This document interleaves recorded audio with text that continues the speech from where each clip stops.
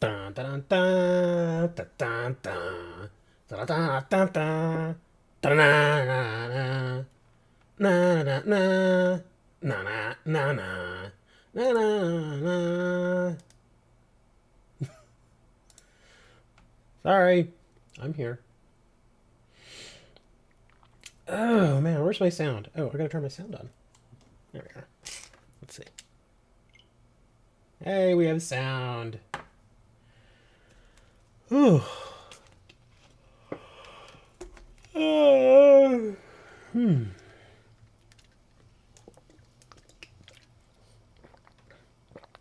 Need a little water, man.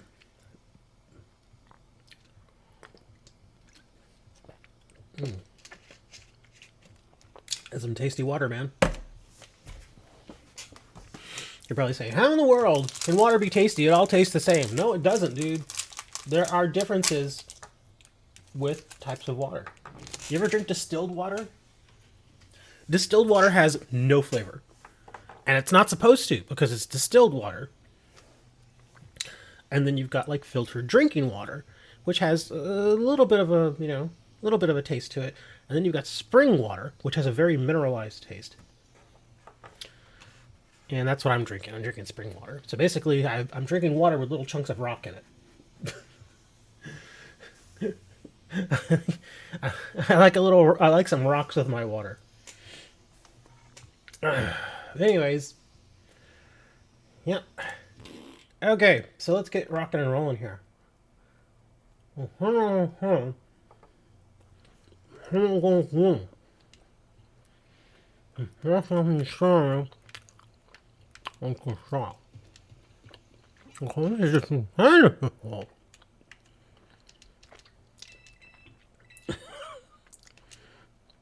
that's right. I have to walk over there.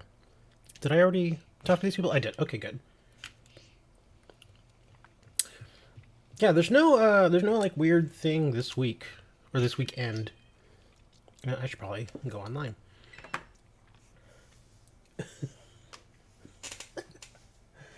Yeah, there's no like scary 7-star Pokemon this week. Next week, I think, is when we're getting Dusadai, so that should be interesting. Let's see what the news. Yeah, there it is. Prepare to face mighty Dusadai. When does this start?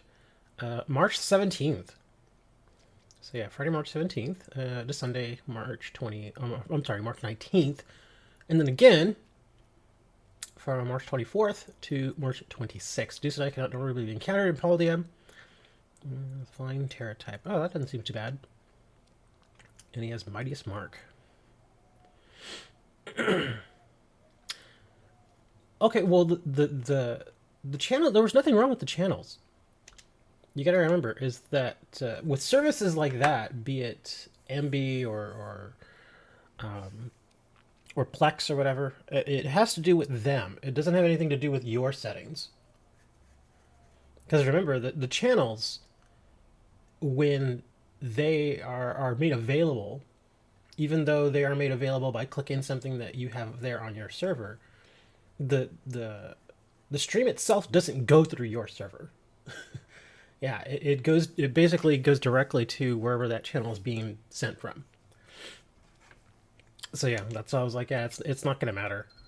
Any other settings that you tweak on your end, it's really not gonna matter. The only time it would matter is if I were trying to stream a video that you have on your actual machine.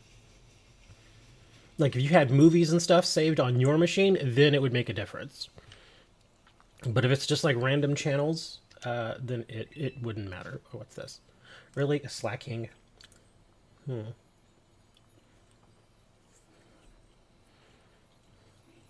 5-star dragon. Does he do ground moves? We'll save him for later.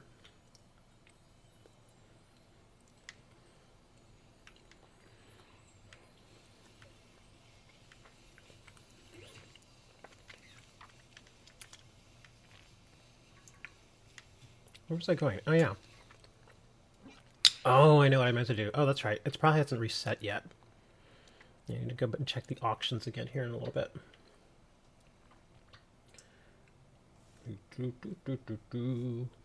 Where's my replay? There it is. Okay, I'm gonna move one of my windows down. Lots of sports there. I did see some sports, and then I also saw some other stuff. And it's like, what is this? Yeah, I was surprised to see boobies. I was like, oh, okay, I guess we get boobs too.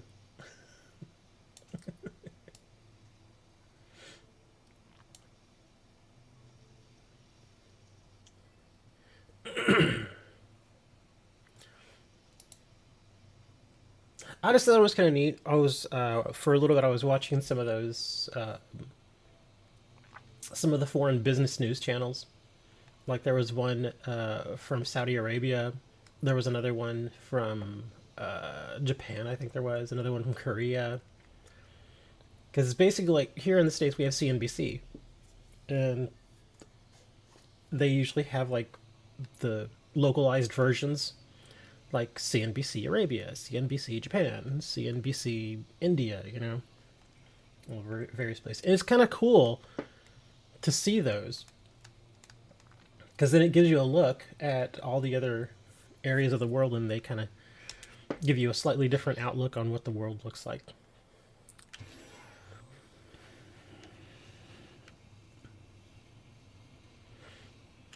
I'm going to change this. Where's my... There. Okay. Oh my god, it's a Flareon. Hey, little buddy. No, no, no, get away from me, you rat. No, get away. He's like, come here, let me love you. No, go, go away, you rat. I'm not a rat, I'm a fox. He just really isn't gonna leave me alone, is he? He keep coming after me. Oh, is that an Ampharos? It is an Ampharos. I wouldn't mind facing it, except I've got a metal guy in there right now. And I could put... Oh, wait. Do I have any... Oh, I think this guy has Yawn. If I want to catch him. Here, let's see what we got.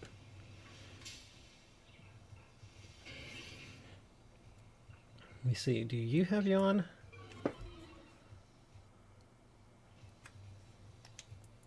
Oh, you have Leer. Crap.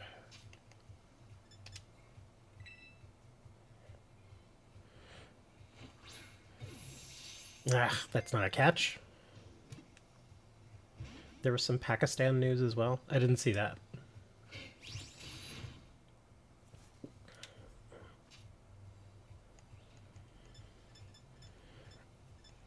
I did find that that K-pop channel. Not really my thing, but you know, it's like, hey, I guess if somebody wants to watch K-pop all day, there you go. There's a K-pop channel you can find. There is one strange thing I've always noticed, though, because I have gone online and just tried to search for free channels occasionally that are just, you know, from different parts of the world. Just, again, because I'm curious in that way. I just want to see what's out there, and, you know, sometimes you discover new shows or, you know, new personalities that you may not know of, that kind of thing. But Google is not very friendly when you decide you want to search for like free streaming television channels. And there are a lot of them, but Google does not make it easy to find them. They bury it. Like anytime you do search for like free live TV channels or something along the lines of that, it always immediately throws up all these paid services to you. And I'm like, dude, I specifically said free. They're like, no, you should pay. No.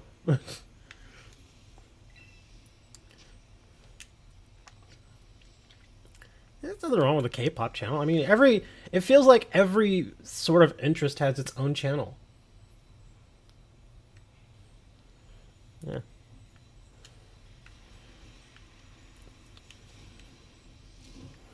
Nothing wrong with having a channel with your interests. I mean, heck, we have all anime all the time channels. Many of them. Like many, many, many of them. Or there's also like home improvement channels that you can go to. What is it? HGTV or something that we have here in the States? That's one of them. I wouldn't really call that a home improvement channel though. That's more of just like, I don't know. It's become sort of a oh crap, I don't want to. It's become more of one of those channels that you go to for like sort of reality based television sort of stuff. Like it's really not that great because they always try to make it seem like it's something that it's not. Like sometimes I don't mind just putting on something and watching some dude like fix a cabinet or something. It doesn't have to be like drama filled, and I'm like, dude, just show me what you're doing. I'm genuinely interested in how you fix that door or whatever it is. Nah, they always think you gotta make it all dramatic, and I had to go back to the store twice. Oh no! He had to go back to the store. What's he ever gonna do? He's out of time. He wanted to finish the project on Saturday, but now he has to do it into Sunday. Ugh! It's just so stupid sometimes, the things they do. Hey, little kid, you shouldn't be out here, man. It's raining. No, that's like the thing nowadays, man. They always gotta make things dramatic. I'm like, I don't need dramatic stuff, man. That's why I still enjoy PBS. When I tell people that, they're just like, what? I'm like, yeah, man, PBS, dude. If you actually want to watch some programs that are actually educational, that really teach you something, or that just kind of give you the story and don't really put all the fluff and stuff into it, yeah, PBS, man. Ooh, a rare bone. PBS docs are pretty good. And they also have Nova. Nova's really good. Nova, I've noticed over the last several years, has kind of moved into that infotainment sort of thing. They're not quite there yet, but it feels like they're sort of moving in that direction.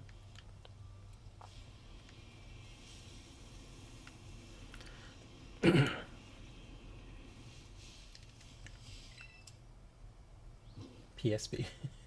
No. No, PBS, Public Broadcasting System.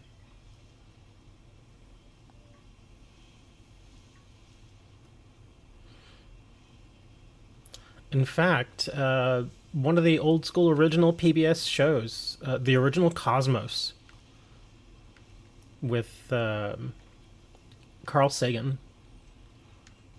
That show, for some people, it would have been insanely boring, but I watched all the reruns when I was younger, and that show is actually really good. The original Cosmos is really, really good. Now, of course, it's a lot of Carl Sagan just kind of there, just talking and stuff, but sometimes that's all you want. You know, I don't have to see all these flashy, crazy things and animations and all that. No, sometimes I just want to listen to a smart guy break something down and be like, okay, this is how this works, and, you know, maybe show a few examples here and there, and that's it. Oh, wait, I can't go in there. What the heck, man? Let me in! God dang it. Okay, I guess that's for, like, a quest or something. Oh, maybe this is from one of the storyline quests when you're helping his dog or something. I'm guessing that's what that is. But yeah, the old school episodes of Cosmos, you can still find them online. For I think for most people these days, they'd probably seem kind of boring, but I thought they were great. No, get up there. Of course, there's the new Cosmos with Neil deGrasse Tyson, and that one's actually pretty good too. Will you just get the stupid coin? Oh my god. Get up there. No! You're going the wrong way. Go that way, there. Okay, if I'm trying so hard to get this stupid thing, and it's gonna give me like 1 coin. No! Go back up. Look, see? No, just latch on. How come it won't give it to me? Oh my god, look, she's like grasping hold of... She's like, don't drop me. I can't get it. It won't let me pick it up. Oh my god, will you just give me the stupid coin? It's 1 coin, I bet. If it were like 500 coins, then I'd be like, okay, sure, let's mess with this, but this is like 1 coin.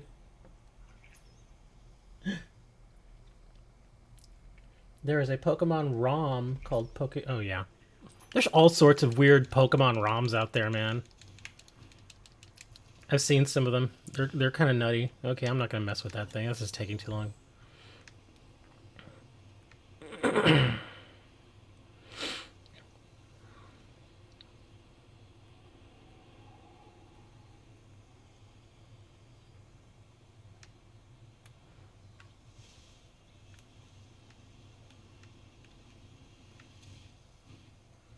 But yeah, if you've never seen the original Cosmos, then I'd say go watch it. That's just me. That's old man Richard speaking. I find that kind of stuff very interesting. Because some people will watch that stuff and they just find it boring. And that's fine. I understand that sometimes people want the flashier stuff. And that's why a lot of that reality TV and everything took off the way it did. Because, you know, sometimes it's people have a hard time just sitting there and paying attention. They need something that grabs them. Whereas me, the interest for me is in the subject matter itself. Like, I'm just very interested about things like space, cosmology, astronomy, you know, astrophysics, that kind of stuff. That just interests me. For other people, there's like, I don't want to mess with that.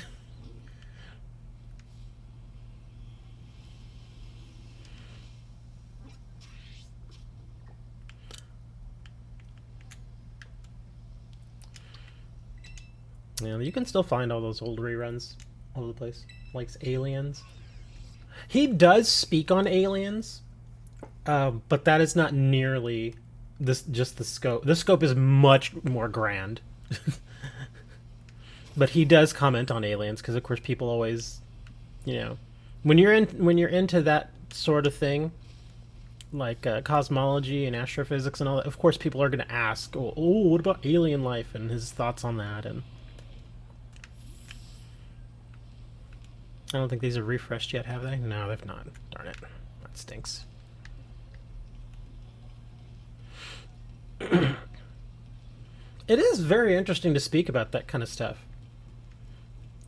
And the way that Carl puts it, he kind of makes you take things into perspective. Like, really, think about it. All the stuff that's ever happened, all the people that you've ever known and ever heard of, all of your family, all of your friends, all the history, everything, humanity itself has taken place on our one planet. Yet, in the grand scheme of things, our planet is basically a speck of almost nothingness when you think of the entire universe. I don't think he wasn't saying that sort of stuff to make you feel small. He was just saying it to kind of give you the idea, like, hey, you know, the universe existence is bigger than just this. There is more to it. And it's very true. Because think of it, I mean, there will come a time when our planet doesn't exist anymore. It'll be a long time. You know, we're talking billions of years, but that time will come. And what happens when that time comes? Humans may not even exist anymore at that point. And then you kind of think to yourself, you know, because what do people often talk about, especially when people pass on, when people die and all that? They always talk about their legacies, what are they leaving behind, etc. You also have to kind of figure, well, what is humanity leaving behind? In the grand scheme of things, almost nothing. Because, like I said, eventually the sun is going to turn into a red giant. It's going to swallow up the planet, and then everything that any of us have ever known is going to be gone. It's going to be wiped out of existence. And I know that sounds kind of depressing, but at the same time, if you think, well, okay, then why are we having all these wars, and why are we not feeding our people, and why are we not taking care of each other, that sort of thing? It makes a lot more sense, you know, because ultimately the universe is not going to remember who won that war, or what great leader did this or that. There's not going to be anybody or anything around to remember any of that. Do you think aliens exist? They absolutely exist. And that's not even a joke. They do. The universe is just too darn big to not have other life out there. It's just too big. The question is, where exactly would alien life be? Unless we make intergalactic space travel. Well, see, that's the thing, though. That's another thing that people don't consider. Is a million years from now, we're not going to be the same humans that we are today. We're going to be very different. Because we're going to evolve. We're going to adapt to the changes on the planet. Certain aspects of us are going to be probably unrecognizable to a human of today. Like, if you take a human today and you throw them into the future, say 500 million years, and they go and try to find another human, they'll probably find a descendant, but it may not even be recognized as a human being. Because things are just so different.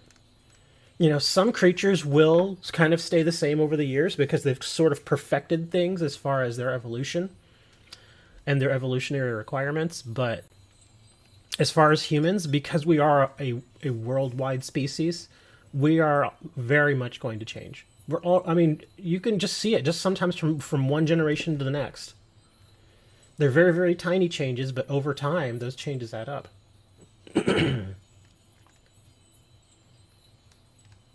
That's why, there are still apes and monkeys, and people are like, well, how come, if we're related to apes and monkeys, why are they still around? Simple, because at some point, we split off from them. It's kind of like this. If you take a group of 100 people, 100 regular, everyday human beings, you take 50 and send them to one part of the planet, you take another 50, send them to another part of the planet, let them go ahead and play out their existences, and fast forward, say, 100,000 years.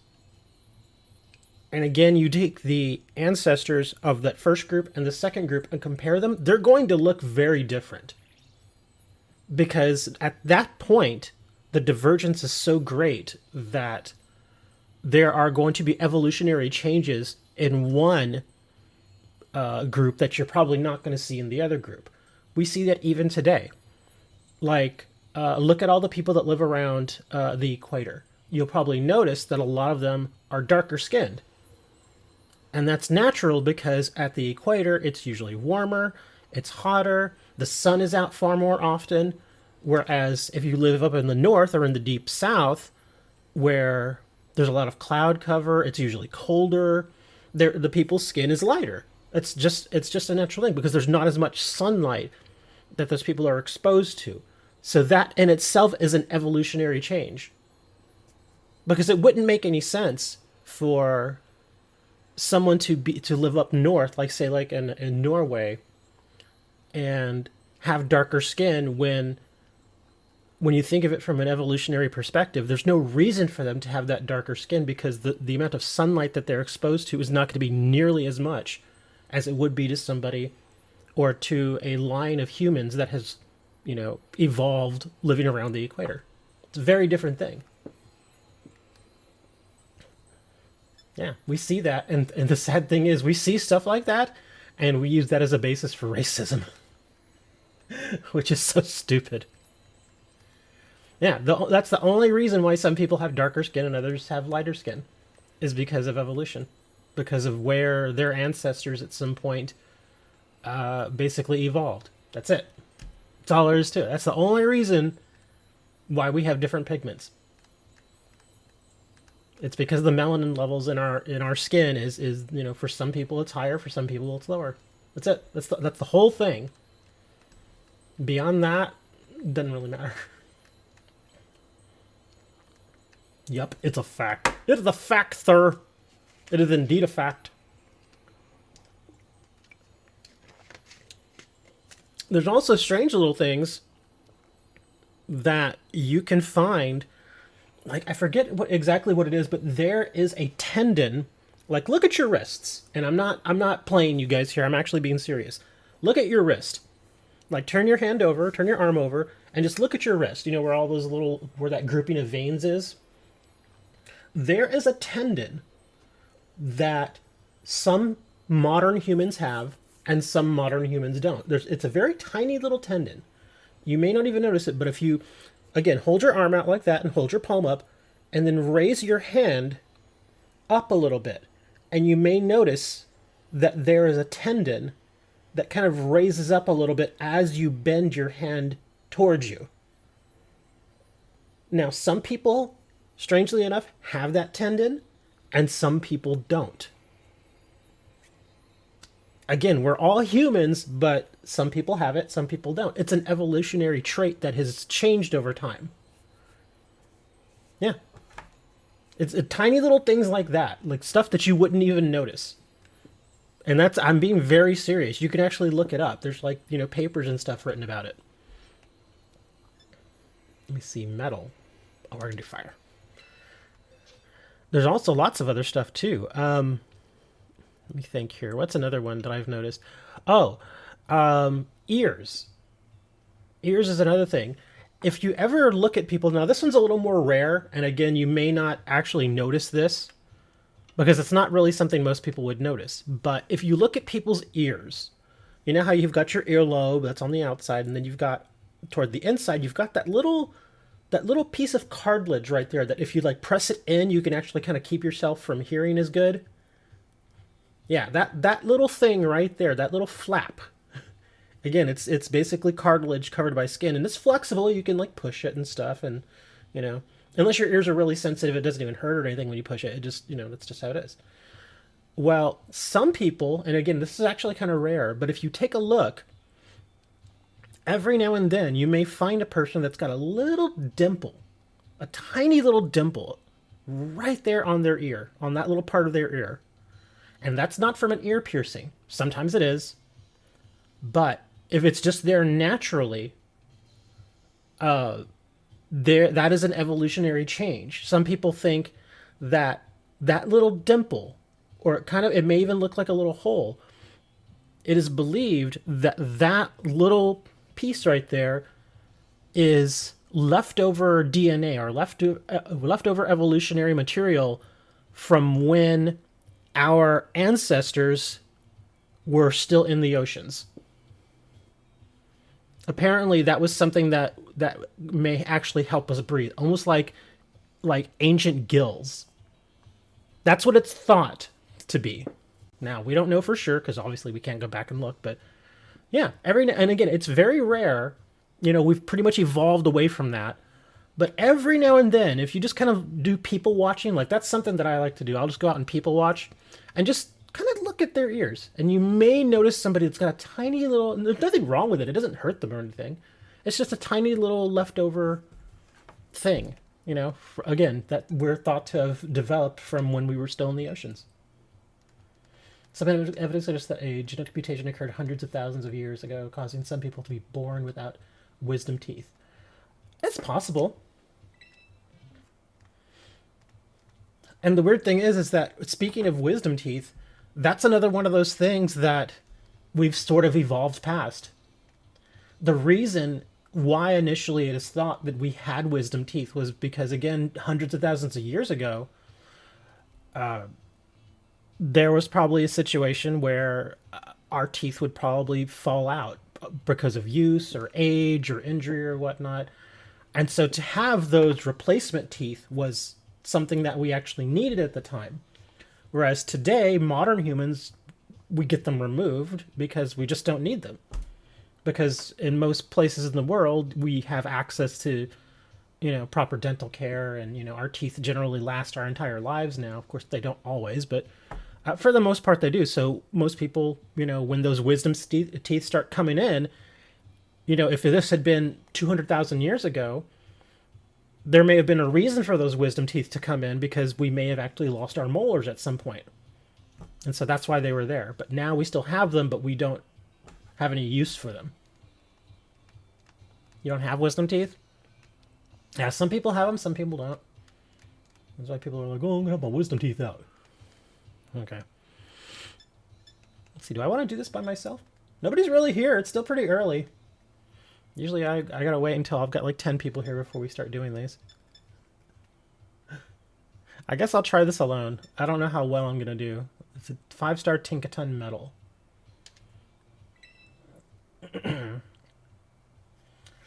But yeah, there's all sorts of little evolutionary things that most people don't even think about. But again, I've read so many books and I've watched so many like documentaries on human evolution and all that. It's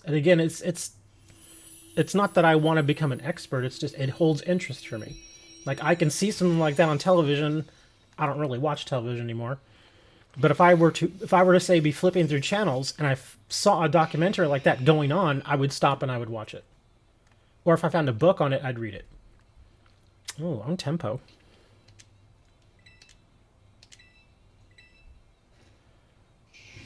There's a fire, sucker.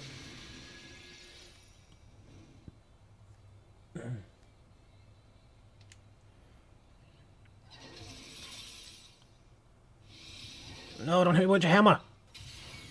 Okay, good. It's not very effective.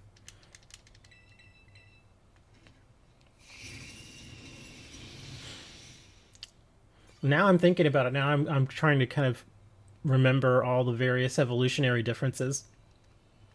Oh, there's another one that I'm pretty sure you've heard of at some point in your lives. Every now and then, again, it's very, very, very rare, but every now and then, a person will be born with webbed feet. You know how like you look at your toes and they're kind of spaced out and all that? Well, every now and then people are born and they have the little webbing between their toes that are much more prominent. And sometimes it goes almost all the way to the tips of their toes. That is also leftover, evolutionary trait. Again, from when we were thought to be in the oceans. When we were much bigger swimmers. Again, it's weird to see, and you can go online and you can find pictures of people with webbed feet, and there's nothing wrong with them. It doesn't, from what I understand, it doesn't hurt them or harm them in any way. It just looks a little strange. Because again, most humans don't have the webbings on their feet anymore because we've evolved past that. Because we are, for all intents and purposes, land animals now. Frog people. Talk about different shows. Oh no, let's not talk about that, Dre.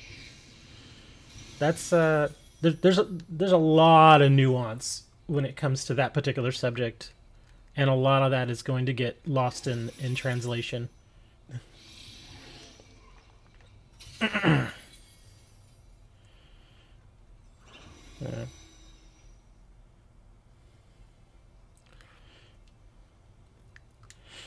I mean, it's not something I wouldn't mind talking about. It's just I don't think it's a great thing to talk about for this particular show.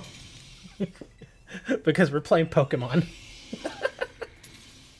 Yeah, it's a little heavy for Pokemon. Aliens not so bad because, aliens can be seen as kind of, if it came to it, it's almost like joke material in some cases. Although we can be serious about it, but yeah, things like that you want to talk about that are like super topical right now that get people really fired up and all that. It's like, it's almost like talking about the whole woman's right to choose thing. Again, I understand that some people like talking about it, but I just don't think it's something that we should really be talking about on a Pokemon stream. That's why I gave you all the news and politics channel in the Discord. So if you wanted to, y'all could talk about that stuff. And that's why that channel comes with a warning, like, hey, there could be some, some kind of, controversial stuff mentioned here. I don't think aliens are controversial, though.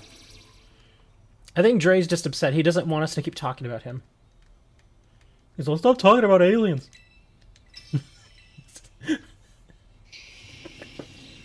Why are you always talking about the aliens, man? Female Charizard and male Bulbasaur sharing the same. Pokemon poop outside. so I don't think that's a big deal. Nintendo shutting down the eShop. Oh, you mean the eShop for like Nintendo Wii?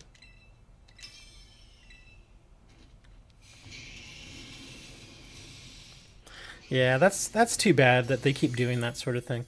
That's we've mentioned that before. We've actually talked about that sort of thing before. That's why I like buying physical copies of games when I can, especially from companies like Nintendo, because they have been known to do that sort of thing, where certain video games that were only digital, if they shut down that shop, now the game can't be purchased. The only way that you can really get a hold of that game now is if somebody had an old, DS or something, or a Nintendo Wii, and they just never connected it back to the internet, and it still happens. The data still happens to be there, like on a hard drive or something, or on an SD card, which is how you eventually get the ROMs. What about the TCG? Oh, the TCG Player Union. That's bottle cap. Yeah, the TCG Player Union's a whole. It's again, it's one of those things that's a little sensitive, but it's like, well, because I'm already starting to see some fallout from that whole. I actually voted for that. How could you vote for that? Do you work for TCG Player?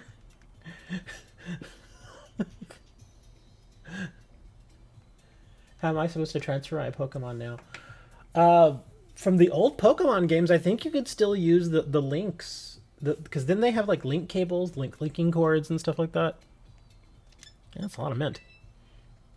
I think you could still use those, but as far as using them in modern games, I have no clue how that works. I've never, again, I've never played any of the older Pokemon games, so I really have no clue how that works.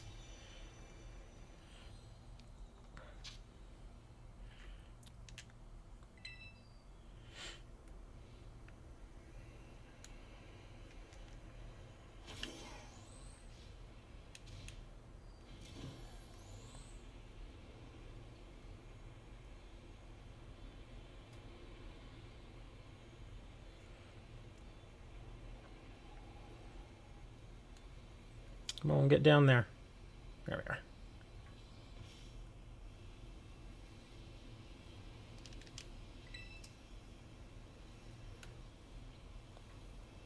I did catch a few more shinies this week. In fact, I think it was, what was it, Monday? I think it was Monday. I finally got an Espion shiny. Again, wasn't trying for it. I was just in that cave again. Wow. 5-star Haxorus. Fairy. Pokemon Bank allows DS Pokemon to be transferred to the Switch. Oh, okay. But oh, I see. But what you're saying is that as an old school Game Boy player, you can't actually get online anymore to transfer those Pokemon from your old game to the Pokemon Bank, which then can be transferred over, I guess, to Pokemon Home or to all the new Pokemon games. Okay, I see what you're saying. That is unfortunate. Let's see, 5-star Haxorus. Fairy. They don't like poison. They don't like metal. I think he does ground moves. Yeah, because if he does ground moves, poison and metal is going to hurt. Let me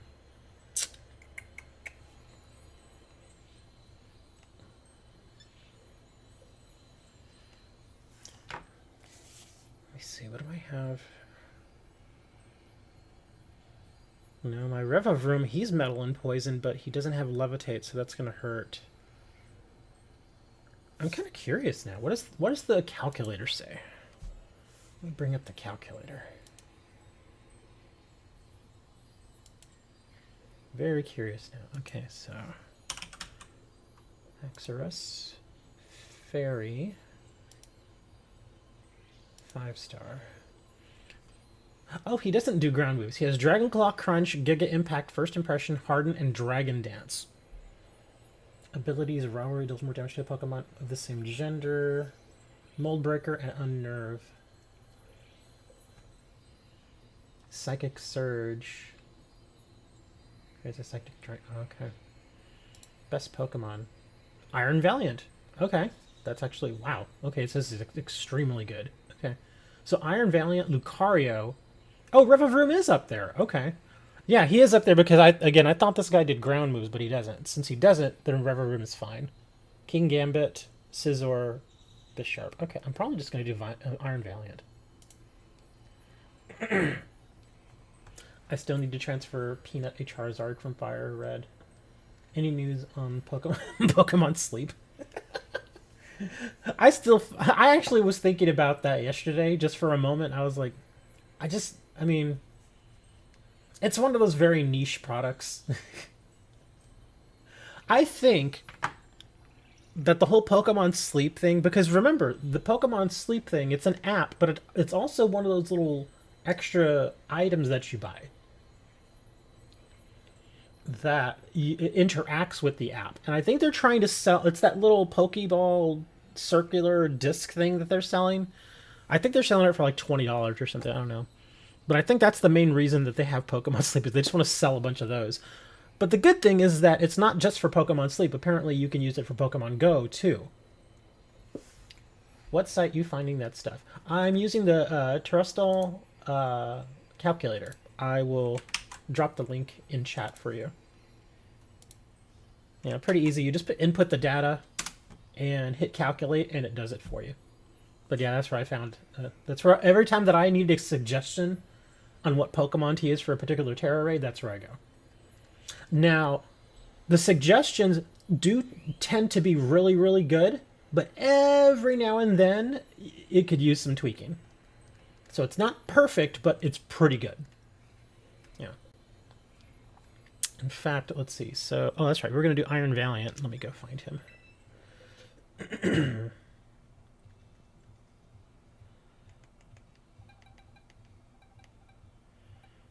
Let's see. Is this my good one? Hyper Training. Let me double check.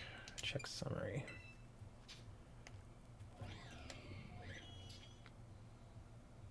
Psycho Cut, Calm Mind, Dazzling Gleam, Moonblast. That should be okay. Well, actually... Oh. Hold on. Well, it says Iron Valiant would be good, but... I guess they want him to do fighting moves. And I don't have any fighting moves on mine. But even... Well, no... Oh, okay, Lucario. I see. So yeah, the metal moves are going to be the ones. So maybe, yeah, Iron Valiant may not actually be the best choice. See, this is what I was talking about. Is it will suggest things. I mean, I could always change my attack layout, but I'd rather not. So yeah, I guess I could just use Revavroom. Or King Gambit. Oh, you know, I think I'll do King Gambit. Simply because, oh, that's right, hold on. No, we're not going to do King Gambit. Scizor, Bisharp, Iron Treads. I'm going to go Revavroom. Yeah, let's do Revavroom instead. I just have to find him. There he is. Let me double check his moveset. What do we got? Flash Cannon, Iron Head, Shift Gear, and Poison Jab. Oh, that should be fine. We're good there. So yeah, we're going to go Revavroom. I guess if my Iron Valiant actually had a metal type move, it would be better.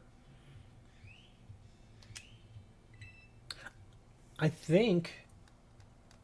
Let me see. First impression. Oh, okay. That's only hits hard against Psychic. Okay. So yeah, we're going Revavroom. Well, Fighting doesn't hit Fairy that hard. Yeah, Fairy is weak to Metal and Poison. Okay, so I'll put this out here. I know there's not too many people watching right now, but I'll put it out there in case anybody wants to join up. I'll give y'all like a minute or something if y'all want to actually try to get in there. I think that Ant's like the only one right now that may actually get in there. Just got recommended a video of countries fight in medieval armor and weapons in a ring. Oh. Okay.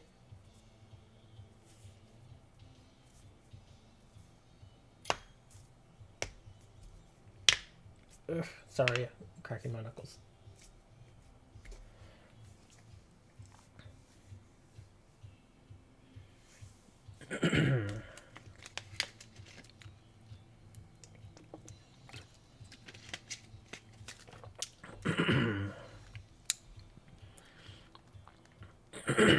There was also that weird bug.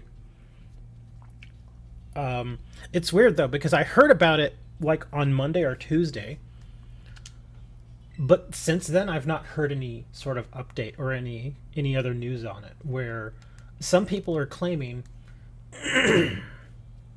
that after like post patch, after they downloaded and installed patch 1.2, that some of their save files are being corrupted.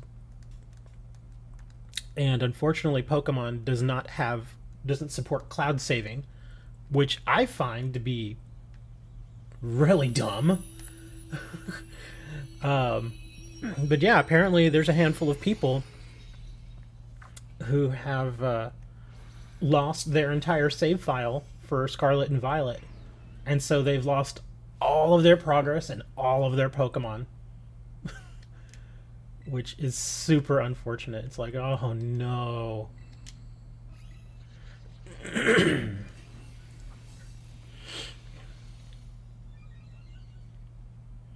Yeah, there's this one guy who apparently had already like 500 hours in the game, and he said he had like 90 shinies, and they're all gone now. Like, dang, man. That sucks. Because again, a lot of people just leave their Pokemon on the game itself. They don't necessarily just immediately transfer over the... Oh, wow. They don't immediately transfer over all of their stuff to Pokemon Home. Which I don't do that either. I have a lot of Pokemon in Pokemon Home, but still a lot of them are here in this, yeah. So a lot of them lost their save files.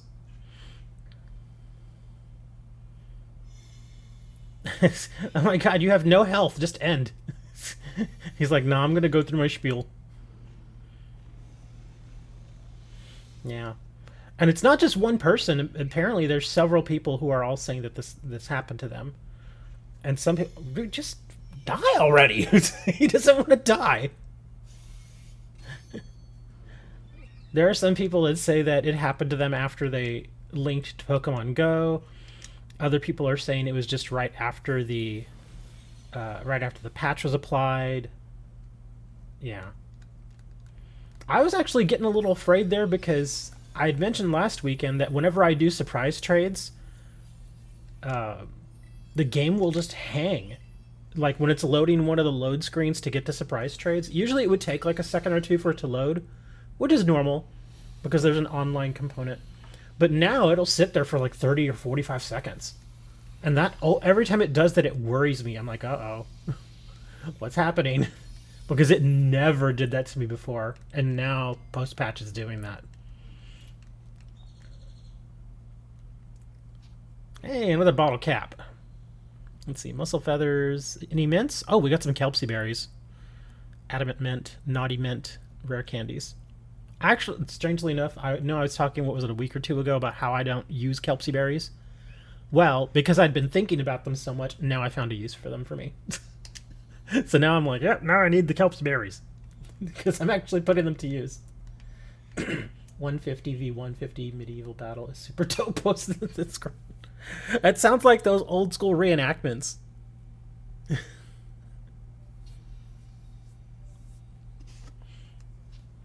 Like, I know down in south, in the southern states, that still being clapped. I saw you died, but then I saw how hard you hit, and I was like, that's fine. We're good.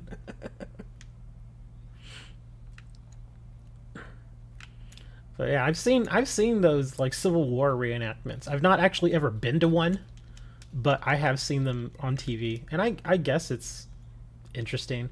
From a historical perspective, it's fine, but at the same time, especially again, like I said, down in the southern states, I've noticed that whenever they do their reenactments, they forget that they lost. It isn't though. It's yeah, I know. Where they actually, like, the one you're talking about is different because it's not just a reenactment, but it's actual. Hey, let's put this armor on and go beat the crap out of each other for real. I've seen those too.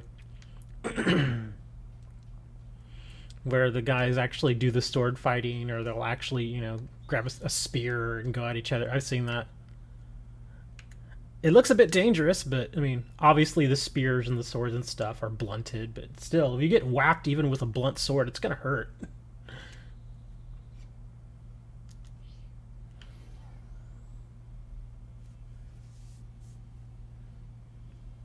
Ugh, I'm getting that lag again. It's so dumb. Sandal Claw. We didn't lose. That's a conspiracy. I mean, heck, and I'm in Texas. And even I'm like, yeah, we lost. Well, I'm not saying we, as far as what happened with the Civil War, because I was not part of that, obviously. Maybe somewhere down the line one of my ancestors was, but not like I can control what they do. But yeah, that's like a big thing for them. It's like, ever go to one of those reenactments and they're doing their whole thing, and then everybody's been there a while, and I just kind of want to be there at least one time and just be like, okay, now do the part where you all lose. and have everybody just turn around and stare at me and be like, well, you're doing a reenactment, right? you gotta go through the whole thing, man. Now, to be fair, there was a time when the South was actually doing pretty good. They were winning battles. So maybe that's what their argument would be, is like, well, we did win this particular battle. Okay, that's okay. Yeah, that's fair. Because that's historically accurate in that case. Certain battles they did win. So maybe that's what they're reenacting. Because again, all the reenactments are generally take place in the cities and the towns in which that particular event actually happened. You gotta just die.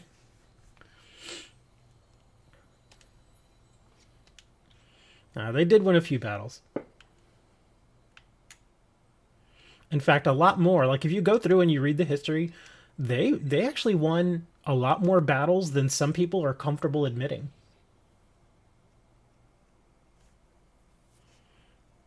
Because for a while, it felt like it was going to become a war of attrition. And historically speaking, some historians believe that the biggest reason why the North eventually won is because the North just had so many more men that they could throw at it. It was almost like Russia in World War II. The reason Russia eventually won was because they just kept throwing men at the problem. Just saying, you're welcome, South. Okay.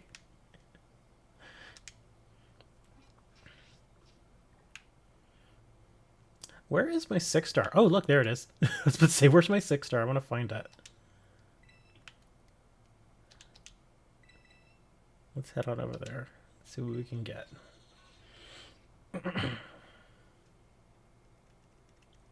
I still don't get all that Southern Pride stuff.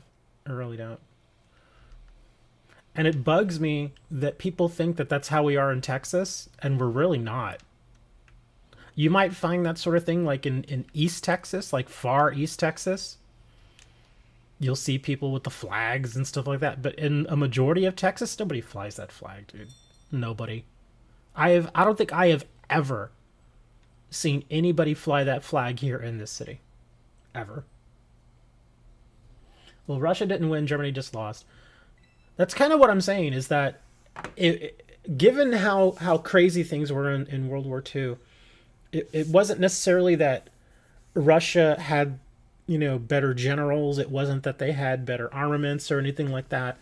It was just kind of a series of insane incidents that added up to Germany just falling apart. One was the Russian winter.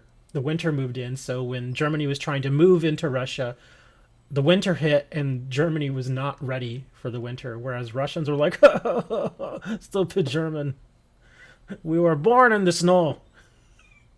So yeah, a lot of Germans, died just from the cold. But again, the Russians, they were used to it. They were all prepared for it.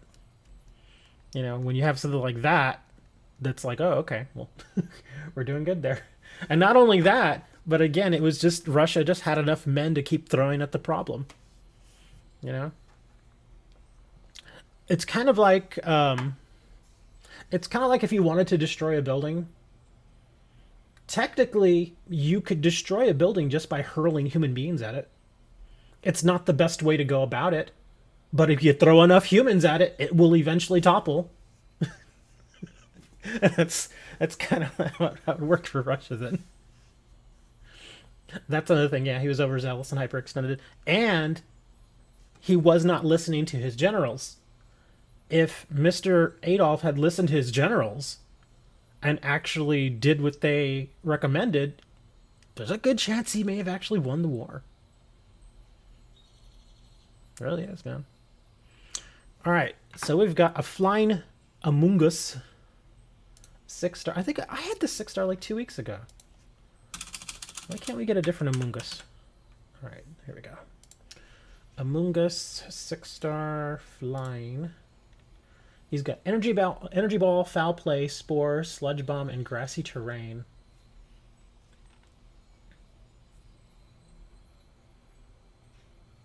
Let me see. He has effect spore and regenerator. Dang, that spore is what's gonna bug me.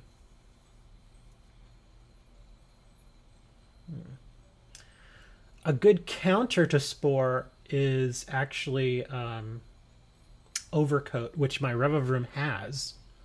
I think that's the only Pokemon I have with Overcoat.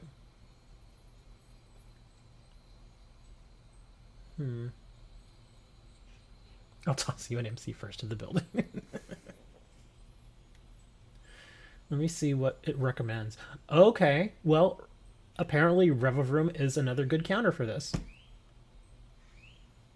Wait, is flying? Let me see. Pokemon weakness. Where's my weakness chart? There you are. Okay. Flying. Electric, ice, and rock. So flying is weak to electric, ice, and rock. But I guess just because of the overcoat, that's why it's recommending Revavroom. Yeah, because of overcoat. Oh, it looks like Fortress also has overcoat as well. Some Fortress would also have it. I don't have a level 100 Fortress, though.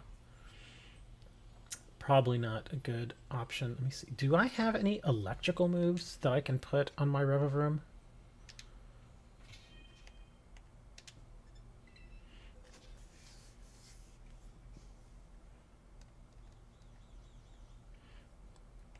Yeah, because it says my biggest thing is that this guy, and I've faced this one before. This 6-star, I have faced him before. He loves spamming Spore, and Spore immediately puts you to sleep. So that's why I'm thinking Revavroom just to stay awake. But I want to see if I have any electric moves that I can just throw on him. Because if I can get an electric move, nope, I don't want to do that. Hold on. I don't remember him having electric moves. Spin out, gunk shot, assurance. Oh, that's magnet rise.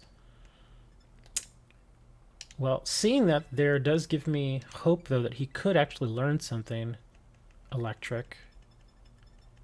And it looks like I would be wrong. That is unfortunate. He cannot learn any other electric moves. Bulldoze, thief, darn. Apparently King Gambit is supposed to be good too. And so is Scissor.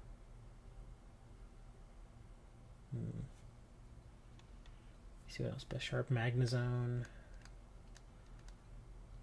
I guess I'll just take a chance and I'll bring my electric boy. I'll bring this guy.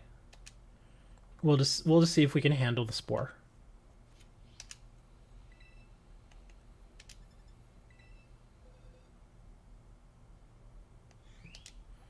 Because this guy hits really hard and he's able to keep himself alive forever. But here's to hoping spore is not a big problem.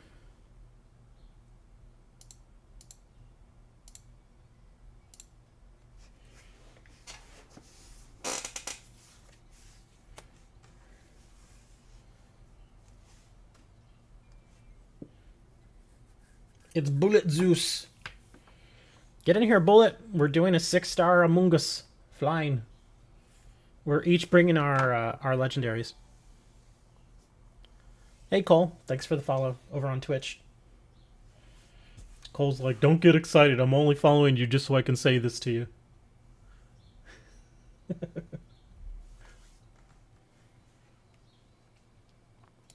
Among Us.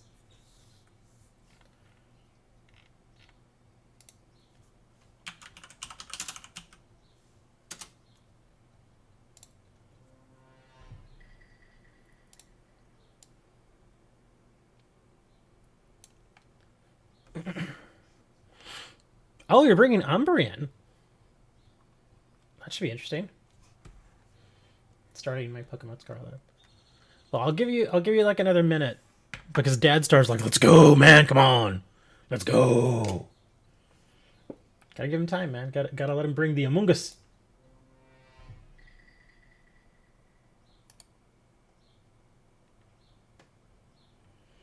While we're waiting, we can listen to some music.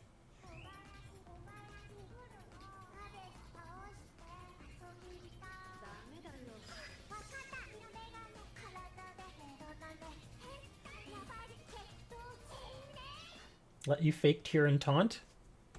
Okay. Well, I guess he's telling us to go ahead and go, so. Alright, here we go. It's just me and you, Dad Star.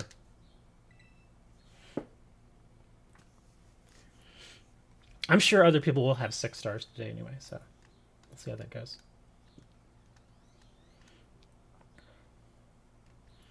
Well, the only thing this guy does is I don't use that that one big attack. I forget what it's called. I don't use that. I probably should have mentioned that. Yeah, I don't even have that slotted.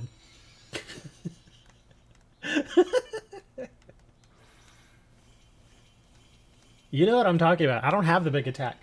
I do not have this guy built like most people would think that you should build it.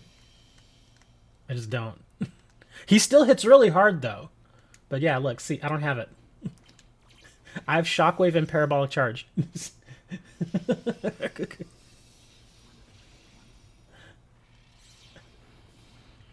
Ooh, he hits a little hard, huh?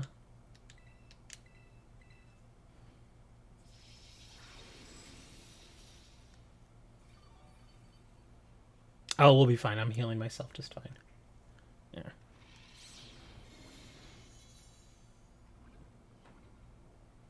Oh, Among Us got poisoned.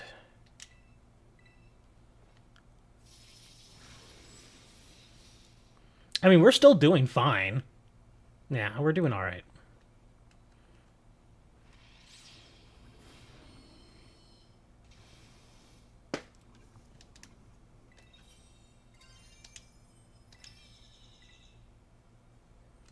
Surprisingly, he has not hit me with Spore yet. He almost immediately throws Spore at me.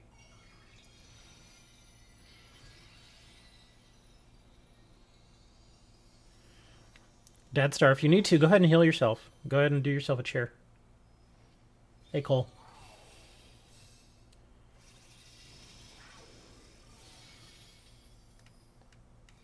Yeah, I'm just attacking. Oh, he can't because of taunt? Oh, okay, good.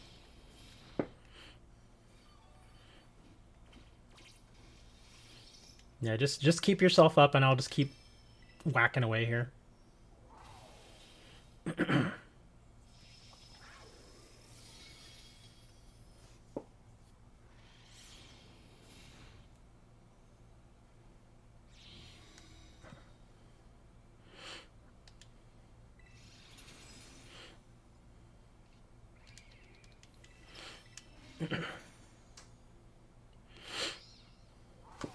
That's a big shield.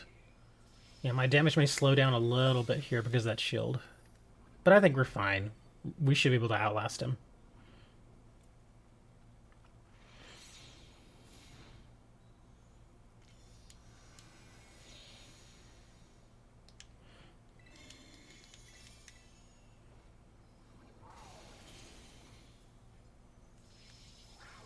You're not fine. We're doing fine. Yeah, as long as Dadstar doesn't let himself die, we're fine. There, now he had to heal himself, see?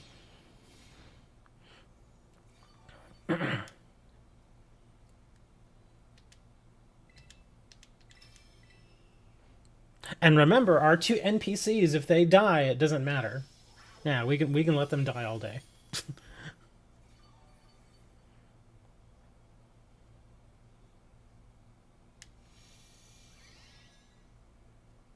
Oh, so have I. I was just saying earlier, I faced this exact same one 2 weeks ago. The only thing I was worried about was Spore, and our Umbreon took care of that. Oh no, he actually got hit with Spore.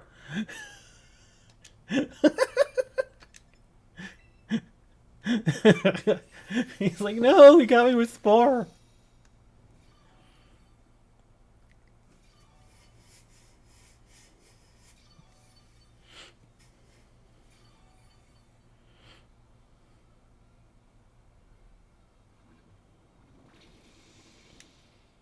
Umbreon's poison. Oh! Okay, well, he just put me to sleep. So much for taunt. I'm asleep now. Darn. That sucks.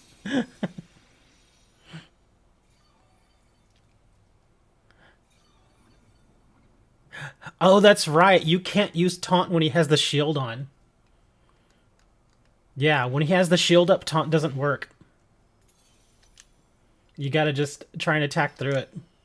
We gotta get the shield down.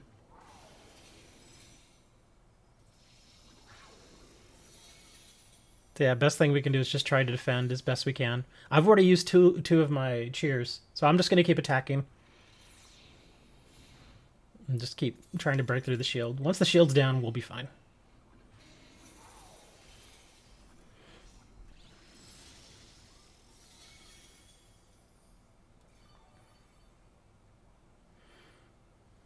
I am going to use Parabolic Charge next, though, just to... Well, I mean, my health is fine, though. Yeah, and then you just healed, so we're good. Okay. Kill the imposter.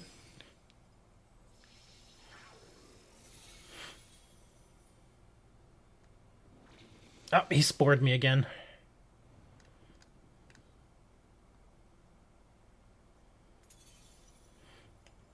Well, here's my last cheer.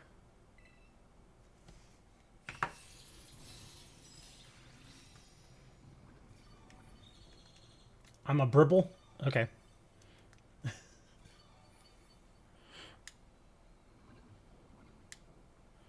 Come on. It feels like that timer is going faster now.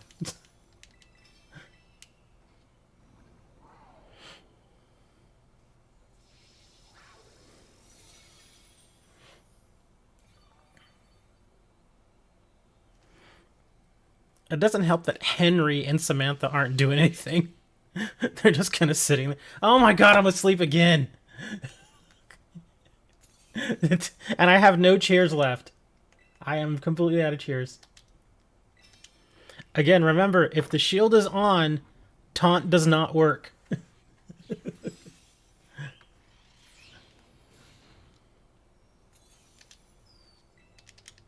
Yeah, this is not good, man. I'm asleep. I can't wake up.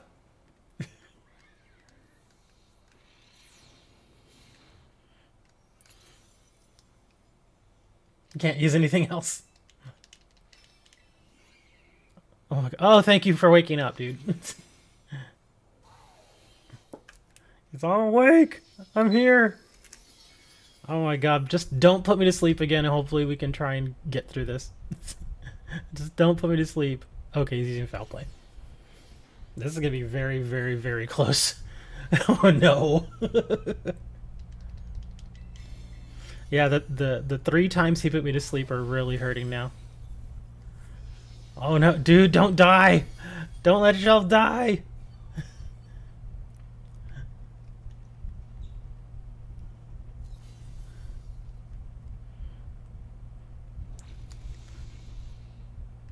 I'm asleep again. Really? It's the only reason! The only reason we're not gonna win is because we go to sleep again. I mean, if you want, I can put in that one crazy move, the one that hits really hard. That stinks. I accept at least partial responsibility for that because, like I said, my Myrmidon is not built the same way most others is built, but I can change it. You're back in time. How did you go back in time? That's amazing. Is this your first time going back in time?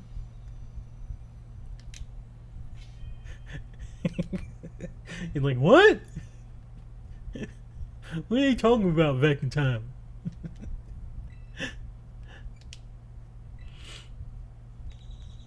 Let's see. Well, I don't need Dazzling Gleam or Flash Cannon, so I can just go all out here if I need to. Let me see. What was it? Electro Drift. That's the one, right?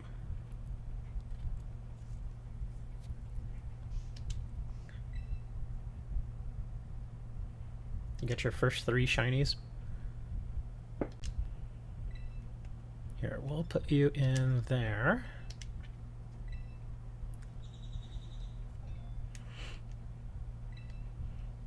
Let's see, is there anything else I can put in here? Electric Terrain, that already does that. Oh, Charge. Let's see, boosting the power of next electric type move it uses. Okay, well, I'll also throw Charge in there just to ensure that we kill this thing. Yeah. There we go, I'm all electric. Diglett, Ditto, and Vaporeon. I've still not gotten a shiny Diglett. Which is kind of surprising. I thought that I would have gotten a shiny, whatchamacallit, Doug Trio. Because in that cave that I'm always farming at, there are Doug Trios everywhere. But yeah, haven't gotten a Doug Trio. Also haven't gotten a, oh, what's that dog? I can't remember the name of the dog. The Rock Dog. Whatever his name is. The Rock Dog. You're the Rock Dog.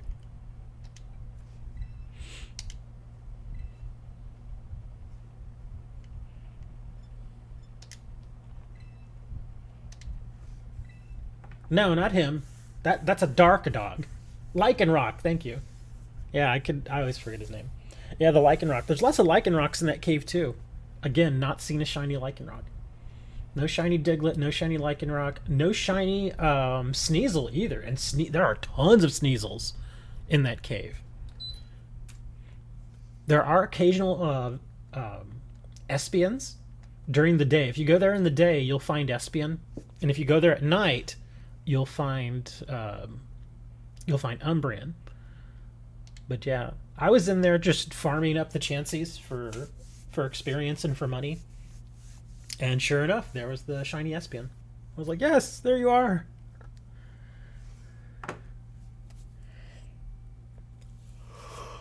You better be prepared, Cole.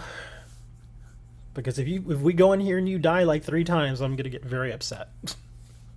You gotta bring a level 100 here, man. You gotta. Oh, there we go. He's got the Iron Leaves. I don't know how well Iron Leaves would do here. But yeah, I actually got quite a few shinies this week. I'm trying to remember the other ones I got. I got the Espion. I got a few others. Oh, somebody traded me in surprise trade. Somebody traded me a shiny Tropius. And I already had one, so now I've got this extra shiny Tropius. There was another shiny that I got too, I know. I think I got like 4 or 5 shinies this week. I'll have to go look. Okay, I'm going to charge first. So we can see if we can just... Yeah.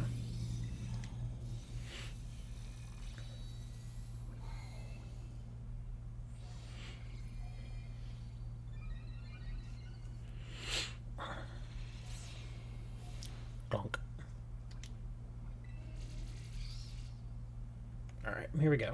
Let's try Drift. Uh-oh. Well, Cole's already dead. Yeah, see, Cole, that's what I'm talking about. You can't,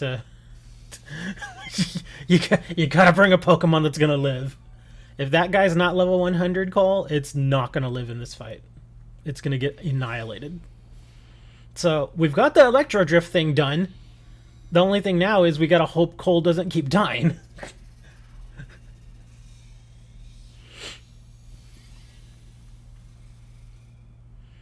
Okay, I'm gonna charge again.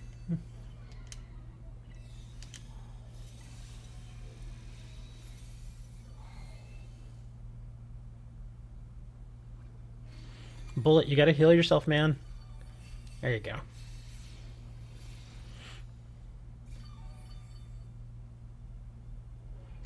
Alright, here we go. Let's do some more Drift. I'm trying to Tera, but he won't let me. He keeps stealing my charge. Did Cole die again? Come on, Cole. You gotta do better than this, man.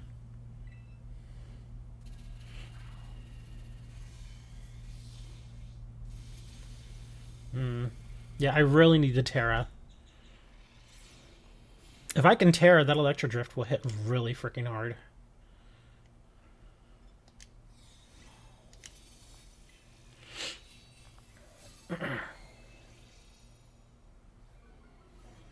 Yeah, you cannot die again, Cole. If you die again, you're pretty much dooming us.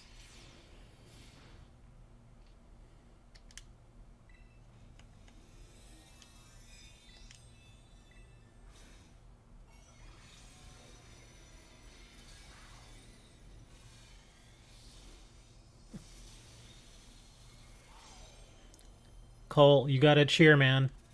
You gotta heal yourself, Cole. Cheer. Use your cheer. Stop attacking. Well, we're almost good now. Yeah.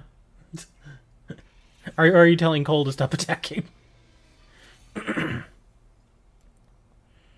Yeah, we're already almost through the shield. So, I'm gonna have to ignore you. Just... I'm gonna charge. Oh my god, Cole! What are you doing? No!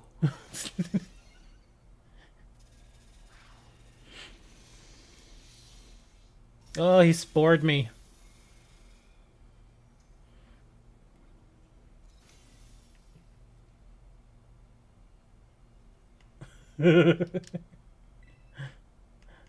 I'll burn a heal, because, I mean, I'm asleep anyway. I think Bullet can finish him off. Yeah, Cole. I think we're gonna get through this, but just to let you know, Cole, you're welcome to keep riding with us, but please bring a Pokemon that is ready.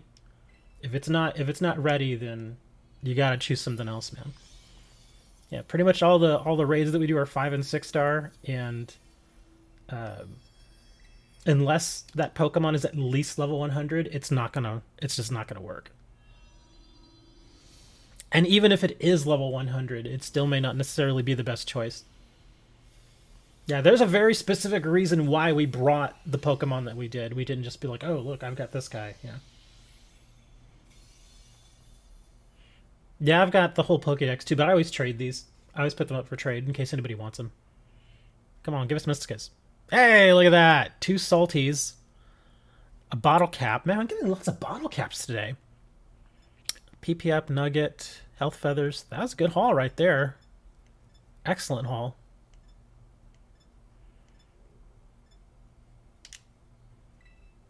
Okay,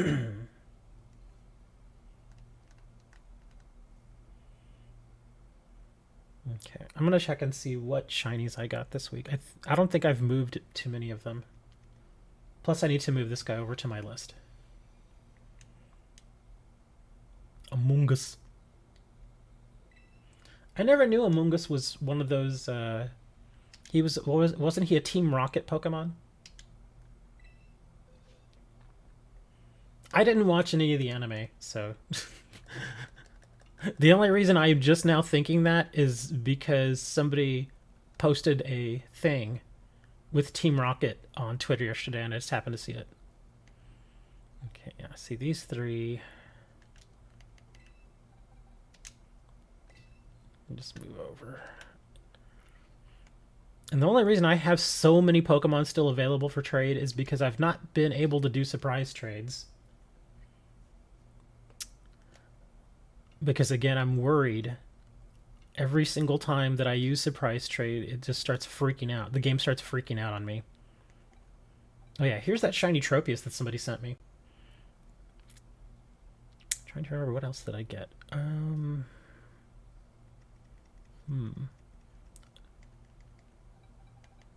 I think somebody gave me this Leo last week. Yeah, that one's not through the week. I can't really remember what other ones I got. I know I got some. Oh! I got another shiny Chansey. Yeah, I got another shiny Chansey as well, so I've got a duplicate of that.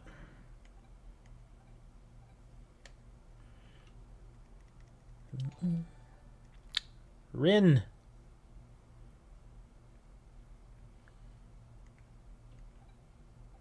Sandy Shocks. I really should level up the Sandy Shocks. I think there's a few fights where he'd be good in. Yeah, I have a feeling I'm not going to remember which shinies I got. I'm just thinking about the ones that I got the past week, not all of them. Oh well. Do you have an Owl Archer raid? What on earth are you talking about? Are you talking about Ducidai? Ducidai's not till next week. A Flying Pawmot. That's another one for electric. I mean, if you want, I can help you with it. I'll do that. I'll bring Electric Boy again.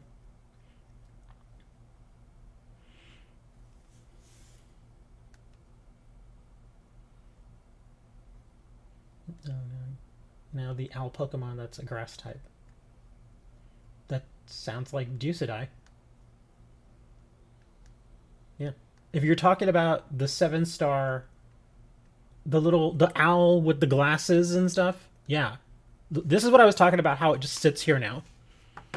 See? It just sits there and it just hangs for the longest time. This is why I haven't been doing surprise trades, because it does this. It hasn't, thankfully it hasn't crashed on me. But yeah, it just hangs here for the longest time.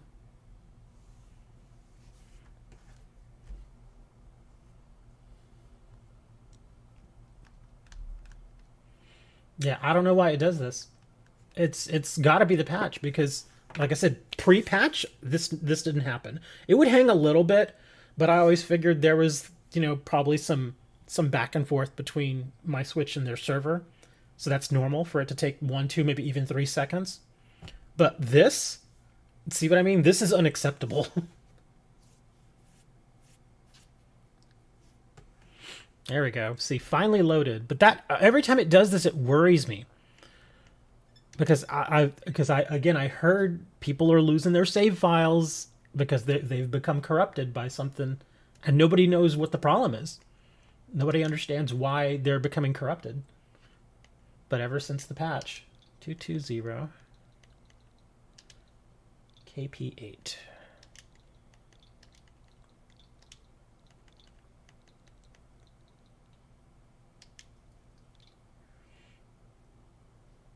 Can you help me complete the Pokedex? Eventually, yeah. We can do that. Oh, let me change my Pokemon. We're going to do this Pawmot real quick. And then I can see what I've got if you want to help do the Pokedex. While we're doing this, which particular Pokemon are you looking for? Because I've got like 3 or 4 boxes that I've got of Pokemon that I can trade. That what make it corrupted. That's the thing. We don't. Why didn't it? It didn't change my Pokemon. There it goes. Okay. It took long enough. Cole, yeah, Cole, you're gonna have to really bring something. At least bring a ground Pokemon, dude, because if you don't, you're gonna get slaughtered. But yeah, that was a story that came out on Monday. There were some people, it's very, very few people, but there are some people that are claiming that since the patch that we got last week, some people have been saying that they are losing their saves. Their saves are becoming corrupted, and whenever they try to start the game, it just doesn't. It will not load the save. And they've tried to recover the saves, and they're unable to do it. And so all they can really do is just start the whole game over again. So all the progress that they made, all the Pokemon that they've caught, all gone. Like I said, it's not very many people, but there are a handful. And even that worries me because, yeah, I know the chances of it happening to me are very, very, very slim. But there is still a chance. And like many of you, I've got probably a few hundred hours on this game already. And I've got tons of Pokemon. So if something like that happened to me, I'd be like, dude, no. No, no, no, no, no. Come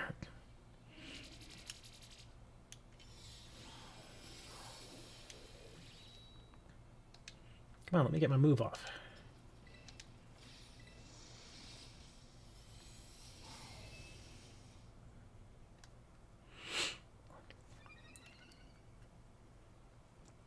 Yeah, level 100 Iron Hands is pretty good.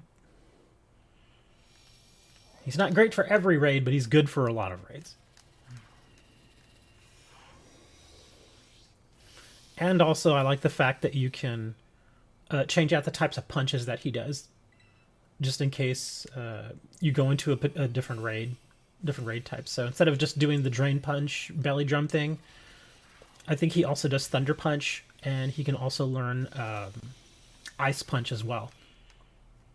And I know a lot of people are like, oh, but he gets the heal from Drain Punch. Shell Bell, man. Throw Shell Bell on him.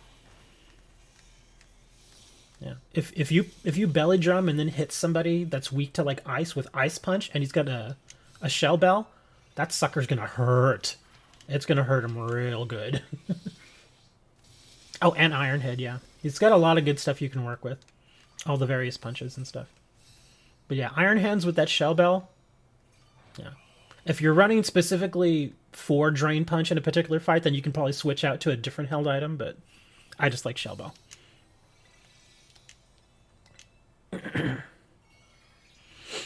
Cole seems to be doing a bit better here. Yeah, again, I don't know if that particular Pokemon he's using is the best choice for this fight, but at least he's surviving. Yeah. Oh, there we go. We're done. Yeah, as long as you survive, Cole, that's like the biggest thing in these fights. Just don't die. Even if you're just like, you know, using your moves to pump up the rest of the team, that's perfectly acceptable. Just don't die.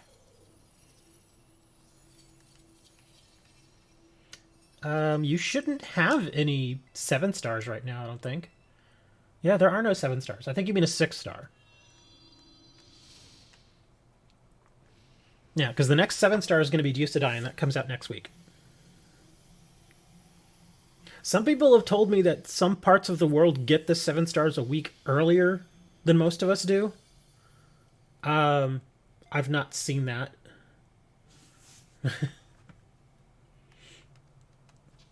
Ability Capsule. Rare Candy, PP up. The rewards from this one weren't great. Some Muscle Feathers. A few candies. Not bad. Yeah, Ducidai is next week. I'm looking forward to Ducidai. Because every time a 7 star comes out, we always got to figure out how to beat the darn thing. Let's see. But you do have a 6 star. It's a water Tera type, but its main type is ice. What is the Pokemon? What is the actual Pokemon?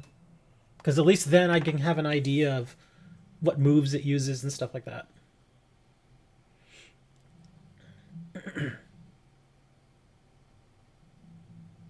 Okay, what Pokemon is it? Please tell me what particular Pokemon it is. You never got your water Pikachu? Oh, that sucks. Man, my neighbor is jamming. I don't know if you can hear it, but she's got her music loud. You don't know the name. Okay, what does it look like?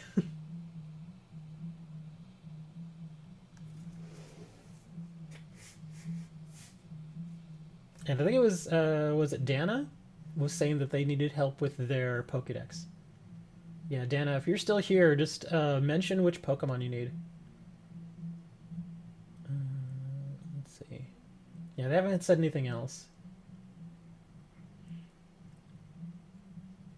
Go in the raid and run.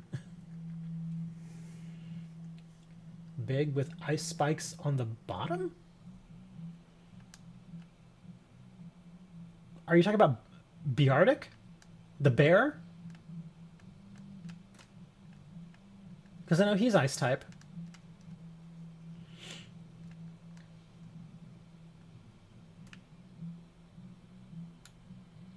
Avalugg. Oh, Avalugg.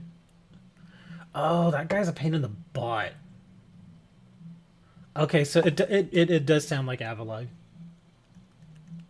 Yeah. Yeah, Avalugg is actually really tanky. So Avalugg, ice. You said he's ice, regularly ice, but he's Tera water. Yeah, I guess you could use the. The bad thing is, even if I try to get in right now, my Poke Portal's gonna hang. I don't know why, but it just always takes a long time now. Shiny hunting Dondozo. Special defense is 36. Hey, that one came through a little faster. Okay. Come on. There we go.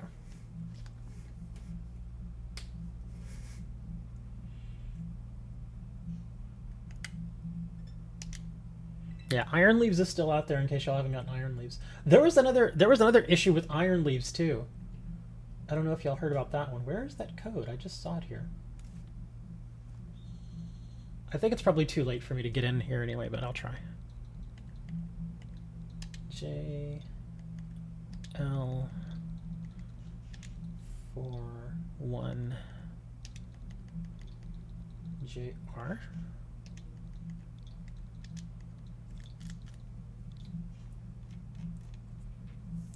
No, stop. Stop. No, I'm not stopping. It'll just give me an error. It's fine. Should ice type be strong against water type?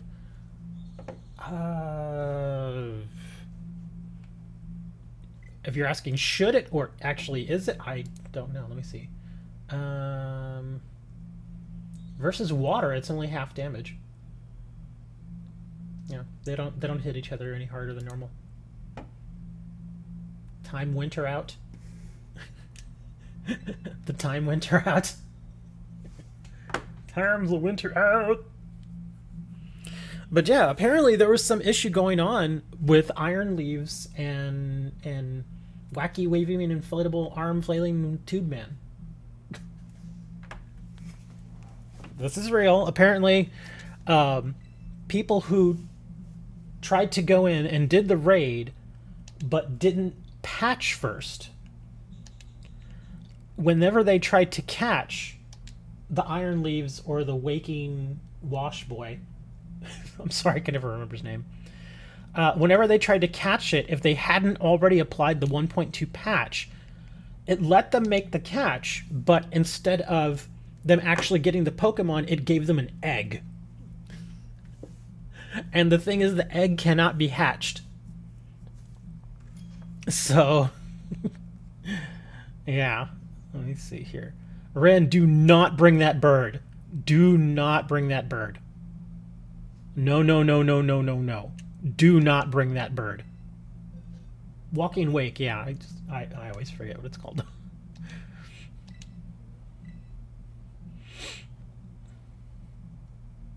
Yeah, do not bring that bird.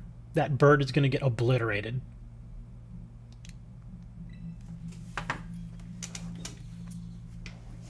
The Grassy Boy is probably going to get obliterated too. That's not a good choice. Again, remember, he may be a water Tera type, but he's Avalugg. He's going to do ice moves. He's going to super effective hit your grass type Pokemon. Yeah, that's another not a good choice, man. Do not want to use that one.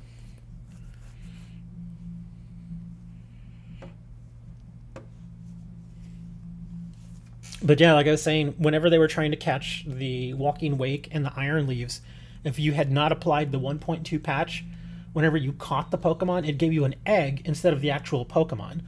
What makes that terrible is that then if you go and apply the patch afterwards, you are still unable to go and catch the Pokemon again because the system already thinks you already caught it. And so there's a whole bunch of people out there that went and did those raids and just caught eggs because they didn't do the patch. And so now they're just basically stuck with an egg that can't be hatched. And they can't go back and try to catch those Pokemon anymore. They can do the raids again, but again, like I said, the system thinks they already caught the Pokemon, so it won't let them catch it again. Game Freak said that they have a fix that they're going to roll out, but it's not coming until April. So it's going to be a little bit.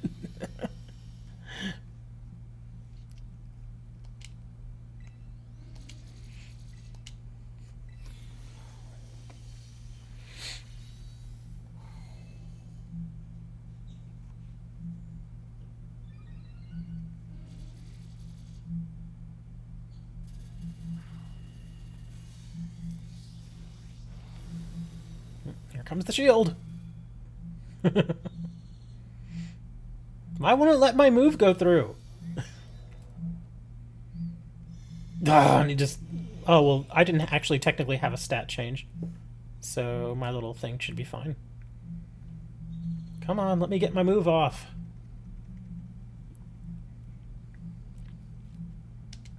There we go, finally.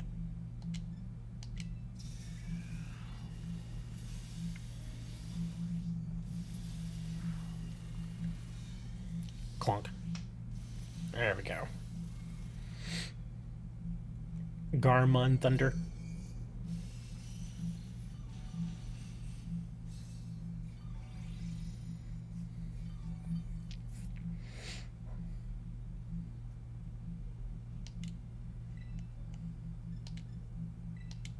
Oh, he's already dead. Electro Drift. Yeah, the Mirrodins just came in and just ate him alive.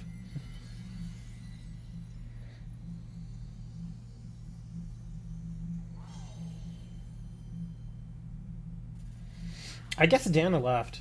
They were like, no, I don't want to wait. I want my Pokedex full now. Give me all the Pokedex.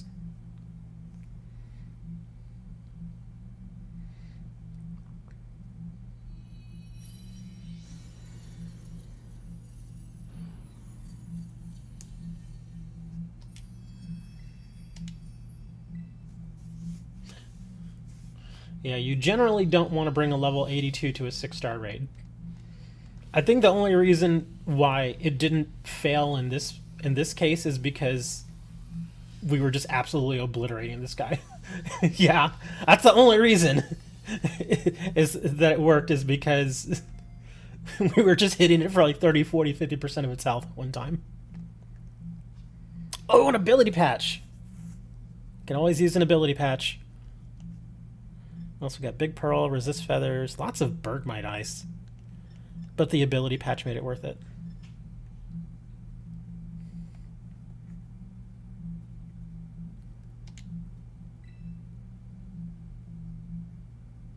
Your Thunder hit. Your Thunder didn't hit very hard. Yeah, it didn't hit very hard. Nah, what hit him hard was our Electro Drifts.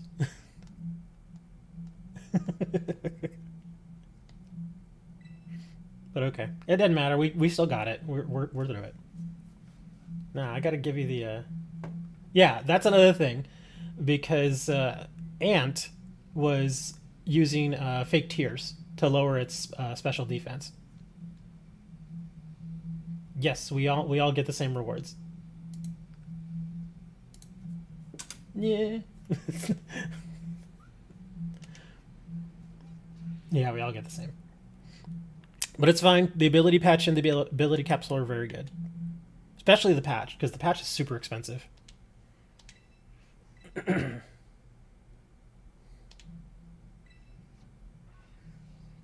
Patch is good for those hidden abilities.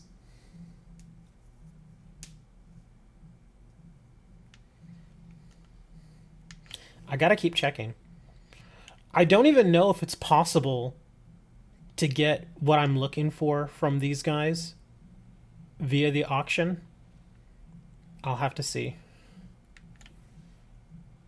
I could probably look at, let me see, potions, lure ball, herb sauce. Yeah, Avalug's special defense is not that great. I don't need potions. I want to look this up. I want to see which possible, let me see, Scarlet, Violet, auction items. Okay.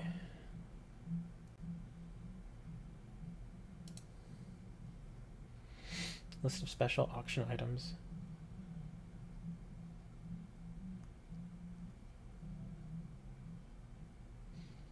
Okay, here we go.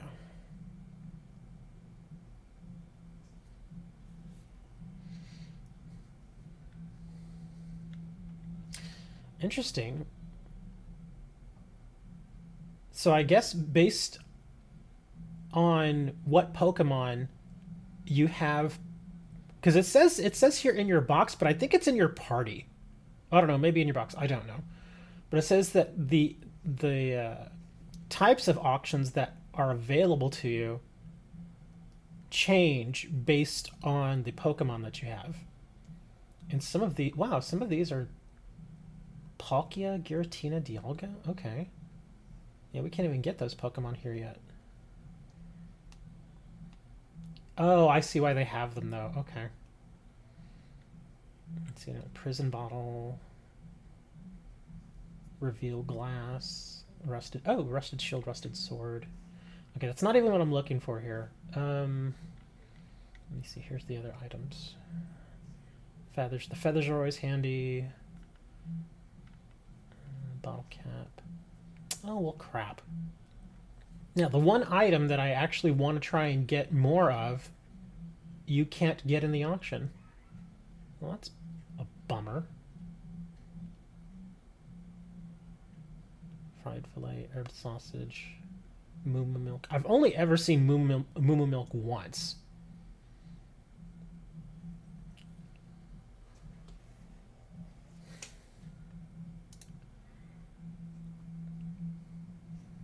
Hey, I have a water type 6-star Ditto. You know how you beat that? You go in there with all Dittos. Seriously, take a team of all Dittos.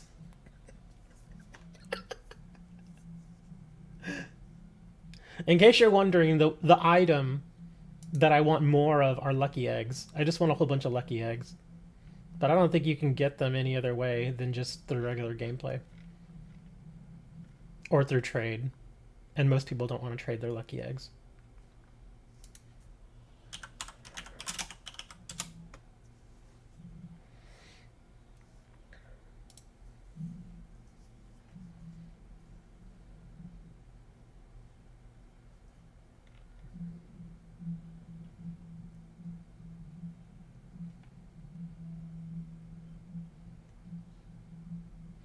From Jacques after completing 5 gyms, whichever gym you complete. Okay, yeah. So the only way to get it is from Jacques through beating gyms.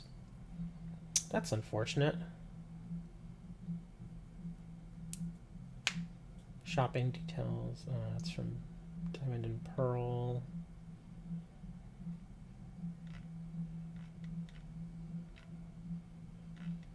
That's from Shield. On Pokemon.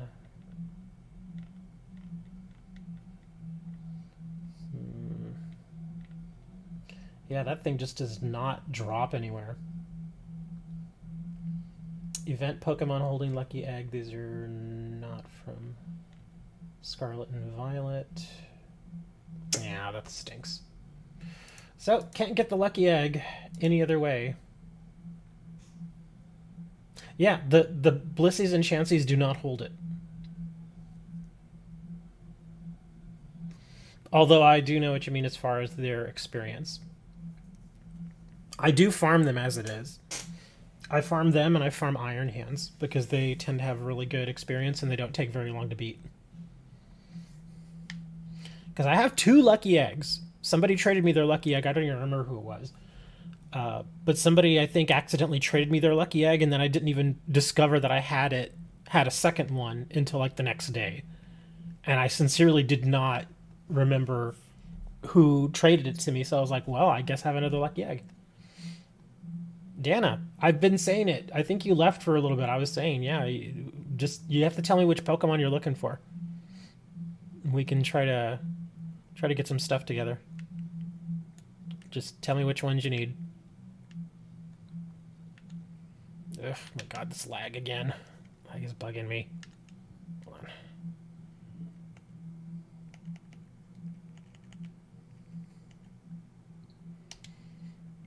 Scarlet exclusives? Well, I'm playing on Violet, so I will have a very limited amount that I can trade. But I may still have some. I think I actually got a Stonejourner yesterday. So if you need that, I can trade you one of those. Let me see. I'm pretty sure I got one yesterday. Yeah, here it is. So yeah, if you're looking for a Stonejourner, which I know is an exclusive for Scarlet, I do have this one for trade.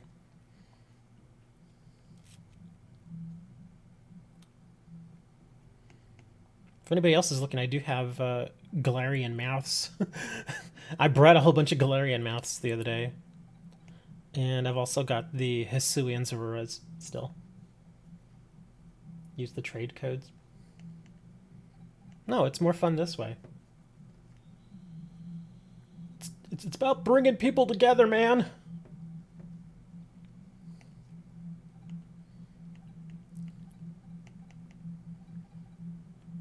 But yeah, if you need the Stonejourner, just let me know.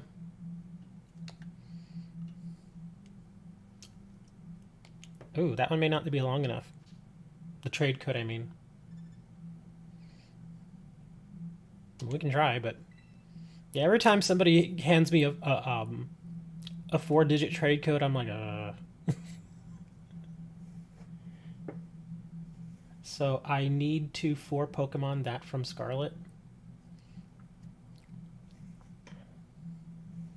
Again, you gotta name Pokemon, guys. You gotta give me some names. I don't want to sit here and just keep guessing.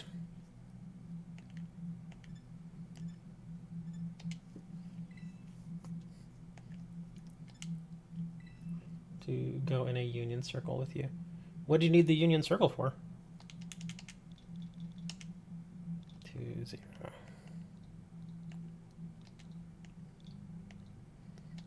He's like, just for fun.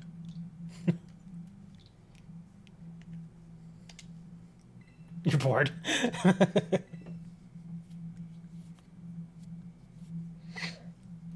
You can always go shiny hunting.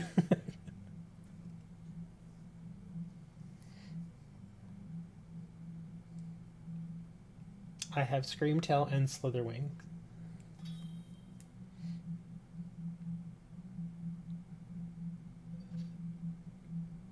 I bet what? Is this you? I have no idea if this is Dana. Is this you, Dana? Mason?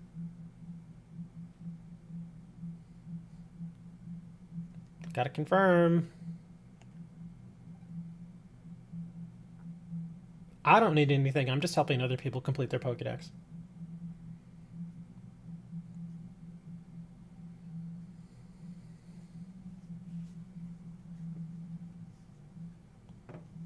I'm just waiting for Dana to confirm if that's them. Because the names don't match and I don't want to just do a trade. Because I've done that before. That's why I don't like the 4-digit codes, because people tend to use those same codes over and over and over and over again. So, yeah. I have no idea if Mason is Dana or if Dana is Mason. And they're not answering me, so... yeah, this is not... Come on, Dana. I'm only gonna sit for like another 20 seconds. You gotta let me know. Been shiny hunting Dondozo for a long time and never got one. Might as well just start trying to breed it. Yeah, just breed it with a foreign Ditto. Maybe you can get lucky.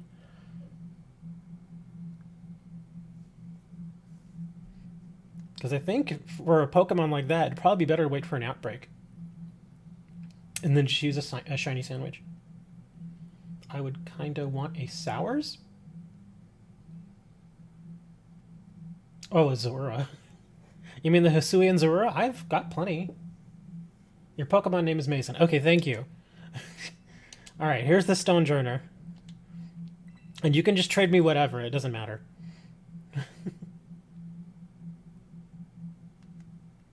Can you trade for a Tinkaton? Yeah, I've got plenty of Tinkatons. I think Ant wanted a Zorua, though. Ant, I can get you a Zorua. The Hisuian Zorua. Or the regular Zorua, I have either.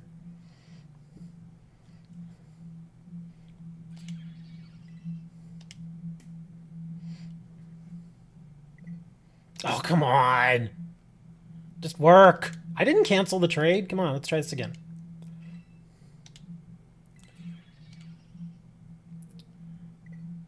Oh, are you serious?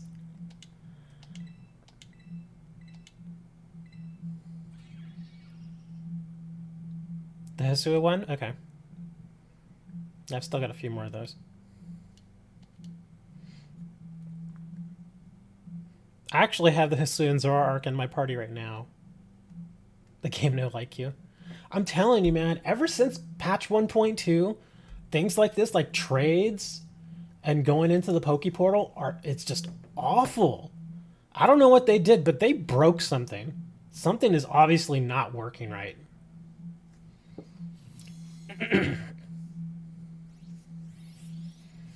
Yeah, but I mean, because it was always a bit clunky to begin with, but ever since the patch, it has gotten way worse. Because I've mentioned it before, I like doing surprise trades. I really do. But they've just been taking so long. It's like even just to load up the trade screen. Like I said, it takes 20 seconds, 30 seconds, 40 seconds. It's like, I'm just going to sit there for that long and wait. Hold on, Ramba. I gotta get Ant first. And then we'll go over to you. Alright, so Ant. 1579325.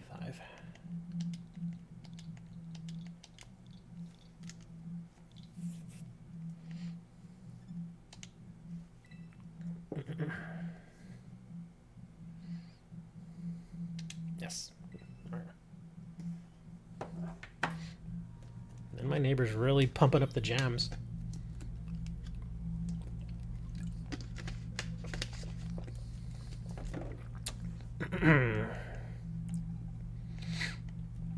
Let's see, I should have... Did I have more? Oh, these are the last two. I can always just breed more, but yeah.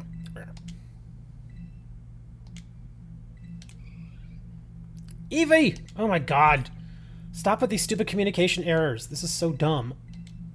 Just work.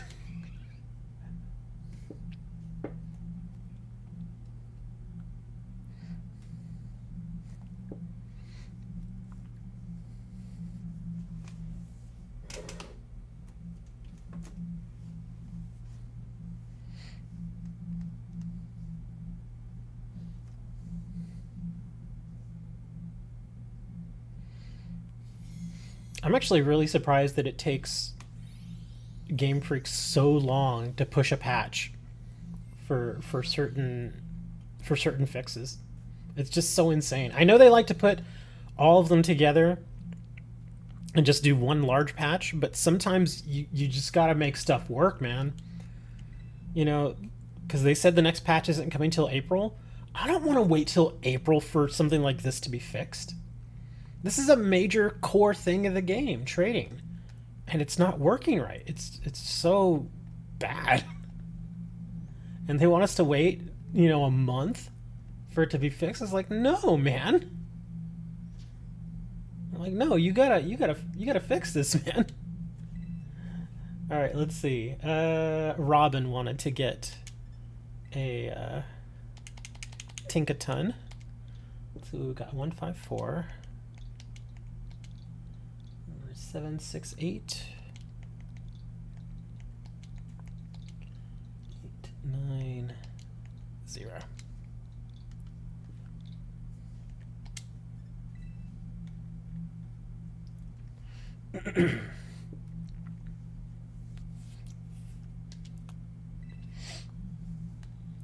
Your user is Skylar. Okay.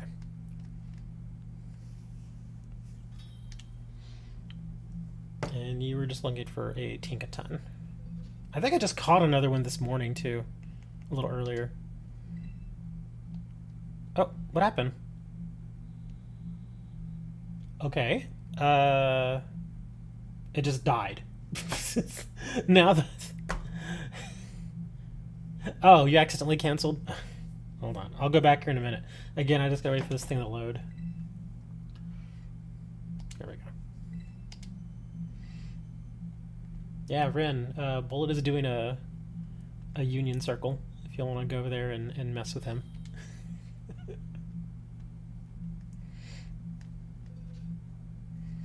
Okay, let's see. And you wanted a Tinkaton. I don't think there's much difference between any of these.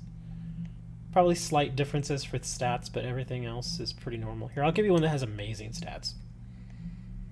Actually, yeah, we'll do Steel. There we go.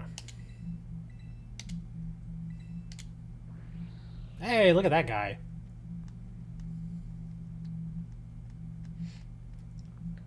Area 0.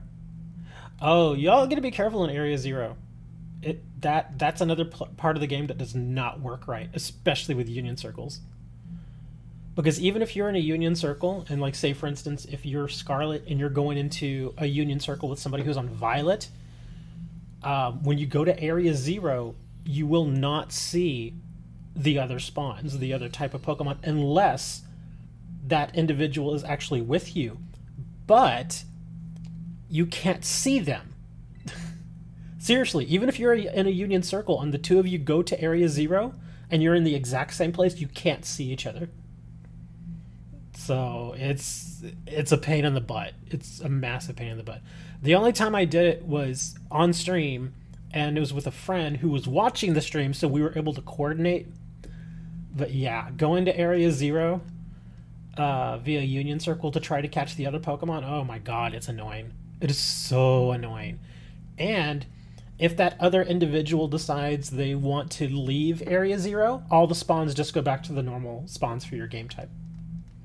I'm not telling you, Bullet, I'm telling Dana.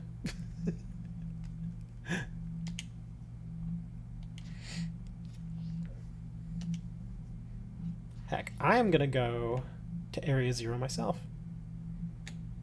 Let's go. And I'm gonna go to my cave.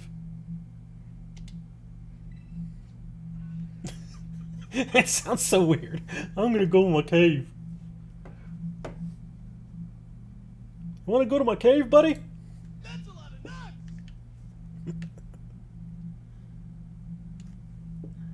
Oh, he was asking for the code for the Union Circle. I think he came back into chat like right after Bullet posted the code. Okay, but I'm gonna go to Station 3 because I'm going in my cave. And who knows? Maybe I'll actually find one.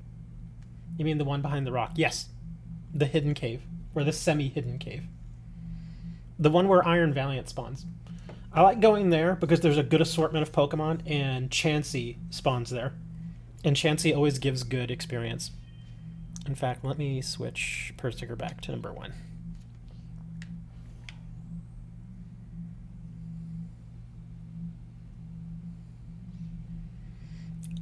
Again, as many Iron Hands as I've faced, I've still yet to see a shiny Iron Hands. I've seen the shiny Moth. I've seen the shiny Chansey. Oh, not seeing shiny Girafarig either. I've seen shiny Iron Bundle. I've seen shiny Espeon.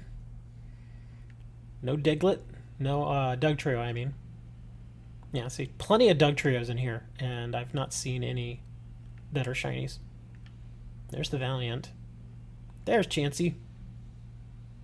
Come here. At this point, I'm just using Chansey to farm money and experience.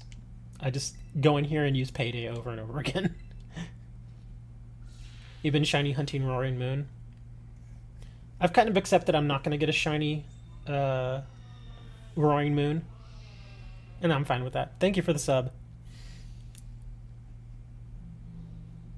Do you have the box for the game? Box for the game? Do you mean like if somebody bought the actual physical game? I purchased the physical game and I have my little thingy that came with it.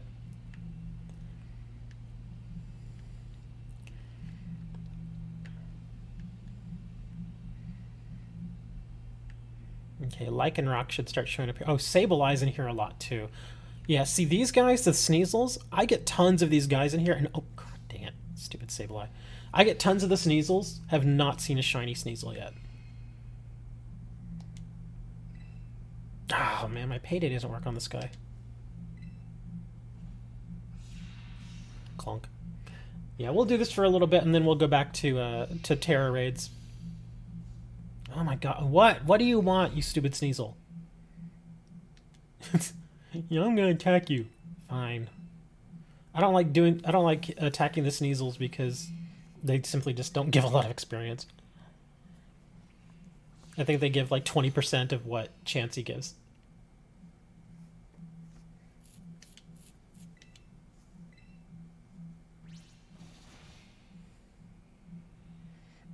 I also find it funny that he uses Beat Up. It's like, why are you going to use a move like Beat Up when you're a party of one? There's Lycanroc. More Iron Valiants. Okay, so go up on the ramp and look at the floor. You see a symbol from the box art. Oh, I see what you're saying.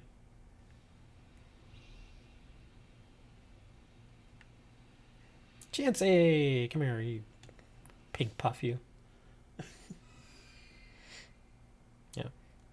Again, if y'all want to come here for farming, even just experience. I use this cave for farming experience and farming money.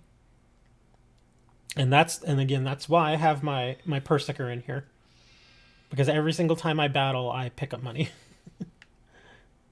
And it does add up. It really does. And again, the higher your Persiker, the more money you get. You can also do it with Persian. It won't let you in. Oh no! Remember, you got to go online. Don't forget to go back online. He does. He does have internet. He may have just forgot to come back online. Because I think he had to step away for a minute. No, like, go, get away, get away. Don't want you. Want more Chansey.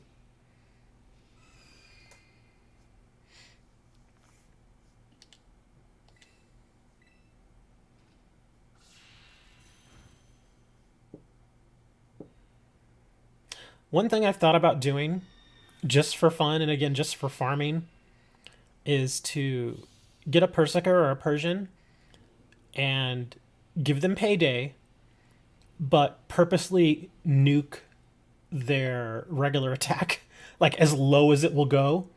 So the Payday only hits for like 3 or 4% of the total hit points on the opposing Pokemon. So I can just sit there and just keep bashing it with Payday over and over again. Because I did that for a while on purpose. In fact, with this one, I purposely gave him... I didn't nuke his regular attack, but I didn't boost it up either.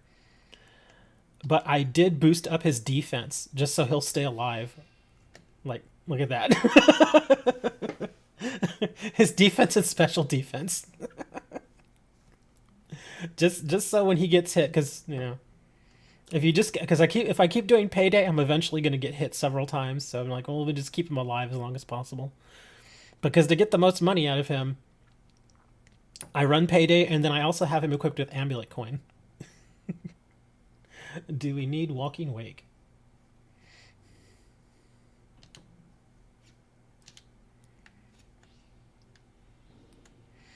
But yeah, I like that guy. Because I actually leveled up my Persian, and I rediscovered Payday. Because I'd done this exact same thing in Sword and Shield, but I forgot about it in this game. So I was like, oh, this would be a nice little way to pick up some money and still get some experience. Oh, another Chansey. I would like to find a shiny Iron Jugulus. Again, he spawns here, but yeah. I'm gonna do raids for candies. Oh, that reminds me. I gotta check my candy levels. My candy levels are always really high, so I need to make sure that I don't max out.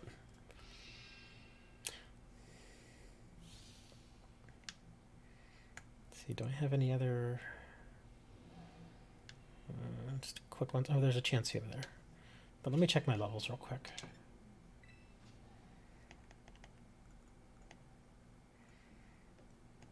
Experience candies at 847, so that's getting a little high. I did purposely use a whole bunch of medium candies, but my large candies are getting a little high.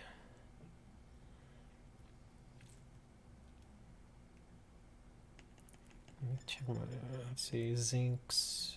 I'm gonna need some zincs. 6 ability patches, tons of mint. Okay.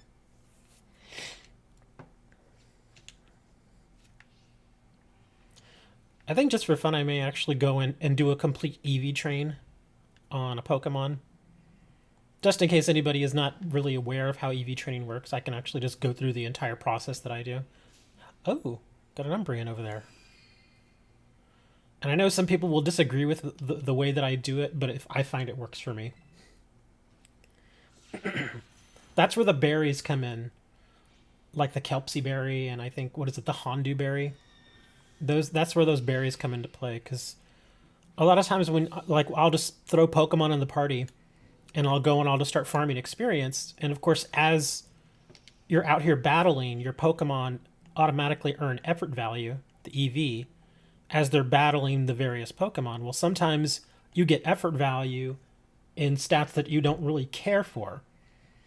Like for a Scizor, I'm running all physical moves, so his special attack doesn't really matter for me. Okay, yeah, I haven't EV trained this guy much at all. Okay, so, oh wow. So the only EV he's getting right now is hit points. I thought for sure he would have gotten some attack. Yeah, he's only getting hit points right now. Okay, that's fine. But yeah, see, like, his special attack, I'm eventually going to nuke it, and then whatever extra EV values that I can get from the special attack, I'm going to probably put over into regular attack. That or defense. Yeah, like I've done that here on this Hisuian Zora arc. You look at his attack. His attack is absolutely obliterated, but I pushed it all into defense and to special attack. Just me, Rendana, and TCG. I am not TCG. I'm calling you. No, I'm just kidding. Call me whatever you want. Most people call me Richard, though. But yeah, there you go. So that's what I've been doing. I've been really kind of making all the Pokemon that I'm getting ready for raids. I make them very specialized. Like this guy, he's going to be doing all special attacks. That's his thing. That's his whole thing. He's not going to be doing any normal attacks. So this works for him. And again, this looks a little crazy here. Yeah, defense, attack. And special. I actually left this one the way he was because I do like using flamethrower on him. Although I could switch it out for something else. This guy, I don't think I did anything to him, did I? Oh, I did push his attack more. Okay. 2 of your favorite Pokemon? Which ones? The Dozo and what else? The Dozo and the Houndoom? Or the Scizor? Yeah, the Dozo looks really strange too. And I actually still have to do a little bit more with him. Again, I pushed Dozo to do just physical moves. So I haven't taken his special attack down as low as I want it to get because I'm actually out of, I think it's, what is it, Hondu berries? Yeah, I need more Hondu berries so that I can nuke his special attack and push it all into probably special defense and maybe a little more attack.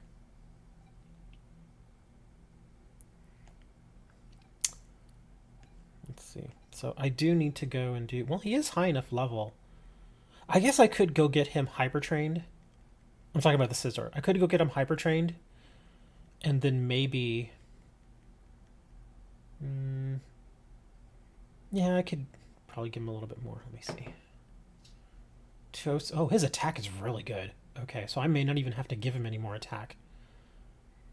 His defense, especially, yeah, his defenses are a little low.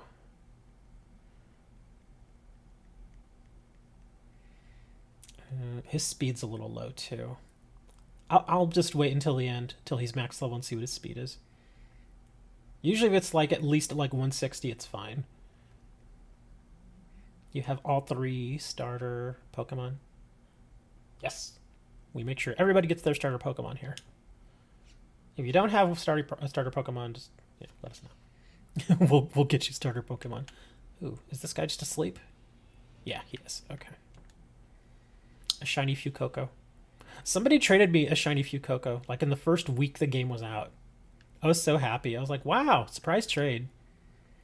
I'm telling you, man, that's a big reason why I like doing surprise trades, because every now and then you'll get a shiny out of it. I've gotten a shiny Fuecoco via surprise trade. I got that shiny Tropius, and I'm pretty sure I got another one just in this game. I'm not talking about Sword and Shield. Sword and Shield, I got tons. Oh, I've gotten a shiny Iron Valiant via surprise trade too. If on your team is Krook and Scizor. The Krook, I had actually never used him before, but I kept running into him in Tera raids, and I was like, hey, seems like he could be pretty useful. So I started leveling him up, and he actually is pretty good. I figure at max level he's going to be really, really solid.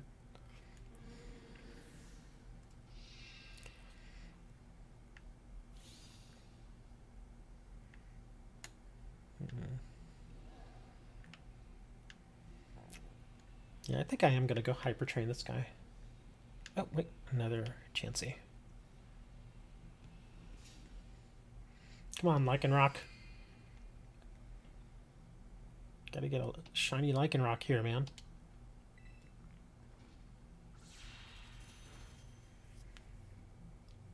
Use avocado and butter? What?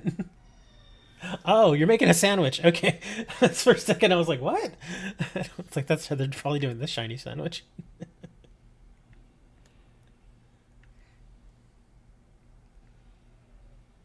Oh, Lycanroc, what do you want? It's actually not terrible to face him. The payday's not super effective on him, which actually kind of works. Because I want to attack him with it as many times as I can.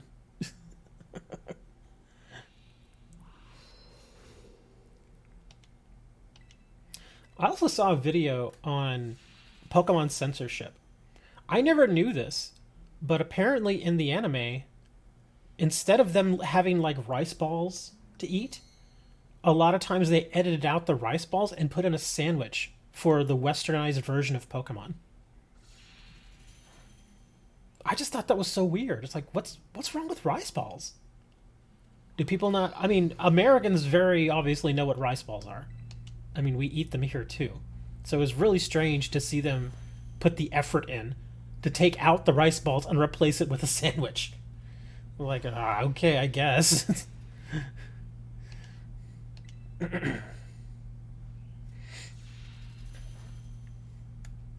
They don't have blue cheese in here, Dre. Sorry. No blue cheese. They do have marmalade, if you're into marmalade. It's kind of strange, though. I've never heard of a marmalade and cheese sandwich. But apparently you can make one in the game. Well, I mean, you can make any sandwich, but it's one of the recipes that you can just, like, choose, and it helps you make it. Marmalade? Because isn't marmalade supposed to be kind of sweet? It's been a long time since I've had marmalade. I'm trying to remember that it's supposed to taste kind of sweet, almost like a preserve.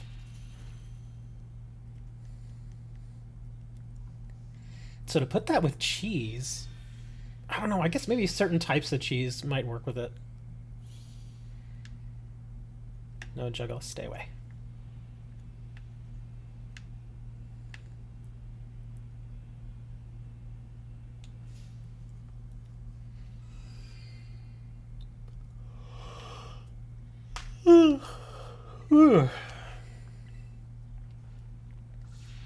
I actually started the stream a little later than usual because I did not get sleepy last night until very late.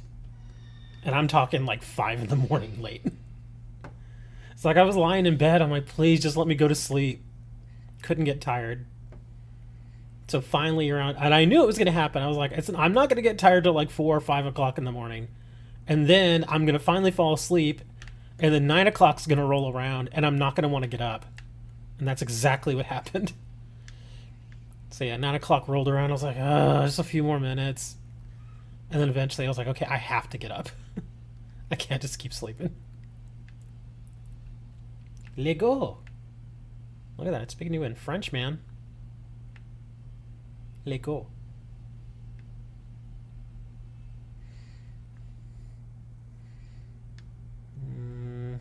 What was I doing here again? Oh, right. I was going to go do hyper training. Hyper training. Somebody's messaging me.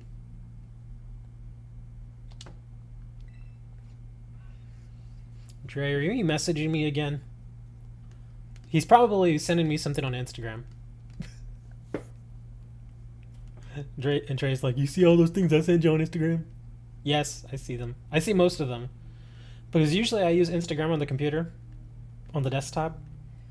And lately they made a change to where certain materials or certain links that you share, it basically tells me, sorry, you can't view this on the desktop, you have to use it on mobile. And I'm like, why? So I actually have to go and get my phone just to view it, which is dumb. Because we could just as easily do it before. I guess they just really want to push the whole thing going mobile completely. It's like, oh no, dude. Some of us like to use it on the desktop. Nah, come here. Talk to this guy. Alright. Let's get this dude EV trained. Or I'm sorry, hyper trained. Oh, wait. Did I not train? I didn't train this guy. Okay, so I need to get this guy trained.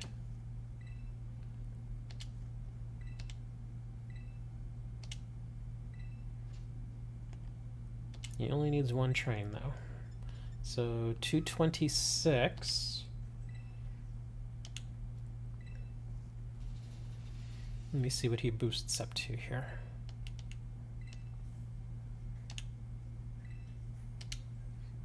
Oh, did somebody find a shiny? Which shiny was it? Let's see, 226 to 232, so that's not bad. So extra 6 points.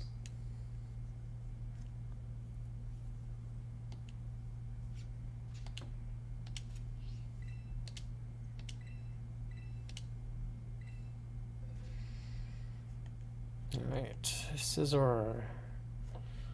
Let me see, did any of these other guys need training? Best, no. Hyper trained. Attack decent. Okay, this guy needs hyper training.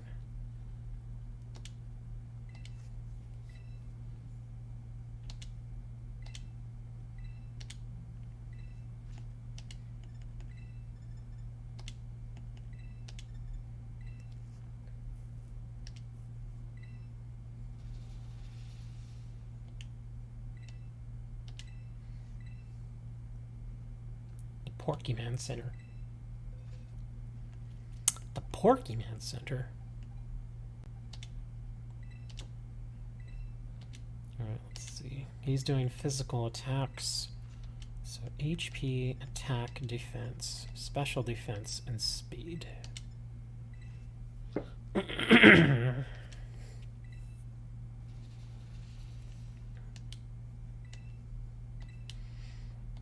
Alright, they're all done now. I think I may go do another raid here. Let's see what we got up north. Fairy. Oh, we got a dark up here. Electric. Let's see what's up here.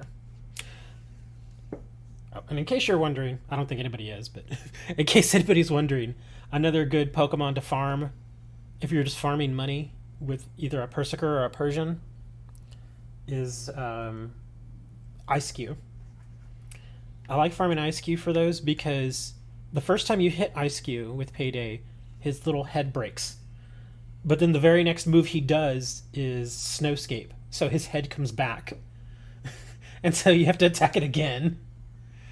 And there have been times where he's actually replaced his little Ice-Q head several times in a match, so every time he does that, it gives you an opportunity to attack him again, which means more money. Ooh. This could be interesting. So, dark.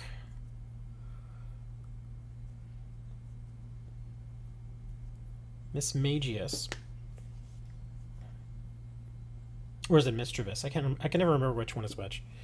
So 5-star, dark, Miss Magius. I think I already know what I want to use. Does it do psychic moves? I know it does dark, it does ghost. I don't know if it does a psychic move. I want to check that. I'm glad I got the shiny charm. Yeah, even the shiny charm helps. It really does. Like, once I got the shiny charm, I've noticed almost immediately that I was getting shinies far more often. Not even using sandwiches, just the shiny charm. It really does help. Let's see, Miss Magius. Let's see, 5-star, dark. Let's see. Mystical Fire, Shadow Ball, Confuse Ray. Confuse Ray. Taunt. Not Taunt. Light Screen, Nasty Plot, Fake Tears, Power Gem. Levitate. Okay. Well, that's fine. We're not going to be using Levitate. So, it looks like I can use Iron Hands. Yeah, because it takes double damage from fighting. So many giblets? Or do you mean gibbles? Do you know what a giblet is? A giblet is something you get from birds. like if you ever get a turkey, like a whole turkey, fresh, uncooked and everything, usually you'll get the packet of giblets in the neck and stuff. In a little package that comes inside the turkey, and then you can use that to make like gravies and stuff like that. It's autocorrect. I figured it was autocorrect, but it's just funny. Okay, well, I'm gonna try to do this guy with Iron Hands and see if we can beat him. I don't think anybody else... I think everybody's in your circle right now. But if anybody's not in the circle and wants to join me for this 5-star, you are welcome to join. I'll put that up here. Challenges group. I'll leave it up for a little bit just in case anybody else is wanting to join. Just bring a fairly decent Pokemon and we should be able to get through this. Yeah, I'll leave that up for a little bit in case anybody wants to join.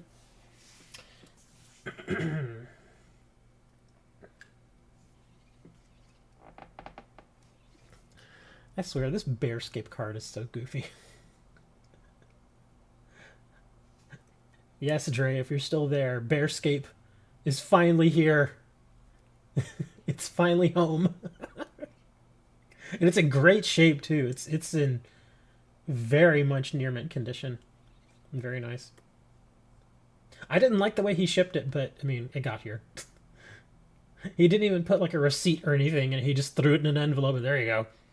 He did use a top loader, though, the person who sent it to me. But I do have Bearscape now. Yeah, I figured everybody was in your circle.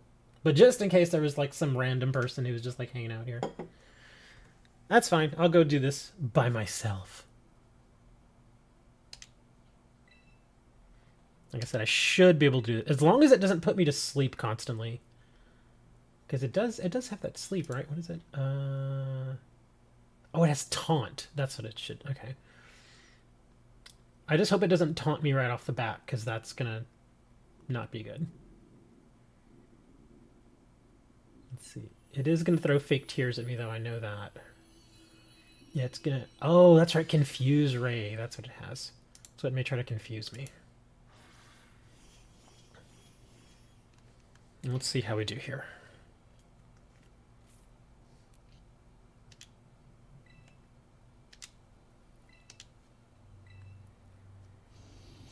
Ooh, starting with fire, okay.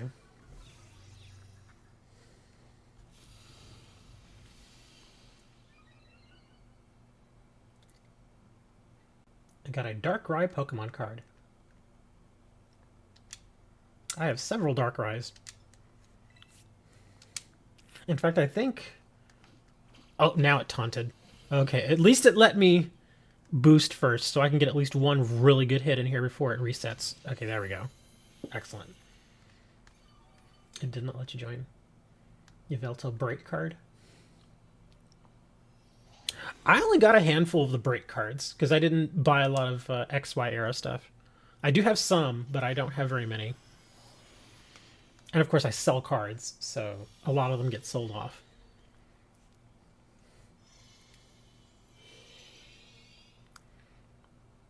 Yeah, there go the stat changes. Okay, so he already taunted me, so I gotta... No, don't God dang it.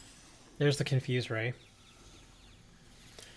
This is kind of how these matches go. I'm always able to get that first hit off really quickly, where it takes like half their health, and then the rest of the match is a bit of a slog. Been trying to get your favorite Pokemon card, which is Snorlax. Well, there's a lot of different versions of Snorlax.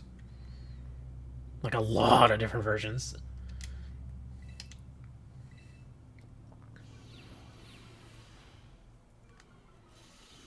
I'm pretty sure I have at least a few Snorlax in stock.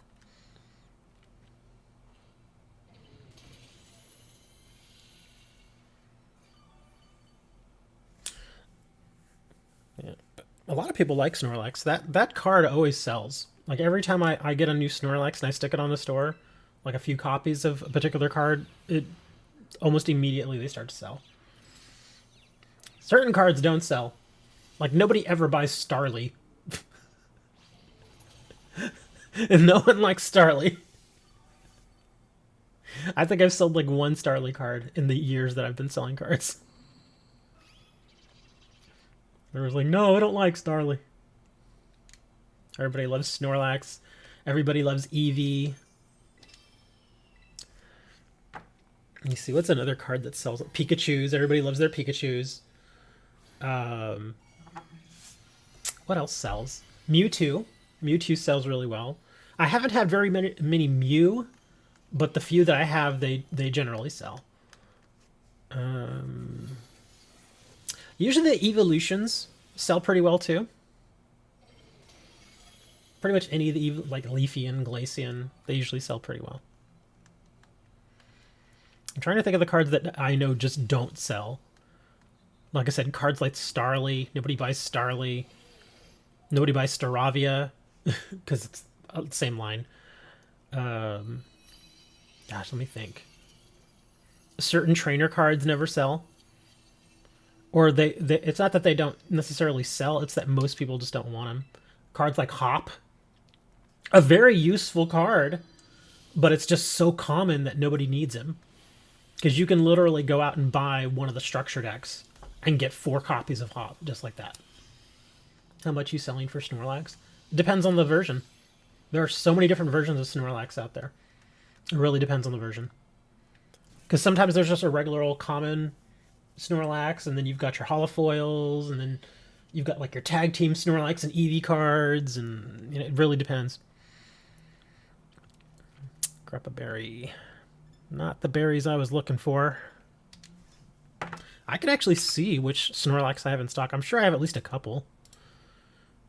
Inventory.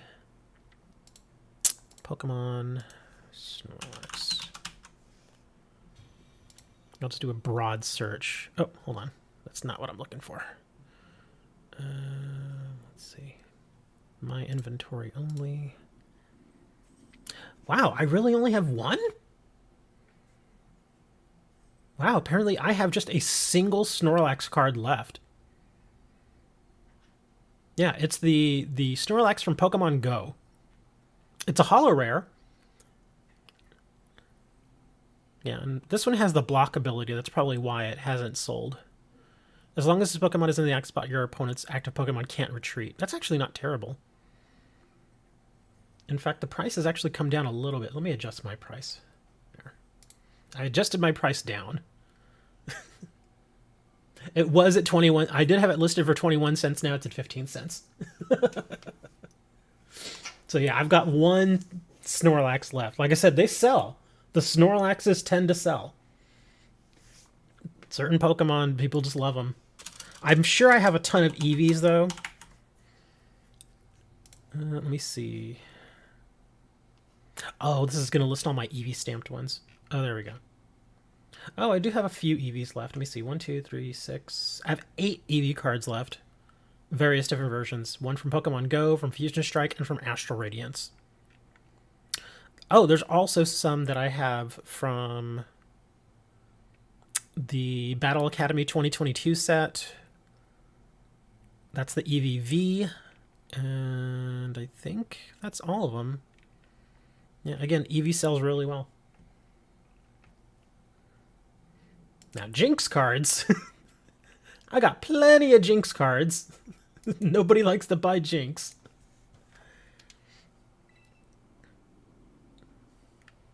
But pretty much all the legendaries, they tend to sell pretty well. Like the Palkias, the Dialgas, the Giratinas. The only legendaries that I have that haven't really sold or are not selling as well as they used to would be like the newer ones like Zamazenta. I've sold a few Zamazenta cards, but they tend to sit on the shelf a little while. Zacian, that first version of Zacian sells really, really well. Can I sell my Pokemon card to you? I buy in bulk. I buy whole collections. How big is your collection? Because if you're going to sell me just one card, then it may not necessarily be worth it for either of us. That, and I probably won't give you nearly as much as you would hope for it. Just being honest.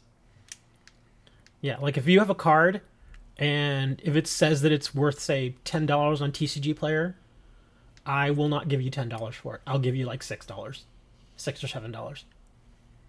And I know people, oh, well, I could just go sell it on a TCG Player. I'm like, okay, then go do that. And that's not me being mean. That's just like, hey, I got to make my money too. That's the biggest reason why I buy in bulk. Because if I buy just a single card and I make an offer like that, people sometimes are offended by the low offer. And I'm like, well, you also got to consider I still have to sell the card myself. That means I also got to house it. I've got to inventory it.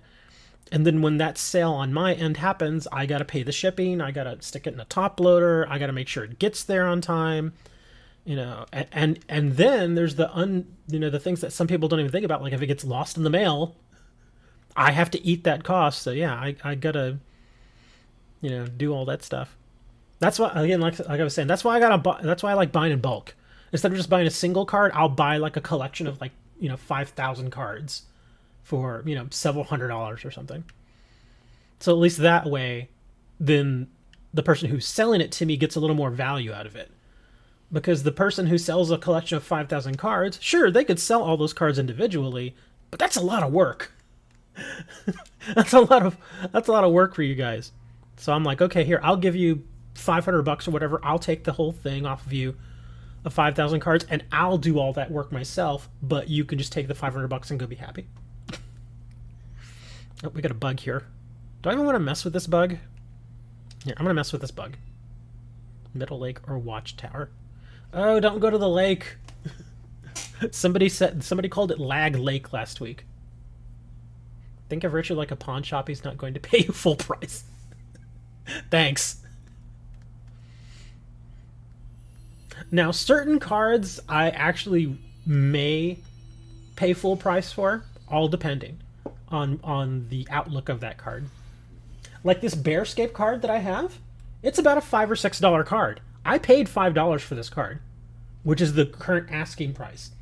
But the reason I was happy with that is because this particular card, it's a very unique card. It's a secret lair card. And this card, as far as we know, is not going to be reprinted. Like the actual card itself, as far as like the effect and everything, that might get reprinted, but the artwork and everything probably won't get reprinted ever again. Probably. So that makes this particular card very unique. And so I think, 5-6 years from now, this is probably going to be like a $20-$25 card. So it's a little bit of an investment for me. So it will go up in value. It just, just a matter of sitting on it and waiting. And I have no problem sitting and waiting on certain cards. I mean, hell, I've had certain cards in my collection for 20 plus years. So I have no problem waiting. As long as I have a good idea that it's going to keep going up. If I'm not sure, then I'll just sell it. Speaking of selling, I think I mentioned it in Discord. Do you all remember, I think Moni might remember it, that Starlight Rare Trishula that I pulled in that video once? It was like a year and a half ago, almost 2 years. It was a while back. But yeah, it was a Trishula, Starlight Rare. It finally sold. Finally sold. $189, which is a little bit less than I was hoping to get for it, but it's still $189. Because unfortunately, the value of that particular card went down a little bit over time. Because when I first pulled it, it was like a $250 card. But over time, the price just slowly started eroding. Now you still have one other Ghost Rare. Ooh. I know I recently sold a Ghost Rare. I forget which one it was. I know I still have a couple of collector's rares. I mean, heck, I've got my box right here. Now I'm curious. I don't remember. Yeah, I've got my box of more valuable stuff than I have. Let me see. What do we got here? Necros, Kinetic, Absorb, King of the Swamp. What do we got here? Oh, an Ultimate Rare Master of Oz. Lots of Ultimate Rares. Oh, Secret Rare Yatagarasus. Metal Reflex Slime. Looking at the super high-priced ones. Queen's Knight. Space Mambo. Oh, I still have my my Weiss Schwartz signed card. Still here. I figured it was going to sit there for a while. That's fine. Spear Strike. Oh, I do still have the beautiful Headhuntress from Tournament Pack 2. I want a lot of money for that card, though. 7 Amethyst. Where is it? Bottomless. Overload. Combo.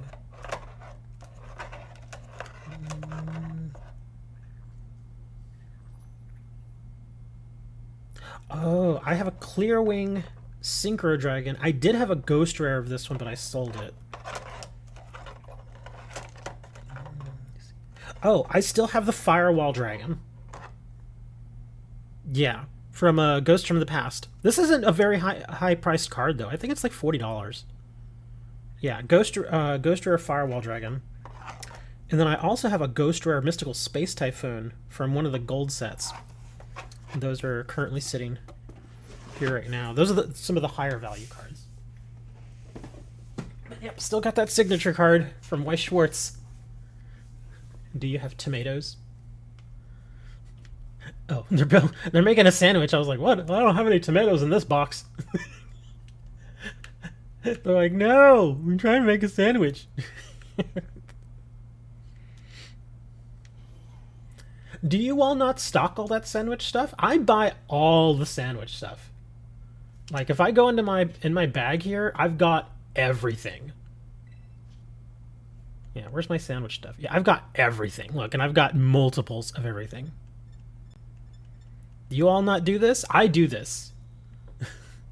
I do this simply because I don't want to be like out somewhere like doing something or whatever, and then I'm like, oh, let me make a sandwich for this particular situation, and then not have the ingredients that I need. So I keep all of this stuff. Yeah, see, all of it is here. I do kind of feel like I'm in the minority though, because you guys are not nearly the first people who are like, yeah, I don't have the ingredients for this, and I'm like, do you all not buy this stuff? I've even got the picks and everything too. Yeah. Anyway, maybe it's just me.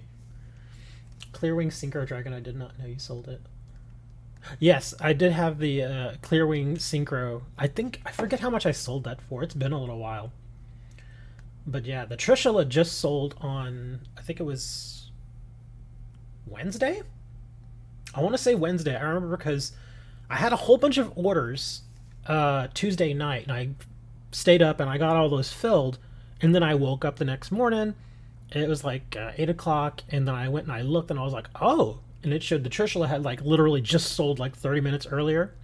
And usually what I'll do is I'll get the orders ready at night, and then those get sent out in the mail the next day, and then I'll just repeat that pattern, and I won't get orders ready until the next night. But when I saw that Trishula got sold, I was like, nope, that's getting set right now.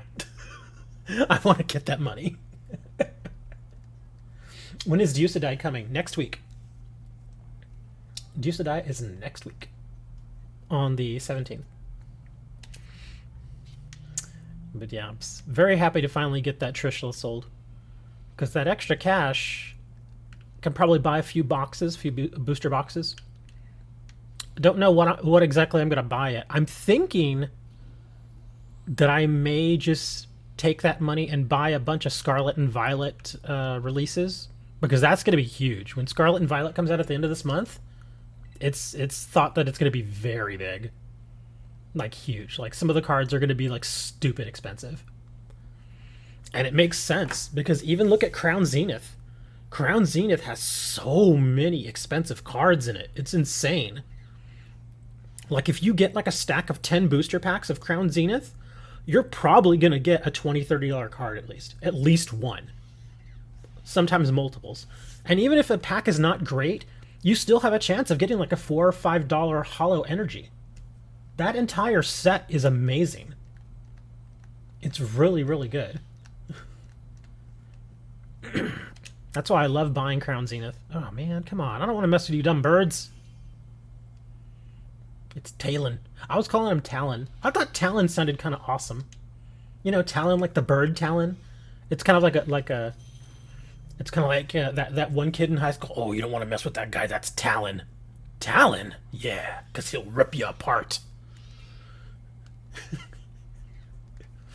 It kind of reminds me of those kind of sort of scary guys. Not necessarily bullies, but those kind of loner dudes that you see like in after school specials who are always wearing like the blue jean jacket with the cut off sleeves, and he's got like a tattoo on his forearm, and you know his hair's kind of long, and he has an earring, and he's just kind of like that silent brooding type. Like he's not necessarily a bad guy, it's just that nobody really messes with him, you know what I mean? Somebody used to call you Hawkclaw. Hawkclaw? That's interesting.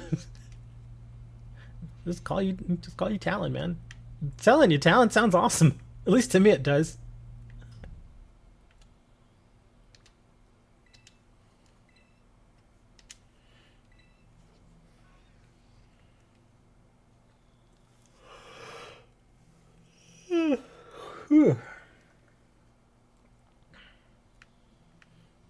Alright, let's see. Where was I going? Oh yeah, right up the road.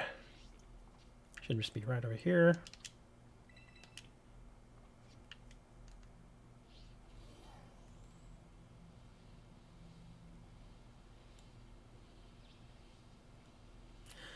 I have seen some very interesting names from the younger generation, and it's not them, it's their parents that are giving them these very strange names.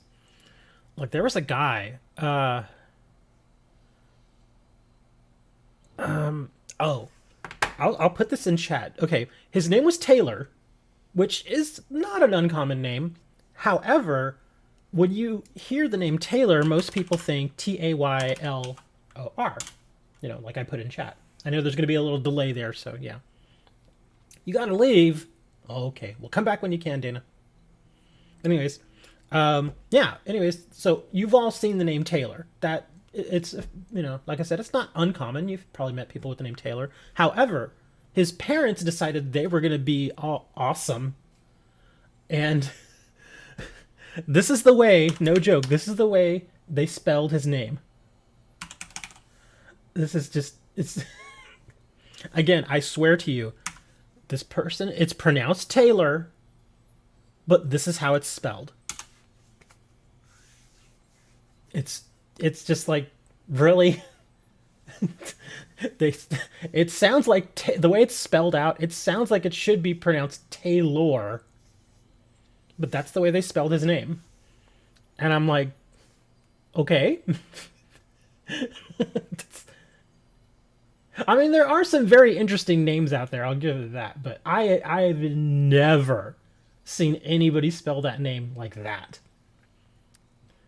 And again, it's kind of like, it feels like every generation has a certain subset of people that they want to give their children these very unique names or very unique spellings of names.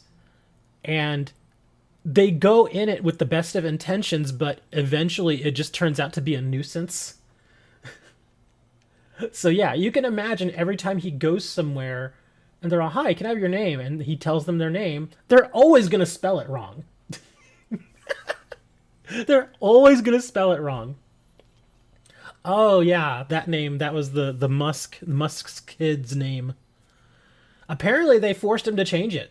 They're like, nah, you can't use that name. So I think they made him change it. But yeah, I mean, again, because I get a lot of names thrown at me from all the orders and stuff that I have to fill. And again, I'm not knocking these people. I mean, you know, you can call yourself whatever you want, but it's just, it's a little funny to me. And I think it's only a little funny to me because my name is actually pretty simple and common. I mean, it's not super common, but it's fairly common. You're naming your first son Dallas. I'm trying to think of some other names I've seen. And again, some of these, they're pronounced just like regular common names, but the spelling is just so insane. Because I remember back in the day, there's a guy named Frank Zappa. Zappa is his real last name. And he had kids. And the name of his kids, just like, what? He named his daughter, one of his daughters, Moonbeam. And this was like back in the 70s, I think, like back in the late 60s, the 70s and whatnot. So everybody was doing kind of these weird, strange sort of names for their kids, kind of like a hippie thing. And so he named her Moonbeam.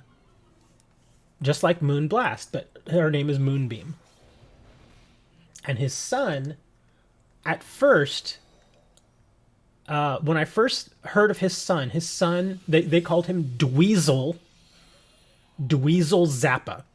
That was his name. And I was like, that cannot be his real name. Found out, thankfully, Dweezil is not his real first name. It's a nickname. But given that he had named his daughter Moonbeam, I was like, well, it could happen. It could happen. Seriously, you can go and Google Dweezil Zappa right now and you can find him. Same thing with his with the daughter, Moonbeam. Moonbeam Zappa. It's just such a goofy name. I actually think Moonbeam is kind of cool. Dweezil, on the other hand, is a little weird.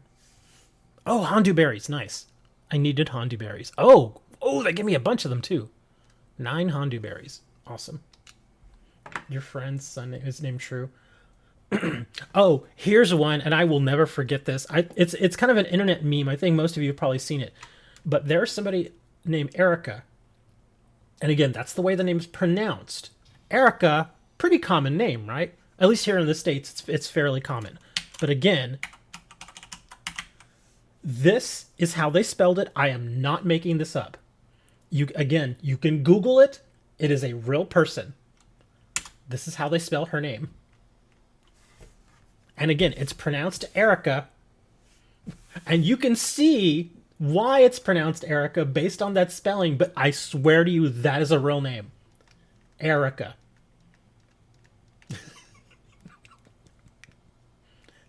That is her real name. It's real, man. I don't know what to tell you. It's real. Yep. That is her name. And from what I understand, she's actually a really nice person. She's a really decent person, but again, she's saddled 6-star fire Dragonite. What would I even use for that? Water?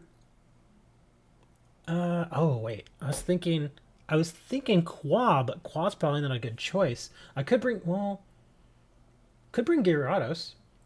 Yeah, maybe Gyarados. If you want to share it, I'll help you out. I'll bring Gyarados, see how he does. I don't know how well Gyarados will do. I've actually not taken him into a really hardcore raid, but he is trained up. My name is spelled with an E, but then they spell it with an A.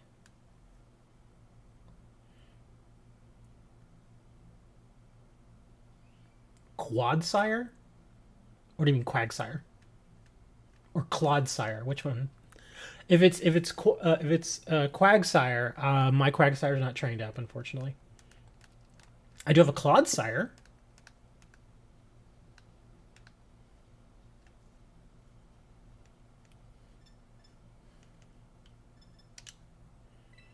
Let me start loading this.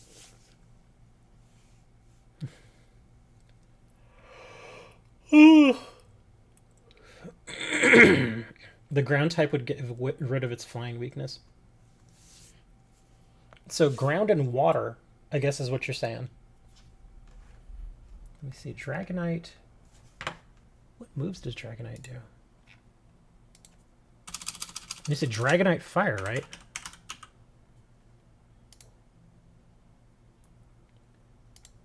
And that's a 6-star. He uses a lot of dragon moves. He uses Dragon Rush, Extreme Speed, Dragon Dance, Aqua Tail, and Light Screen. So he doesn't do anything that would actually hurt flying, I don't think. Let me see. Flying type. Electric, Ice, and Rock. Yeah, he doesn't do anything that's going to hurt a flying type. Okay. So I should be able to do Gyarados. Should be okay.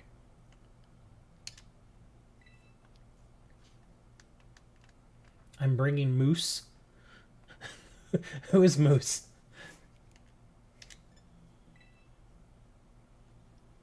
All right, what do we got here? HSJ.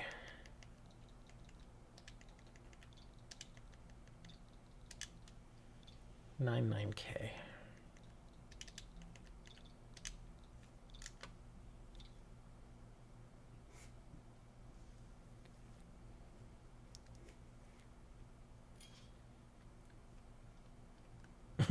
I will see. Oh, you're bringing that guy. Okay. The Moose. Obviously I have that dude. I haven't leveled him up though. Yeah, Gyarados should be okay. Yeah, he should be fine. Oh, come on. Just let me choose it.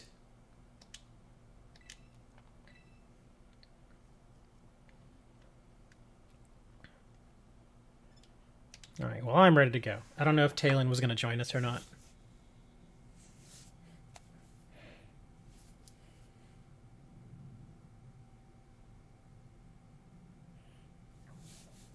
Now I'm thinking of all the weird, the oddly spelled names that I've seen.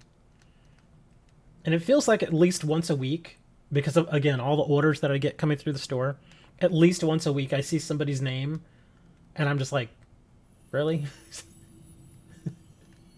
And again, I don't blame the person. I blame their parents.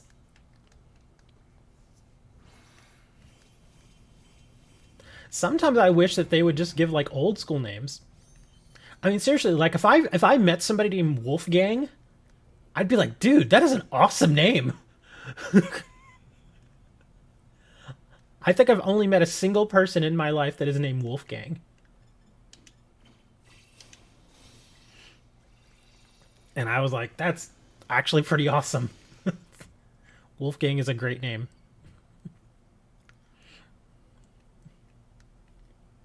I have all of them and nicked them all their animal names. Oh, okay.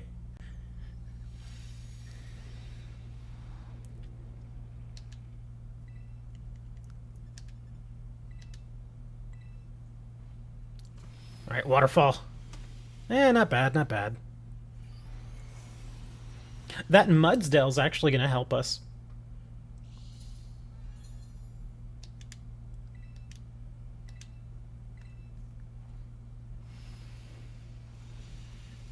Yeah, at least the waterfall's hitting pretty good. Oh, no. Does this guy not have... Oh, did I not stick a shell bell on him? Oh, no. That's not good. Well, let me hit one more time and then I'll do a heal.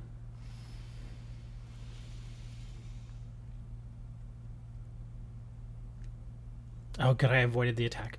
So I can get away with one more. Oh, he goes to flying. Oh, crap. Okay, yeah, this guy wasn't ready. I gotta switch him to water. Oh, well, I know I kept flying because he's also part flying. Okay. Yeah. But in this case, it didn't work out. Okay. Well, I'm gonna do a heal this time. Hey, Pokegamer. We're just doing Dragonite raid. Oh, that's a big shield. Negative effects. No, he hasn't... Strangely, he hasn't reset the stats yet.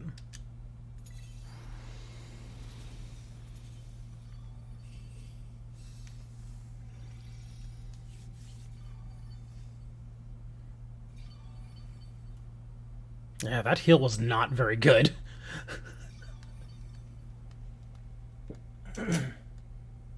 Hey, can you put that card thing in the chat? What card thing?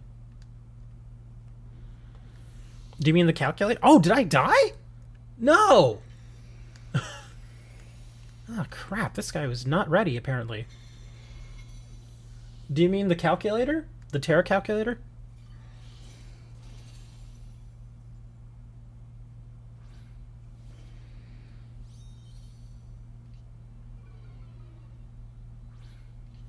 The EC something? But I don't... I'm seriously confused. I don't know what you mean, dude.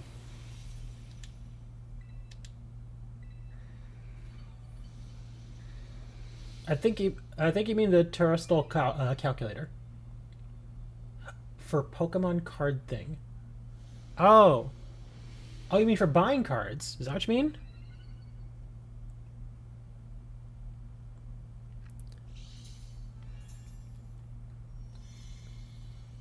Yeah, if you mean the card store, Moni just linked up the card store there.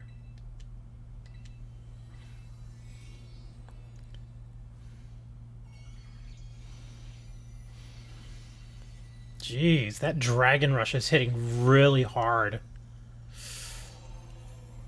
Yeah, that Dragon Rush sucks. And he's hitting me first every time. I think I'm gonna die again. Yeah, I'm gonna die. Damn. Even Moose is in a bit of trouble now. Yeah, this is not going too well. It also didn't help that I didn't have a Shell Bell on this guy, which is rare.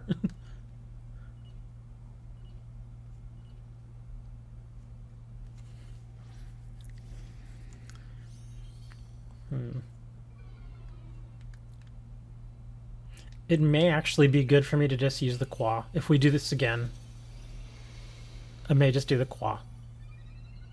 Need a heal? Well, it's not letting me do anything right now.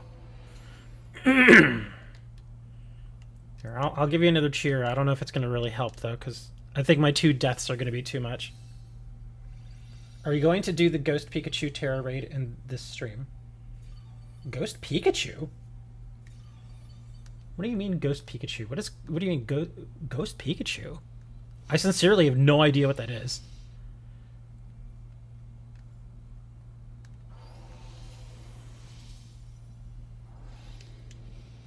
Yeah, we're in big trouble. Unfortunately, we're not gonna make it here. Even though I'm gonna throw my last cheer, it's not, An event Tera raid.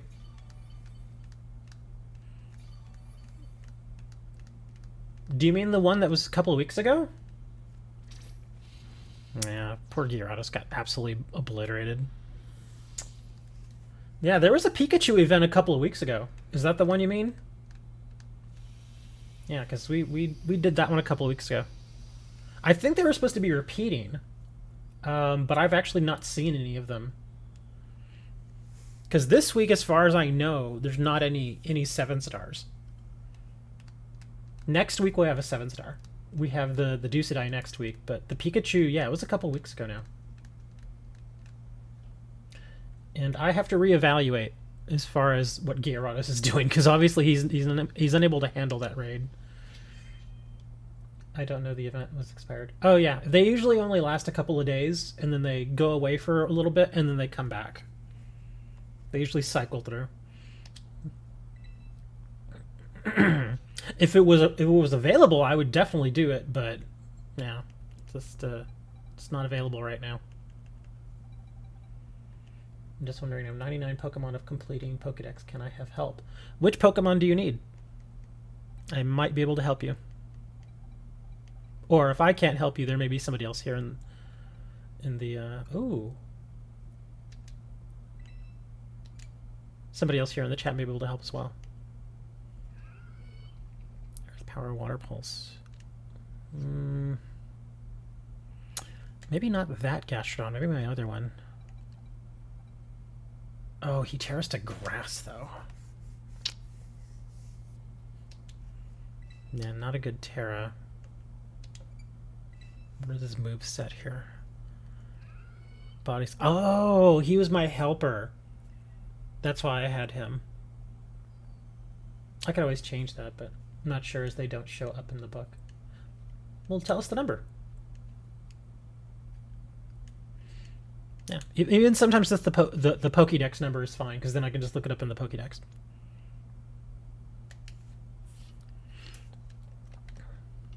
Yeah, I think I may actually have to go Quaquaval here. I may not have a good matchup for that Pokemon. Because, well, this one does tear into water at least. Let's see what we got. Moxie. Here's the Aqua Step. Do I have anything to boost my physical attacks? You need number 9.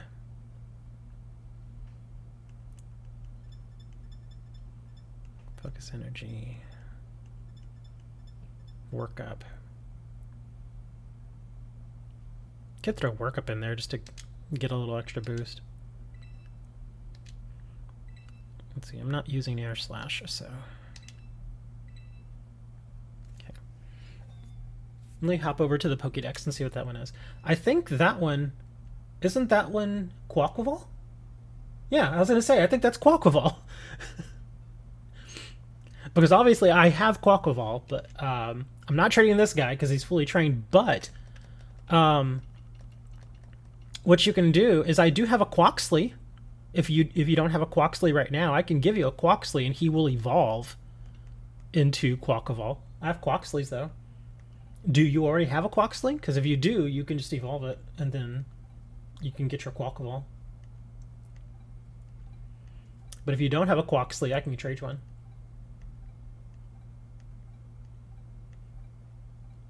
Yes? No? Maybe? I don't know, man. It's a something.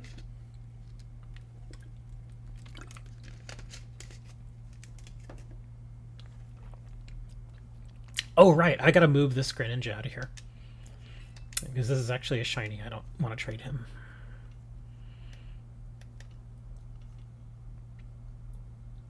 You haven't got a Quaxley either? Okay, well, I'll trade you a Quaxley. Look at that Moni not even following me on Twitch. But if you need a Quaxley, I'll trade that guy to you, and then you can just do all the evolutions and stuff. Here, let me go to the Poke Portal, and I'll give you a code, and you can just trade me whatever. It doesn't matter. Yeah, just whatever extra Pokemon you have.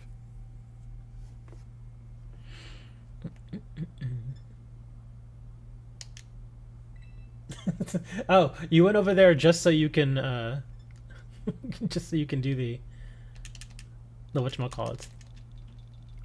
Oops, went too far.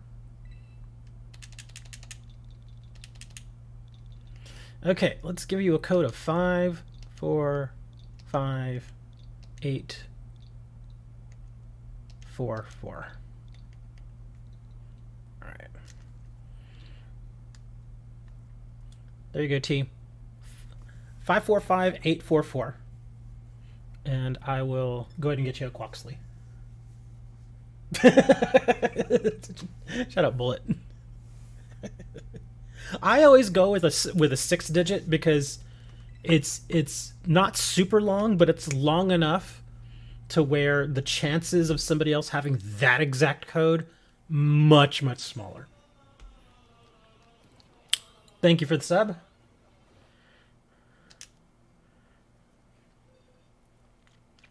All right, let's see. While I'm in here, is there anything else you need? Let's see. There's a Quaxley. Which one is that? Good stats. Oh, this one has great stats. Here, we'll give you this guy.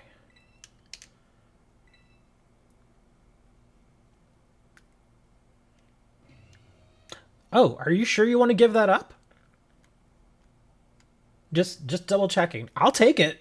I will take a shiny one of those. I just want to make sure that's what you really want to give up. Well, I mean, you're going to confirm it, so just making sure. But yeah, I will definitely take a shiny one of those, because I don't have a shiny of that. All Eevee and Eevee itself? It's a spare? Awesome. Thank you. I appreciate that. Yeah, some of the Scarlet exclusives, I just figured, well, I'm probably not going to get it. Well, at least of those, the Paradox ones, I figured I probably wouldn't get any shinies, so I'll definitely take them. So there you go. You've now got a Qua. Do you remember any other numbers that you need? While I'm in here? Because, again, I have a handful of spares. Let's see.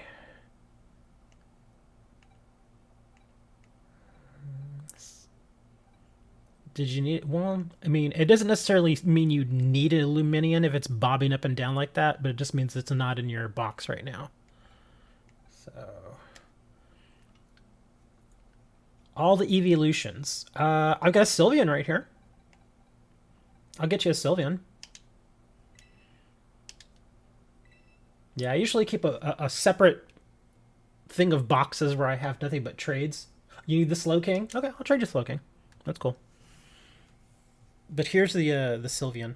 75 Sylveon too, so it's already pretty high up there.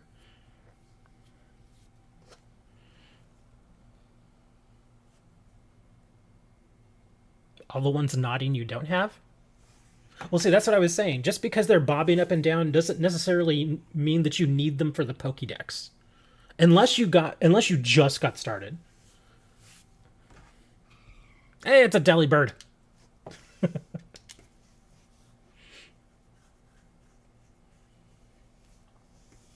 Yeah, because see, I just traded you the Quaxley. Yet the Quaxley is still bobbing up and down for you. See what I mean? So it doesn't always match up. But that's fine. We'll get you this one, then we'll get you the Slowking. I don't think I have any other evolutions. Oh, wait! I caught that Flareon earlier. I can get you the Flareon, too. That's fine. Yeah, I've got that level 40 Flareon that I was like, I don't even know why I'm catching this. But I was like, alright, fine, here. We'll grab the Flareon. If anything, I think the Sylveon is probably one of the more annoying ones to get. Unless you know exactly where to look. Let's see, you needed the Slowking. Yeah, Slowking is very handy. See, this is why I catch all the Tera Raid Pokemon. At least the 5-star and above, this is why I catch them all. Because I know eventually somebody is going to have a use for them. So at least this way, you'll get the Pokemon you need, and it's already level 75. You completed your Pokedex by surprise trade. I think I completed at least 80% of my Pokedex via surprise trade. And then Moni gave me like 15% more. Yeah, Moni hooked me up with a whole bunch of stuff. A lot of the exclusives. A lot of the Scarlet exclusives he hooked me up with. Not all of them, but a good chunk of them. Oh, I did not cancel the trade, but we'll try that again.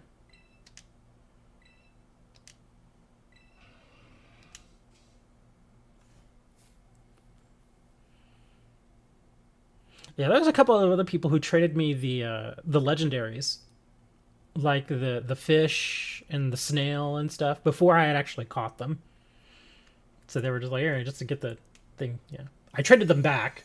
I didn't keep them. I just wanted them for the entry.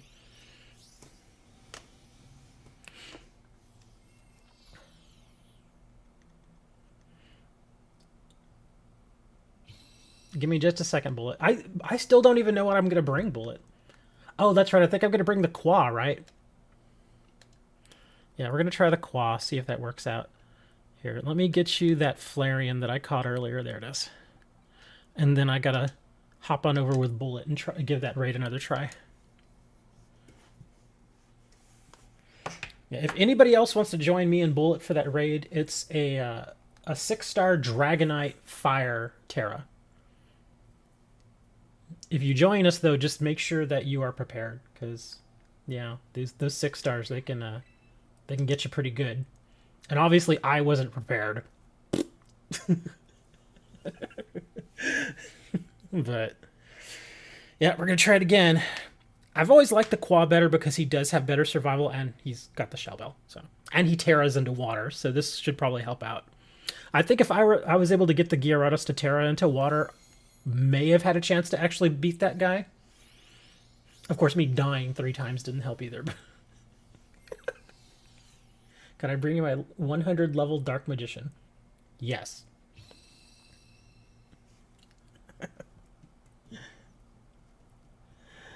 Alright, I'm gonna go hop over and help Bullet now with his raid. Enjoy the Pokemon, and thank you for the shiny. I'm gonna level up that shiny. I can't. No! Oh, I didn't know you were on the timer already. Oh man, I didn't. Did you even put the code in? Yeah, I didn't see a code. Yeah, you didn't put the code in. Do you know any good places to trade? Surprise trade. I just do surprise trade. Oh, there it is. Okay. I think Bullet was messing with me. Yeah, see, he was messing with me. Bullet's like, nah, man, you took too long. Come on, man. Let me get in them raid. Let's see, what do we got? HL8. I'm sorry, is that a... Okay, it is an L. Okay, HL8.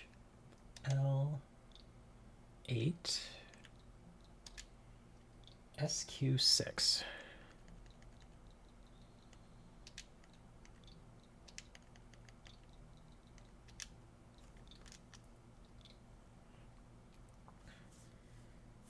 If I had actually leveled up my Waking dude, then maybe I could have used him, but Qua's going to be my best option right now.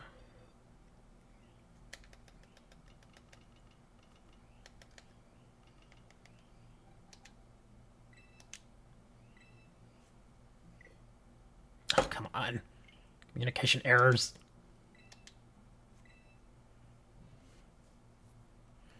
Alright, so Qua should have some more survivability here. Your Waking is 100.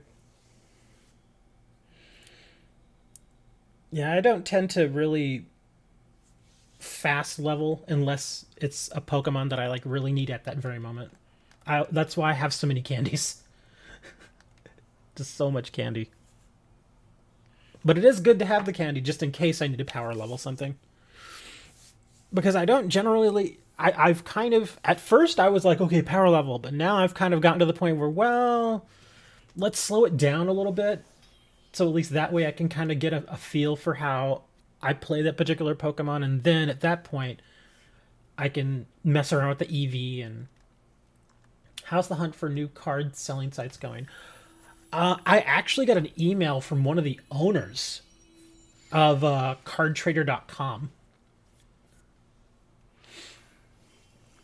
And he wants to get a meeting. So I don't know what he really wants to talk about, to be honest, but I'll talk to him. It's fine. But yeah, they over on CardTrader, they're still pretty new. So he does not have a ton of sellers over there. And so I'm guessing that's probably what he wants to talk to me about. And so he just wants to see, what my volume's going to be, and, how many sales per month, how many total cards I move, stuff like that. Oh, this isn't my raid. So, sorry, Ant. Not my raid here. All right, let's see how hard this liquidation hits. Yeah, it's okay. Ooh, man, his Dragon Rush still hits hard.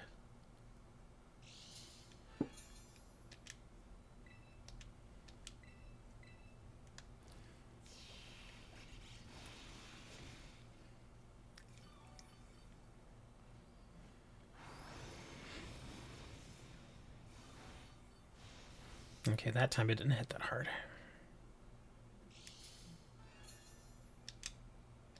I'm trying to just push myself into Tera at this point.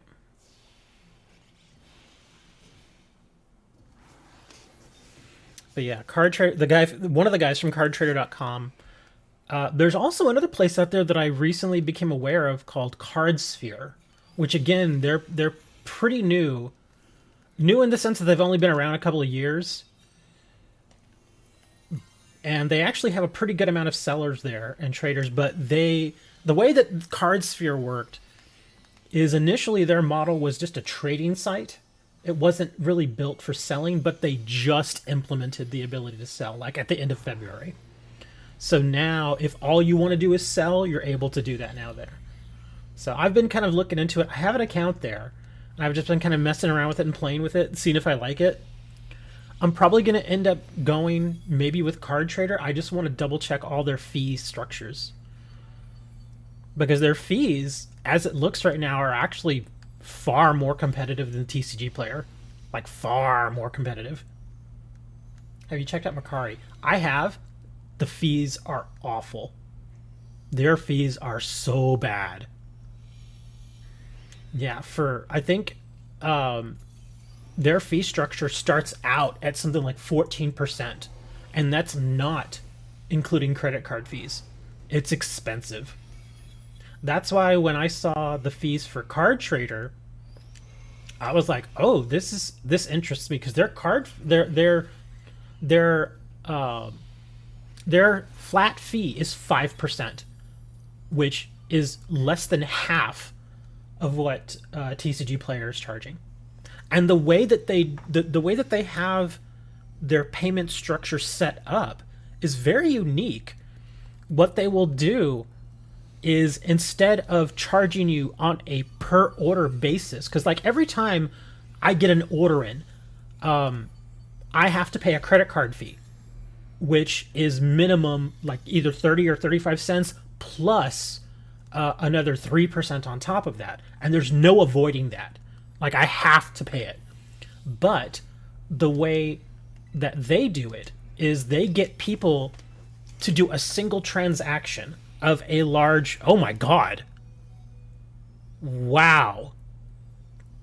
He almost one-shotted me, and that wasn't even super effective. Oh my god, I think I'm gonna die again. How is he hitting me this hard? Sorry, I got distracted there, but what they'll do is like say for instance, they basically have a money account that you can add money to. And so say for instance, if you know you're going to be doing some business with them, you can deposit say $100. And the good thing about that is that you pay that fee, you know, the credit card fee and everything, you pay it just that one time because it's only one transaction. And so instead of paying that 30 to 35 cents, the initial fee every single time, you pay it just that one time. And so that significantly cuts down on the costs for the credit card fees. Because now you're only doing one transaction. Because like I said, that 30 to 35 cents, it's every single transaction. They charge every single time. So even if it's only for $2, they're going to charge you that extra 30 cents every time. And I've had people tell me, oh, it's only 30 cents. I'm like, dude, if you get charged that on every single transaction, it adds up fast. And so, yeah, that's what they do is they just, they have you just do just the one thing. And then, you know, then since you have your money in your account already, then they just distribute to whichever sellers you want to get cards from. Oh my god, he's gonna one-shot me again, isn't he? Oh no, I avoided, thank god. Oh no, this is gonna be so close. Oh my god, just let me attack, let me attack. Oh, did we get him? Oh yes! He's dead! Oh, thank god. We barely got it. Wow, that was a bit of a task, man. Jeez. But yeah, it actually is really smart. It's a great way to avoid those transaction charges. Because, yeah, you still have to pay the extra 3.5%. Again, there's no avoiding that. But if you can avoid paying that 30 cents every single time, yeah. Because imagine you get 100 orders for $1 each. You got to pay 30 cents on each one of those transactions. But if you do it the way they want to do it, that person just puts in that $100 one time, pays the 30 cents one time. That's it. So you're not having to pay it again and again and again. So that's actually very, very smart of them. Unfortunately, TCG Player doesn't do that. Or what TCG Player will do is say, for instance, even if, because you can put money on your account on TCG Player, but, and TCG Player thinks we don't know this, but even if there is somebody that has a good chunk of money on their TCG Player account, whenever TCG Player sends that order to me, they still put that per transaction charge in there. So even though they may not necessarily be paying that charge right then and there, they still charge me. So it's like, dude, that's how they make another little chunk of their money at TCG Player. They think we don't realize that. Oh, we do. We definitely do. Yeah, you gotta complete the Pokedex to get the Shine Charm. Just gotta keep getting them. Does the credit card charge vary with every purchase or the flat rate?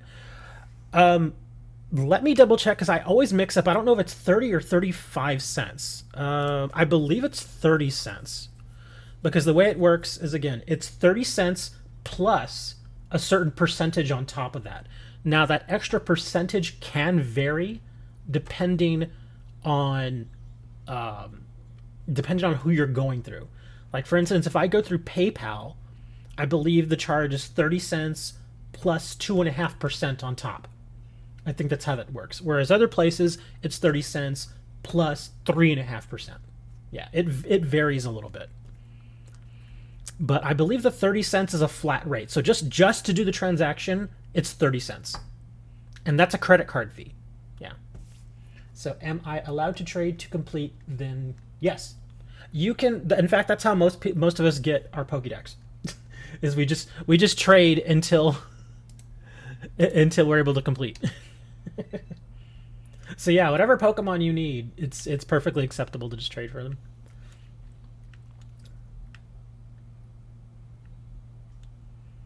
Oh yeah, then go to the school and go to the biology class. Yeah. So I imagine you're over in Scarlet then. Let me think. Do I have any? Oh, you know who else you might need? Do you have an Iron Hands? Because if you're on Scarlet, you probably don't have Iron Hands. And I'm pretty sure I have an Iron Hands here that I can trade you. Or you do? Oh, okay. Because I'm just thinking of the exclusives now. Let me see. Oh, I gotta move this guy too.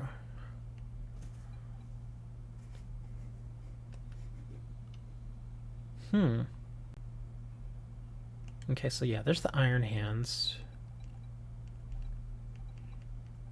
Yeah, if I don't have any to trade, I don't mind going out and getting them. I know Oranguru is a Scarlet exclusive. That's why I actually put him here, because I know somebody on Violet's going to need him eventually. Oh, you have no Paradox Violet. Okay, well, I've got an Iron Hands, which you are welcome to have. And I know I have this... I have this Iron Valiant, but I really don't want to trade it simply because it's a hacked Pokemon, and I don't want to curse anybody else with it. So, yeah. I could always go catch another one, though, if you actually need it. But I do have Iron Hands. Let me see, what else was over here? I didn't even realize I have an Iron Bundle here, too. So I have an Iron Hands and an Iron Bundle. So what do we got here? Salamence, you can go over there. Okay. The Salamence family? Salamence. Oh, the Bagons and stuff. Excuse me. I actually have that Salamence right here too. if you need it, I'll trade this to you. Yeah, here it is. And then obviously it's not going to give you all the entries, but if you have the Salamence, then you can just breed it. Yeah, that's what most of us do. We'll get like the end evolution and then just breed them with a Ditto. So yeah. Let me grab my code here again for trades.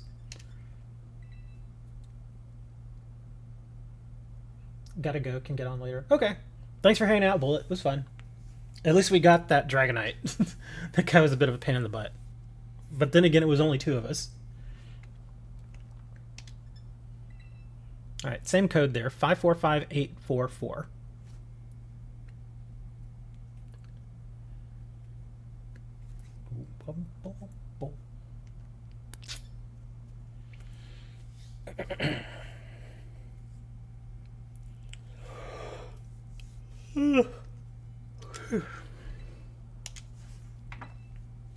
I am actually looking forward to getting that meeting with that guy from Card Trader.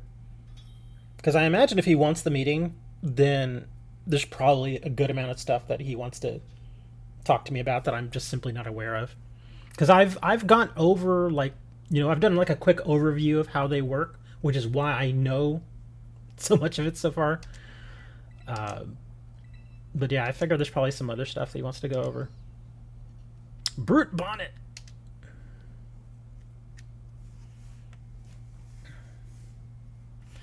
Would be nice though. And the funny thing is this. I don't know if you saw it in Discord, but I had mentioned that a whole bunch of sellers, and I don't mean just like small sellers, I mean like big sellers, like people that have 50, 60,000 transactions on TCG Player. Some of their accounts either got put on hold or they got flat out disabled just this past week. And a whole bunch of people got the same email. And the email basically stated, hey, it's against our policy for you to use any sort of automation with our service. So that's why we're disabling your account. And again, like I said, these are big accounts. You don't just tell them to go away. So I was very surprised that that happened. And apparently, the reason that people are thinking that this happened, well, there's 2 reasons that people think it happened. One of them is slightly more legitimate, whereas the other one is just stupid. So I really don't know. The one that sounds more legitimate is cardtrader.com, which is one of those new websites that I was looking at. They have a service that lets you link up your stock on TCG Player with their service. Basically, it uses the API that TCG Player puts out there freely. Again, anybody can access it. They use the API to pull all of your inventory from TCG Player and also make it available on cardtrader.com. So, and it's seamless. So, say for instance, if somebody buys a card from me on TCG Player, then the card trader database will also know that that happened. You see what I mean? So you can use two different services there, but not have to manage inventory on both of them at the same time, which is awesome. And so a lot of people had mentioned on Twitter that they had never had a problem like that until they linked up using Card Trader, which again is weird because cardtrader.com is not doing anything wrong as far as I can tell. Because, like I said, once you get approval from TCG Player to use their API, and it's not hard, even I have their approval to use their API. Once you have that approval, you're welcome to use it. But for some reason, people started getting those mails, and TCG Player's like, "Yeah, sorry, you can't do that." And it's like, well, why? So I don't know what's really going on there as far as that. The other reason that some people think, and again, I have no way to confirm this. This is just pure speculation. Some people think, and again, this is just big time rumor. Have to qualify that. Is because TCG Player did just get, like literally last night, the employees of TCG Player just formed a union. And some people are thinking that if you have publicly supported the union and their efforts, that upper management of TCG Player is pushing back by saying, okay, since you support the union, get off of our platform. Again, just a rumor. I have no way to confirm that. So, yeah, it's very interesting, the things that are happening right now with TCG Player. That's why I'm not on the sidelines. I'm very much paying attention to what's going on there. Because there are certain things that, and again, I'm not speaking for or against TCG Player. But if their business model and their standards are going to change or go downhill, it makes perfect sense for me to seek out other options. Yeah, that's as far as it smelling illegal. I wouldn't say it's necessarily illegal, but it's definitely unethical. Because, I mean, it's their platform. They can have anybody on that platform or removed from that platform however they want. They don't even have to give you a reason. They can just say, yeah, we just don't want you on our platform anymore. And they can just see here, go away. That's part of their terms of service. So, yeah, they could, go and say, well, I'm simply not going to let you sell on my platform. And that's, again, it's not really, well, I guess you could say it's not really, well, as far as morals, I don't know. Ethically, I think it's very shady, if that were the case. Again, if. Because, again, if somebody's not broken any rules, if they've followed all of your rules, but you still remove them, yes, technically you can do that. It's your right to do it. But is it right? No, it's not right. You may have that right, but it's not right.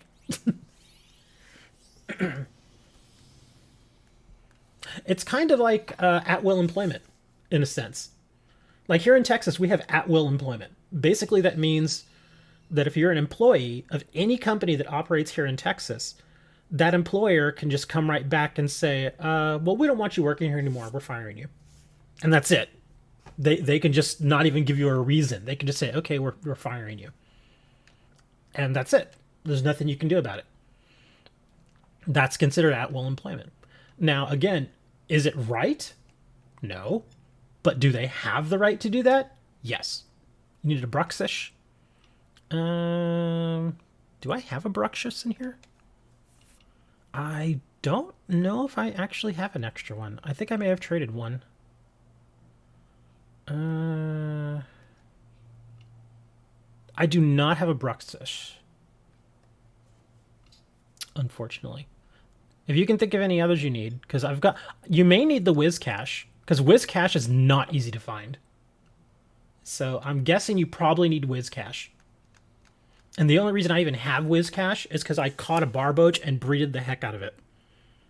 And then I just leveled it up a little bit, and there I got Whiscash. 30 and 29.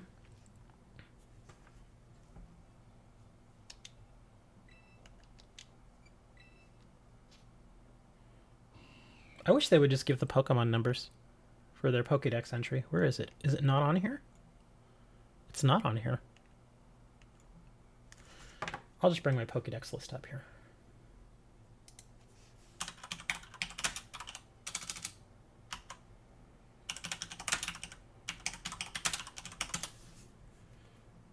There we are.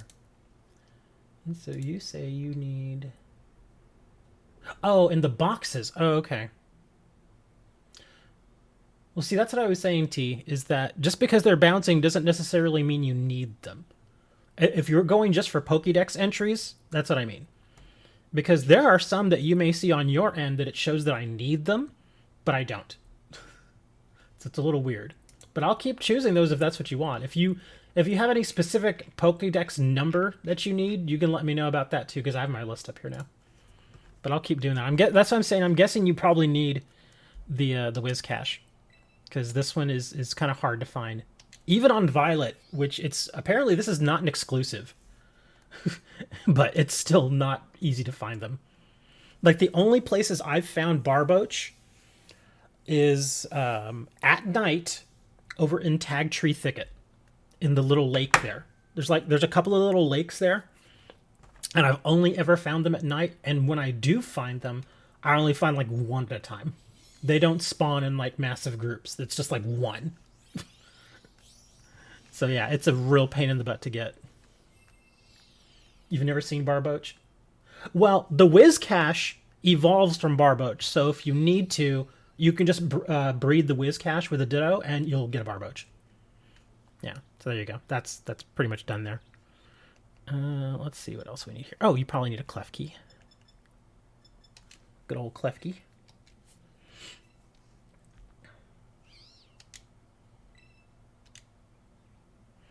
Why are you giving me all the Amoongus?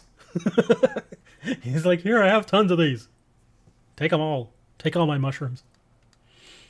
But yeah, that's getting back to the whole TCG player thing. That's why I've kind of remained quiet about it. Because, I mean, I do a lot of business through them. And so the last thing I need is for them to just suddenly come to me and be like, yeah, we don't want you on the platform anymore.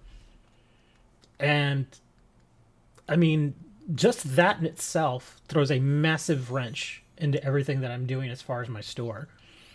Because I use their inventory management system. And I have, 34,000 cards listed on TCG Player right now? It is not easy to go back and relist all of that. It is not. So if they were just to come over and you know, basically disable my account, not giving me access to those numbers, that's really gonna hurt. So yeah, that's why I'm just kind of, you know, checking out the lay of the land at this point, talking to other people. I will say this though, any company that behaves in that way, I don't want to do business with. Again, I'm not saying that is what they're doing. I want to believe that's not what they're doing. I want to believe that the people there are ethical. I think most of them are. But you know how it goes sometimes with some of these companies. You know, the executives, they end up in those ivory towers, and they think they're better than everybody else. And yeah, Ant, I explained that to him. But I think he's very early on with his Pokédex, so a lot of these are probably good entries for him. Let me see what else was there. Here, we'll trade you this one.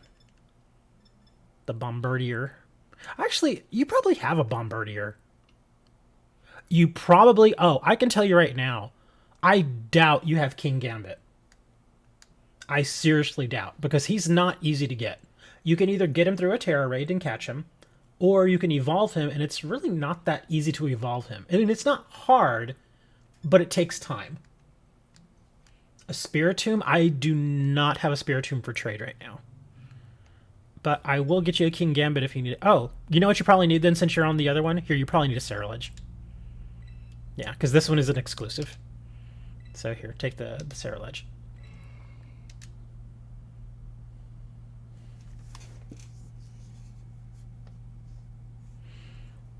I can go see if I can, see if I can find a Spiritomb real quick. If not, I can always breed it, but that takes a little time. But I'm pretty sure I know where the Spiritomb spawns, because he only spawns in a handful of places. Yeah, on the ice mountain by the ruins. It's the same thing with Sylveon. There's only one Sylveon out in the wild, but it spawns in the same place every time. And it's a Tera. So, yeah.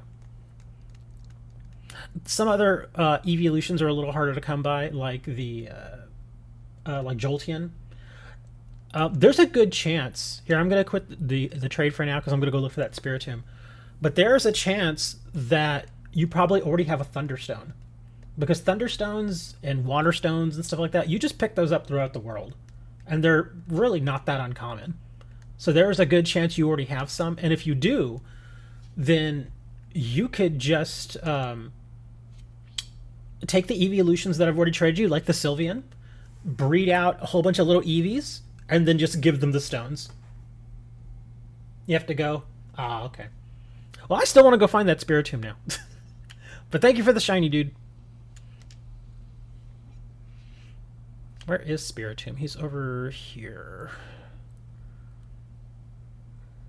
Yeah, there's some ruins. Is it here? I know it's like over on the edge somewhere. Is it here? I can't remember. It's one of these edges. It's like some ruins or something. Oh, maybe right here. Is this it? There's ruins right here. We'll try that.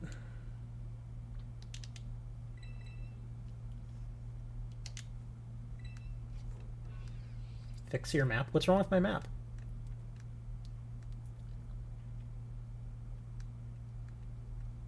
You got one? Awesome. I have one too, but I'm going to go catch another one. I'm at the wrong one? Well, you didn't tell me. Because I have seen Spiritomb at a different place. The rotating map is wacky. I prefer the rotating map. Yeah, that's how it works best for me. Let's see what we got. Oh, got a little. Come here. Give me your coin. Stupid little coin. Oh, he's got coins over here too. Give me your coin.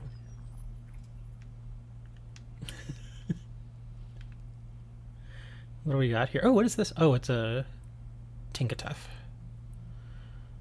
Let's see. We got birds. We got rocks. We got bugs. Oh, we got a Hypno. And some weird guys. It's hard to advise on location when the map can rotate. Well, I mean, it's just north, south, east, west. It's not that difficult. Maybe this one? Is it this one right here? Yeah, this one's by Tree Thicket. Let me see. That's another ruin. I think there's only like 3 ruins out here in the icy area, right? Okay, I think we found it. That one? Yeah. Okay, so I'll just go to the gym and then I'll fly south.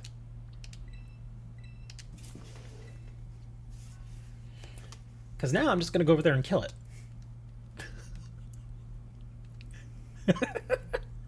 I'm going to go over there, kill it, and you'll be like, you really did all this just to go kill it? Yes.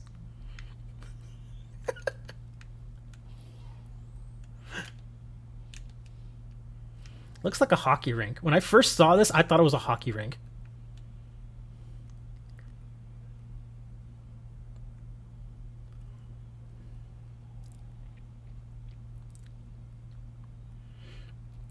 I kind of want to go breed some Pokemon right now, see if I can just happen to hatch a shiny. I'm trying to think which one. Oh, you know, I could do some more Zoroarks. Or Zoruas, I mean. Alright, where are you at, Spiritomb? There it is.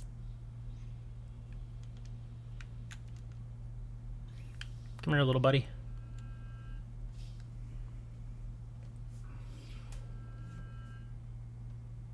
I got one first now. Give me the $50 you owe me. What? Where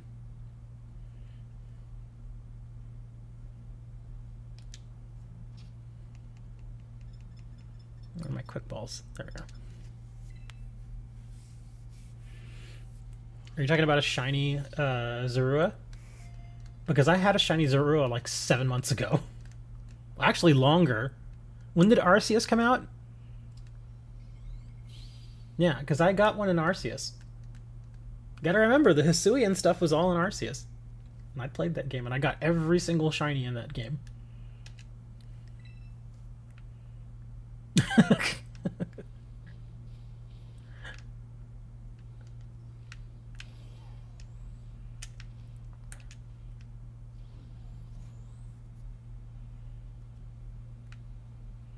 But yeah, this is the only place that I've ever seen Barboaches spawn, out here in this little area. Right here. And that lake right over there is the only place. I'm sure there are technically other spawn locations. I'm sure of it, because the way it describes it, I actually looked it up. That's why I was having such a hard time finding it. But I looked it up, and it said that it can spawn at any freshwater areas. So not in the oceans, but any freshwater. And so you would think, okay, like the ponds and the lakes and the rivers. I went through this entire river, could not find a Barboach. The only place out of all the freshwater places that I found them is right here, at this little one right here. And it's daytime right now, so I may not find one at all. There's nothing even here. Hold on, let me spin my camera and let me force some spawns here. Every Pokemon game, I always go for the fire starter. I tend to go for the water. Almost always go for the water. Man, these just don't want to spawn, do they? Come on. Got a Greedent, we got a monkey. Let me see. Well, oh, that's right. In BDSP, I did take the fire starter simply because I wanted to name the monkey after Moni. That's the only reason. But like in Sword and Shield, I chose the water starter, and this one I also chose the water starter. Yeah, we're not gonna get any Barboaches right now. I gotta wait until it's nighttime.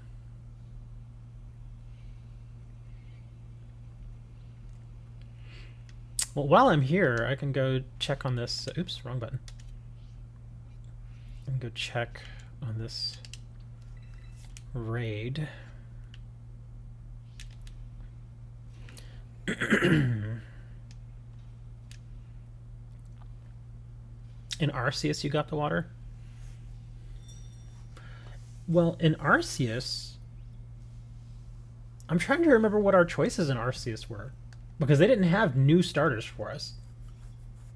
They were just recycled. I don't even remember what it was.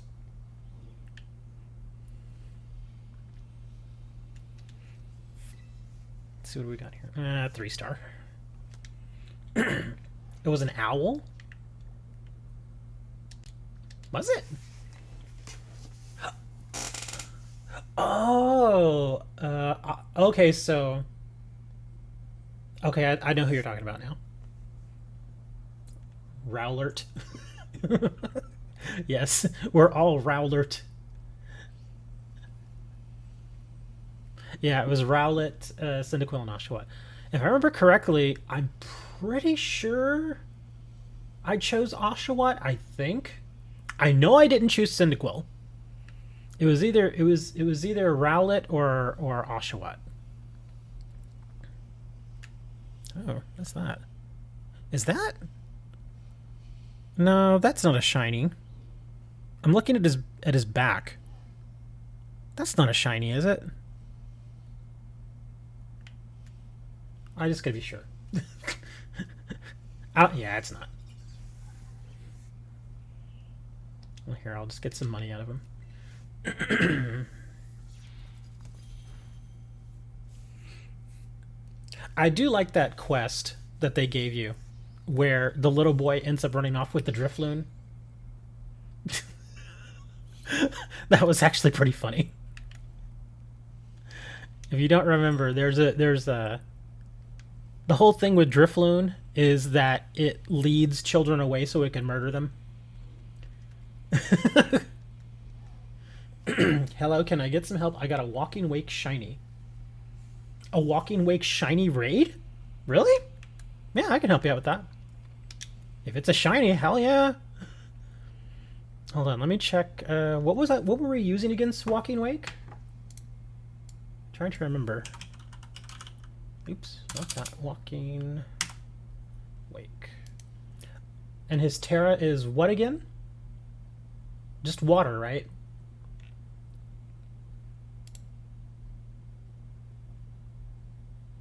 Oh, I was using Gastrojon Storm Drain. Okay. So I can use my Gastrodon.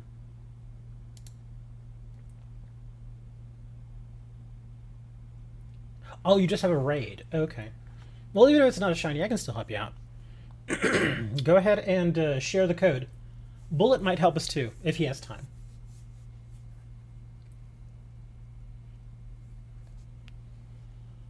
Let me just double check my... Because I think, yeah, I tailored this Gastrodon specifically for one raid, so I may need to adjust it.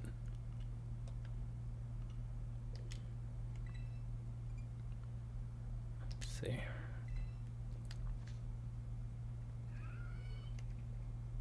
Yeah, there's Storm Drain, Body Slam, Terra Blast, Helping Hand Recover. Let's see, so he's water. Well, wait a minute. Weren't we just using... You gotta take a shower in an hour? You time your showers like that? I mean, that's fine. It just, yeah. I just kind of take a shower at the end of the day, whenever my day ends. Okay, let me head over here. I think I'm just going to use the Miraidon. I'm pretty sure that's what we used last time.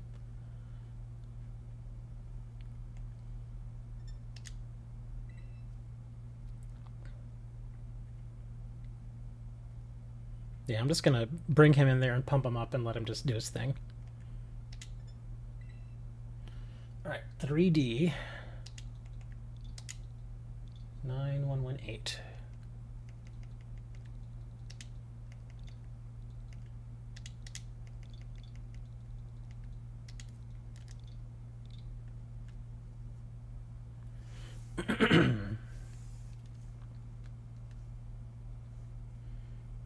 Yeah, having done so many raids, it's hard to remember. Alright, give me a sec. Even if you're... Yeah, I know that. Okay, go away. Let me grab Miraidon.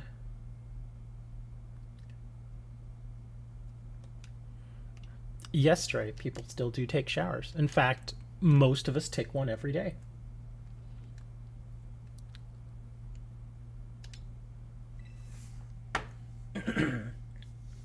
Most of us, especially if you live in Texas, you probably take one every day. I do kind of understand where Dre's coming from, though, to not give him a whole bunch of crap for it, though.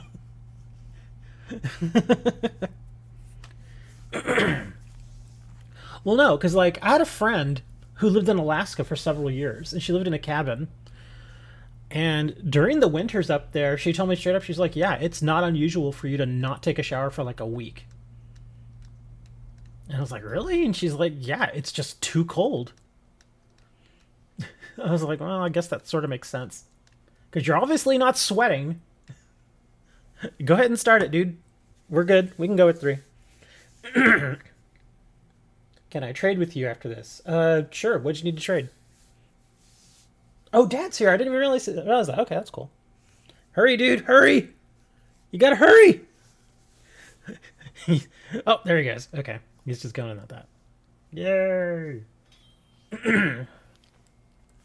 But yeah, when people live in Alaska, especially when you don't live in one of the major cities, and she lived just like out in a cabin, and she was like, yeah, during the winter time, it gets extremely cold. And so you can try to take a shower, or, well, you can't really shower, actually. You can try to take a bath by warming up, water and just kind of sponging yourself down. In fact, when you do take a bath out there, that's the kind of bath you take. You just basically get a bucket and you heat up some water and you just kind of scrub yourself down. You know, get some soap and everything and that sort of stuff. But yeah, showers are just not a thing out there. They just don't do it because the pipes would instantly freeze during the winters. So, and Dre's in Michigan, where it does get pretty cold. So that's why I was saying, well, maybe, you know, because especially during the winters, where it can get really cold up there, maybe that's what's going on.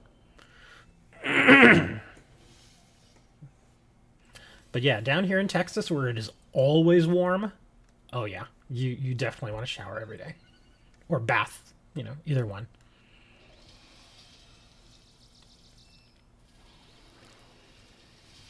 Yeah, I think the electro drift here may do it.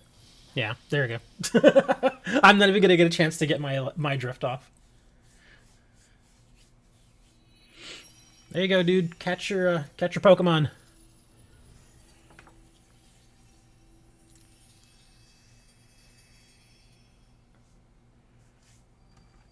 Oh wow, he gave me 2 ability capsules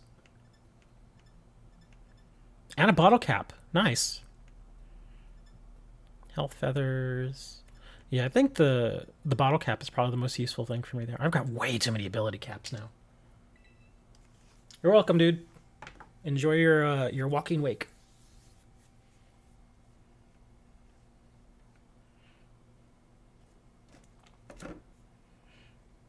That's right, man. Because Mirai didn't went in there and was like,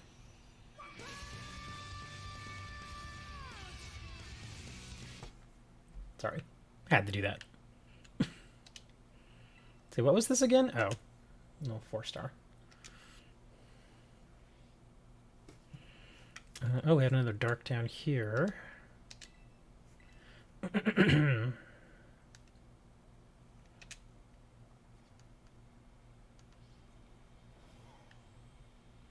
Oh, poor Psyduck. He's trying to take a swim and he still has a headache.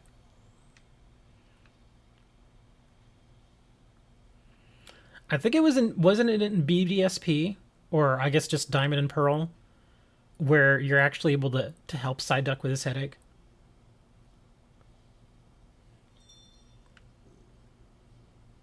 That's a long code. What's a long code? Can I give you a shiny for this? I'm sitting here 3 hours. Sure, I'll take a shiny. Oh, and that's right. Bullet said he wanted to do a trade thing. Yeah, I'll do a trade here. Let me hop on over to the portal.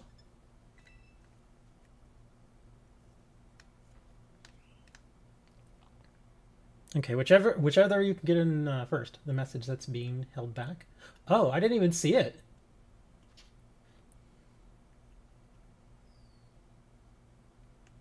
Yeah, I didn't see anything pop up. Maybe I just missed it. There's the code 545844. Did I miss it? No, I don't see it. It could be that it's just going to you, Money. Yeah, I didn't see any code. Because I know they changed the way moderator powers work and stuff now. I actually have a shiny Gyarados. So if you want to hold on to that, or if you want to pass it to Bullet, because Bullet was in there helping us too.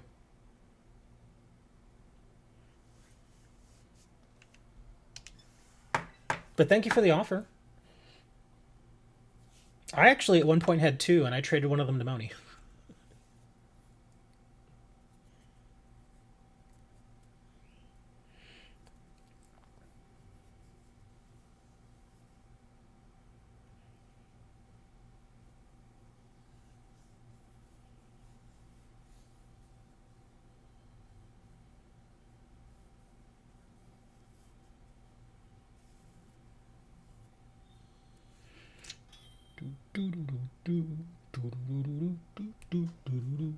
Here, we're gonna do some Psyduck action.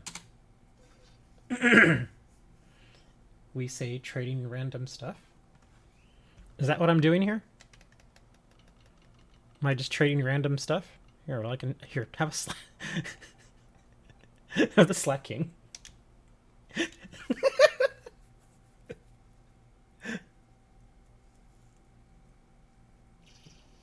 The Doug Trio. You don't have to give me your shiny Doug Trio. I'll take it, but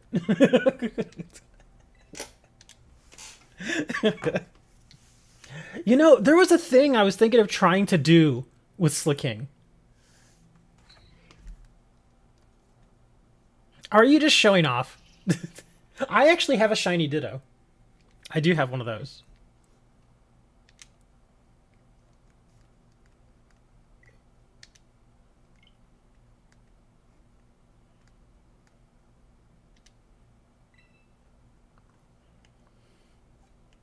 Yeah, that's not even a mod thing that we do. The YouTube thing just does it. Here, you want a bird? I'll give you a bird. Oh, here, have a rock. I want a rock. Da, da, da, da, da, da, da, da. I want a rock. Slack off.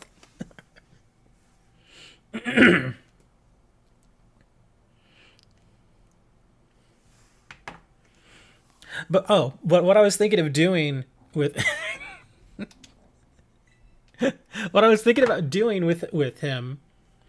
Oh, Stone Journer. I could actually use one of those. I can always trade that to somebody. I actually will take that if you want it.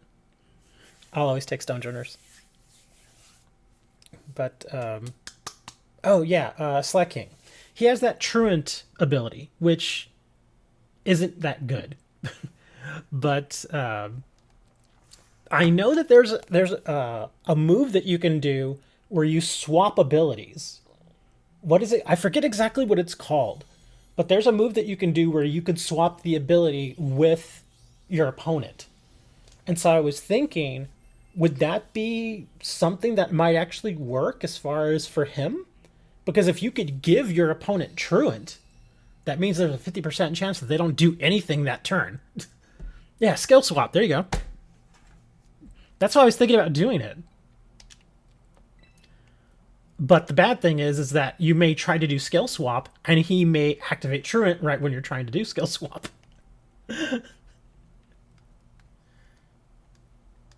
Each time... Oh, okay, there we go. Each time the Pokemon uses a move, it spends the next turn looking around. Okay, yeah, see, that's what I'm talking about. In fact, I kind of want to go look now. Are we done, Bullet? Because I actually want to look. If he does skill swap, that could actually be something. Also, can I get some Pokedex help? I need every Violet exclusive and... Oh, I just traded a Slowking. Yeah, I just traded a Slowking. Violet exclusives... I can look and see how... Because I traded somebody a whole bunch of stuff like an hour and a half ago. Let me see what I have in my box. I may still have some exclusives there. If not, I can go... Oh, wait. I caught a Spiritomb. I don't think... Is Spiritomb an exclusive? I don't think it is. I don't remember. Let's see. Oh, I do have Scarlet. I know that's an exclusive. I'm just trying to see if there's actually a handful here that I can just kind of set up and trade for you. So the Scarlet is an exclusive. I think that's really the only exclusive I have right now. I know, again, I know I have this guy, but he's a hacked Pokemon, so I don't really want to trade him. Let me see. Yeah, I think that's the only exclusive I have right now. I can go catch more. But if you want to do just the Scarlet, that's fine. I can just pass him to you. That's Bullet's code. So Bullet will probably be more than happy to trade you some exclusives. He's looking for Violet exclusives.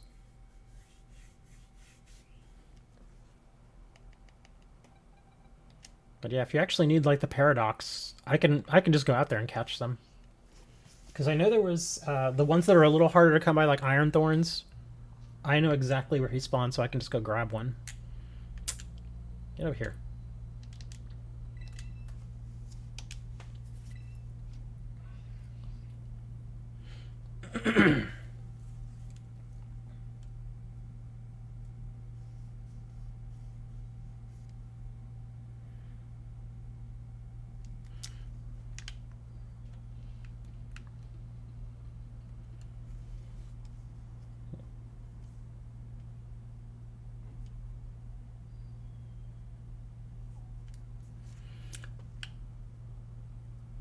You just want the shiny charm. You don't need the shiny charm to get shinies, but it definitely helps. I actually got one shiny found randomly in the world before I got the shiny charm. And it was an iron bundle. That was the only shiny that I got before I got the shiny charm. Through just running around and stuff. Ever since I got the shiny charm, oh, there have been many more. Much more. Where was it going? Oh, I actually came to the wrong one. Yeah, let me go to the other one. Yeah, I didn't mean to come here. You get Legends Arceus just for Snorlax. He's humongous. Did you get the giant one? The cool thing about the Snorlax and Arceus, you can get him really early. Yeah, you can get, like in the first map when you get started on Arceus, you can go catch one. He's not always easy, especially if you haven't leveled up any Pokemon, because he is one of the giant guys. Yeah, but the giant Snorlax is insane. He's so big. Oh my god, what am I doing? Why do I keep coming back out here? No, go back. What was I doing? Oh, right. I was coming over here. Let me see. Which other one was there? Oh, oh, what was his name? Was it Tangela or Tangrowth? The bigger one. I think it's Tangela, right? Or no, it is Tangrowth. Yeah, the Tangrowth. There's a level 40 giant Tangrowth that you can get over in Arceus. That thing is humongous. So we trade.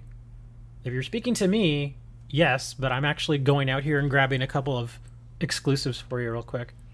I'm trying to get an Iron Thorns to spawn, because I actually don't see Iron Thorns being traded on Surprise Trade very often at all. But he says he needs all the exclusives from Violet. So that's why I'm out here.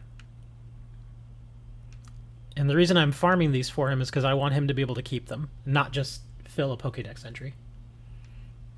Okay, there's an iron bundle. And I know I traded one of those earlier.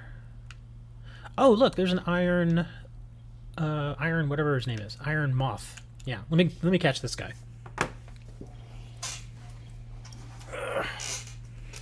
Oh, that's right, Dreepy. Isn't Dreepy an exclusive?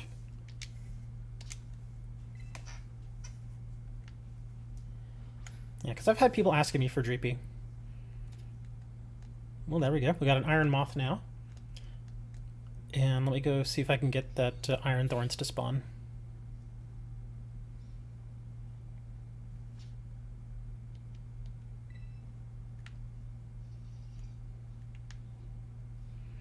And I'm going for these. I'm glad I found the moth that easily. Because, again, these are the ones that just... They only spawn in certain locations. Whereas the Iron Hands, the Iron Bundle, those are very plentiful. Okay, he's not spawning. Let me go back over here. Well, here, I'll grab an Iron Hands here, too. Let's see if I can quick ball this guy.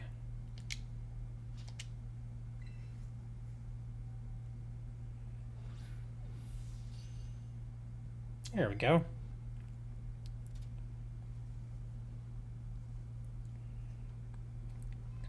I guess I could grab an iron bundle too, since we're all here. I just really want this stupid thorns to spawn. And since I want it to spawn, that means it's not gonna spawn. Oh, come on, you stupid thing. Spawn!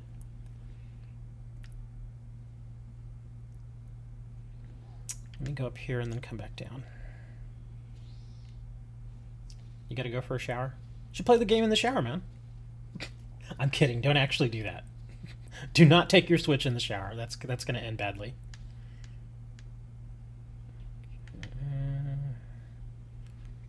Not here. Lots of goats. No, go away. Go away, bird.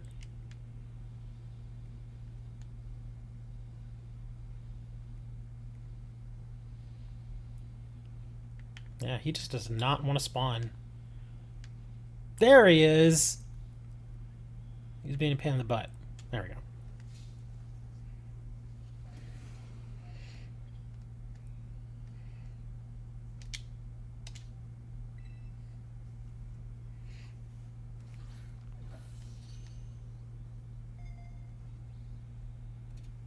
Well, at least I'm catching all of these on one go. Shower with the switch, then put it in rice.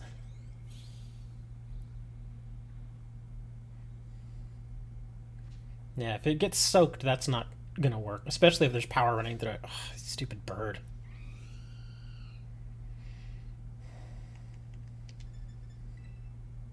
I couldn't get away. Oh, poopy. I guess I gotta kill this thing. Hey, Kayla. I'm just catching some exclusives for people. Somebody wanted some Violet exclusives. You have all the Paradox. Yeah, I think it was, who was it here? Got my Switch when I was 1 second years old. Okay. Yeah, somebody was needing some help with the Violet exclusives, so just coming out and catching a few things. And stupid bird wanted to give me trouble. Yeah, he's well, let me see. The Switch came out 6 years ago, so he's 6 years old. 6 years and 1 second. There we go. It's 6 years and 1 second. Okay, let me go see if I can find here. I'll just.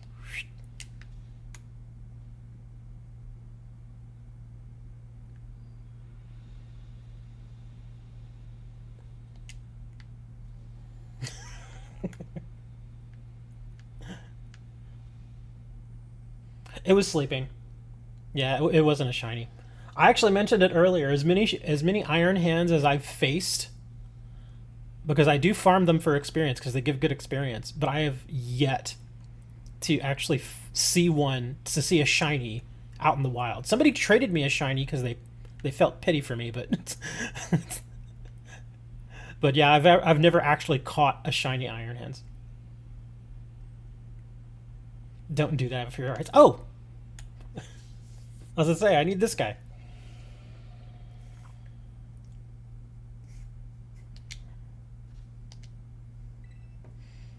Well, I can't really say that I've been farming for Iron Hands. Oh man, he's gonna break out of that. Looks like Serenity had a pretty good Hall of Magic in Discord.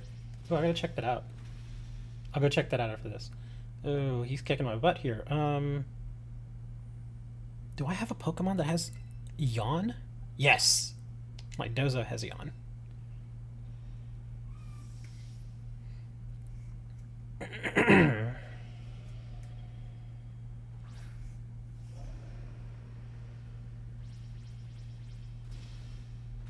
You want to trade Paradox Pokemon? If you need any. I personally don't need any, but I know some people that may here.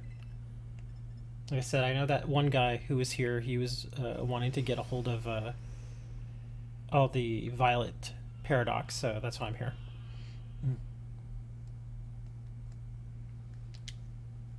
No Quick Ball this time. Let's go Dusk Ball.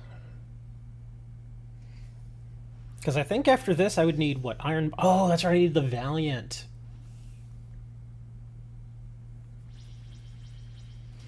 I need to go grab Valiant, too. Well, I can actually go up and grab Valiant, and bundles usually spawn up there, too.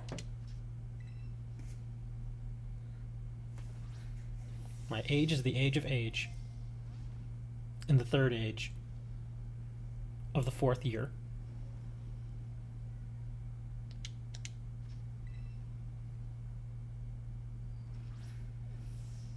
There we go.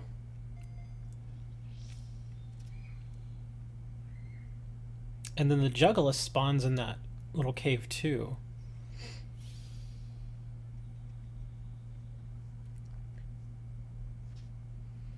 I'm a 2000s baby. Was born in 2000.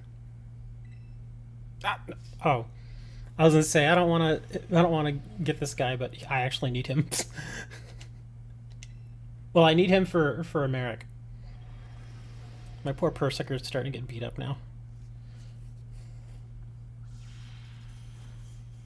Or what got up, but also goes down.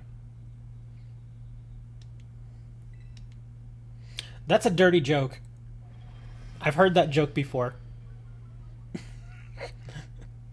That's a dirty joke. Well, at least there is a dirty version of it. Air. Well, air goes everywhere. It can also go left and right.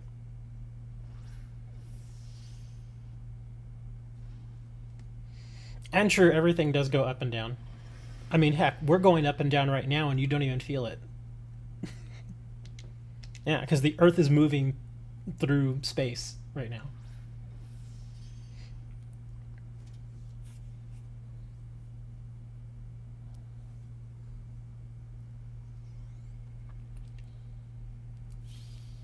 Message retracted. Okay. All right, let's try and work our way back up now.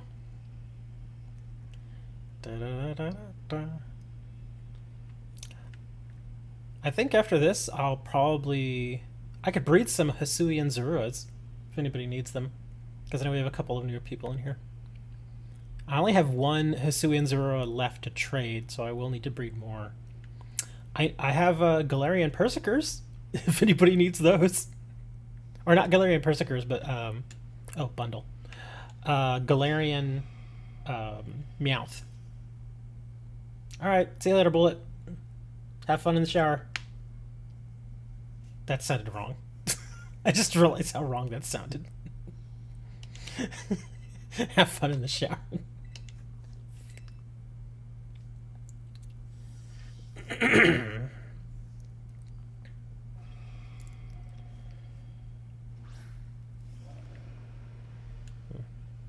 I'm still surprised that Don Dozo doesn't weigh more. Because he's as big as Wailord, but Wailord's like twice his weight. Let's see, what was he gonna do? Oh, yeah, here we go.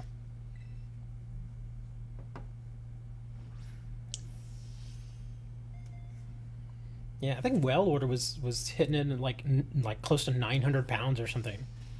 And this guy's only like 490 something.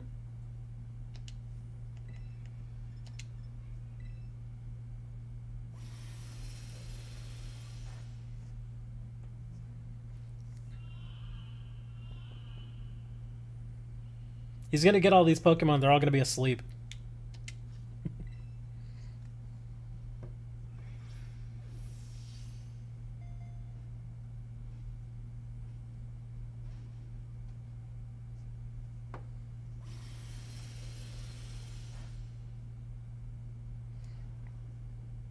Okay, now he's asleep. There we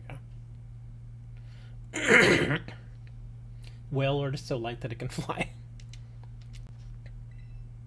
Well, not really. I mean, it's Pokemon physics. It's kind of like how Dondozo is floating.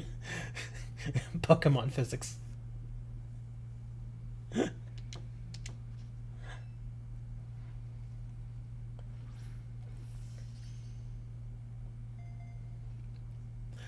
Oh, I found an interesting little interaction with Galarian Persiker.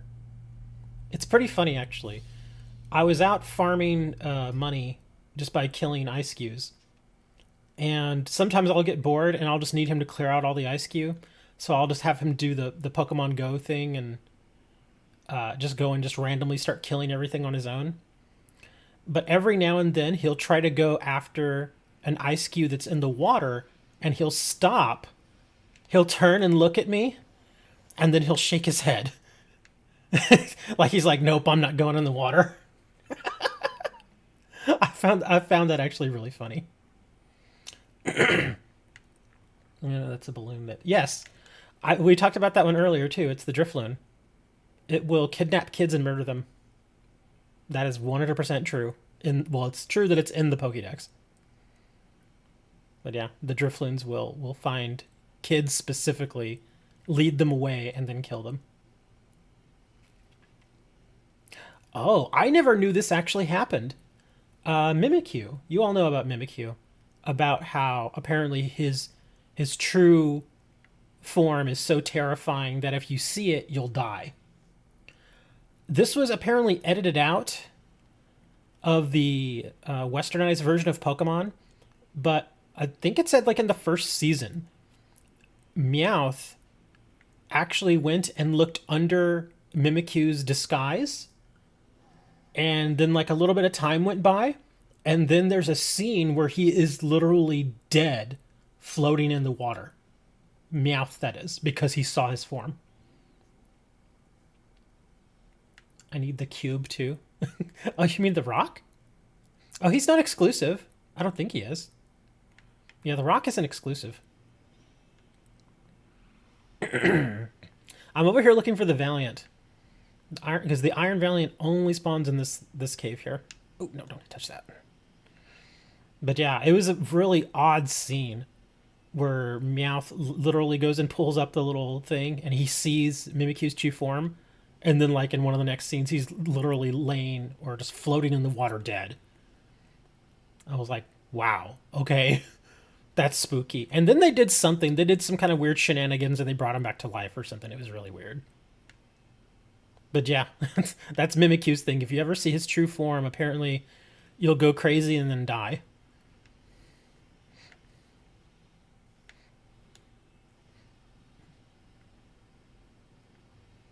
Oh, Ice Cube. Oh, is that, I think Ice Cube actually is an exclusive, isn't it? Is it? Because I know he generally only spawns in that place up north. But yeah, those guys, I farm them all the time. Just because they're little heads. I also farmed the Chanseys. Had an unedited version of Pokemon Christmas episode where Jinx had... Yes, I've seen that too. They changed that. They definitely changed that for Western audiences. Because in Japan, I don't think it necessarily means anything bad. But obviously here in the States and in some other places, yeah, not a good look. Well, I can't catch all of them for you. I'll catch a decent amount, but I can't go around catching all of them for you. Yeah, because after a while, it gets a little boring for everybody else that's watching for me to just go around catching stuff. I usually do Tera raids, which are much more entertaining. But I figured since I'm here, I might as well grab the Valiant, because this one is one of the more annoying ones to get. So I'm going to grab you the Valiant. And then, because already as it is, I think I've got like 6 Pokemon for you. So pretty much all the Paradox ones, which all of them can be very good. The Valiant, especially the Iron Hands. Iron Hands can be very, very good. But why is this Valiant not spawning? I was getting tons of them earlier. And now that I actually need one, it's like, nah.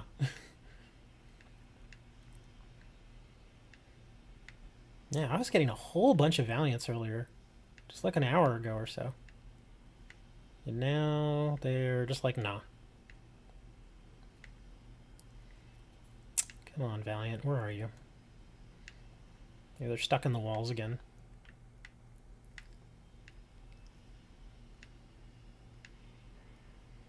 It was in English?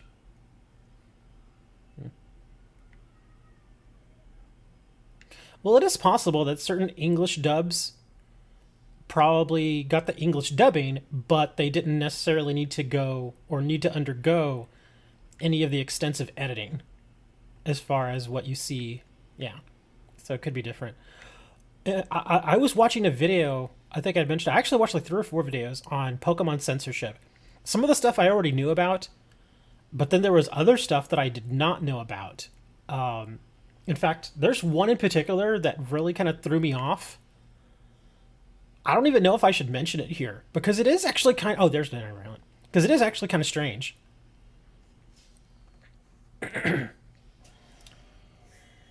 There was one here. I'll see if I can go around in a roundabout way. Oh, dang it, I forgot to heal my Persiker.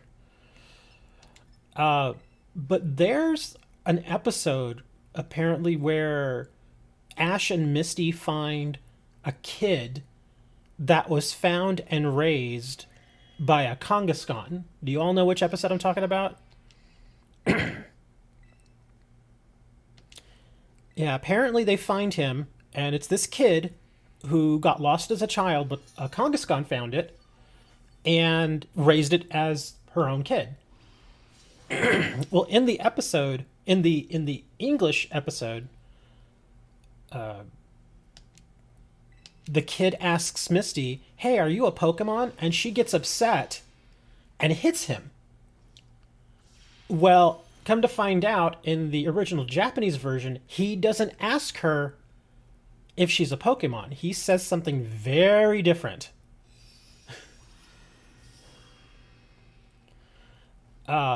Basically, he notices that Misty is a girl, and notices a certain part of her body, if you know what I mean. And he asks if he can suckle. Now, given that he is a kid that was raised by a Kangaskhan, he obviously didn't mean it in the way that a lot of us would take that. But it certainly is weird. And again, it's one of those things, I'd never heard of it, but apparently it's true.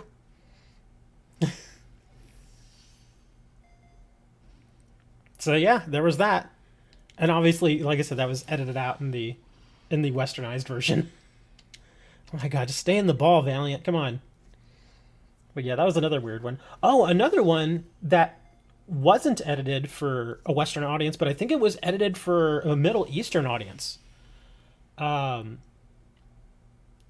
Where pretty much the entire episode, they purposely blurred out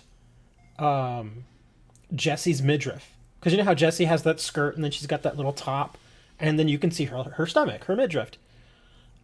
Well, in one particular area, I forget exactly what country it was for, but they showed the Pokemon, the whole Pokemon episode, but the entire time her midriff was blurred out because apparently stomachs are bad. It was just kind of strange. Also, one episode of Safaris where they were held at gunpoint. Yes, I heard about the gun one too. In fact, there's a couple of them, I think, aren't there? Oh no, wait. I think it's all the one episode. Yeah, where first it's some guy pulls a gun on Ash, and then Team Rocket shows up, and then they put a gun to somebody else's head, and it gets all kinds of crazy.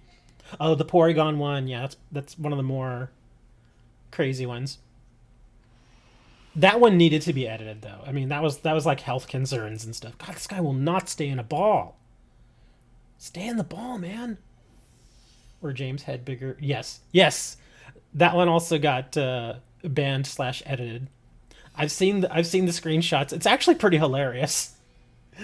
But it was pretty funny. Okay, I gotta switch my Pokemon. This little guy's gonna die. Okay, let's bring in Houndoom. Yeah, that's where they were at the pool or something, and James dresses up as a woman, and he's got everything. And the Safari Zone got angry. He pointed a gun at Ash. I'm trying to think of some other ones. There's a lot of edits that happened in the manga that obviously most of us don't know about. I'm trying to think of just the ones for the anime, though. Let me think. I know there's at least a few more.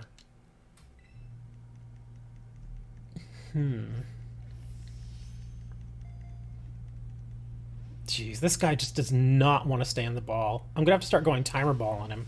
I'm gonna burn through all my dusk balls. Yeah, I'm already almost through my dusk balls. We're going timer ball now.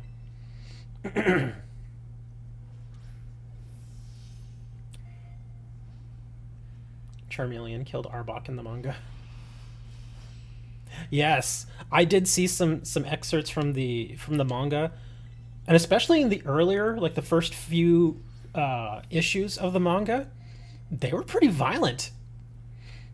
Like there are certain scenes in the manga in the first few issues where they show Pokemon literally getting killed, like cut in half. There's one where I think it was like a Poliwhirl gets stabbed in the chest. All kinds of weird stuff, man.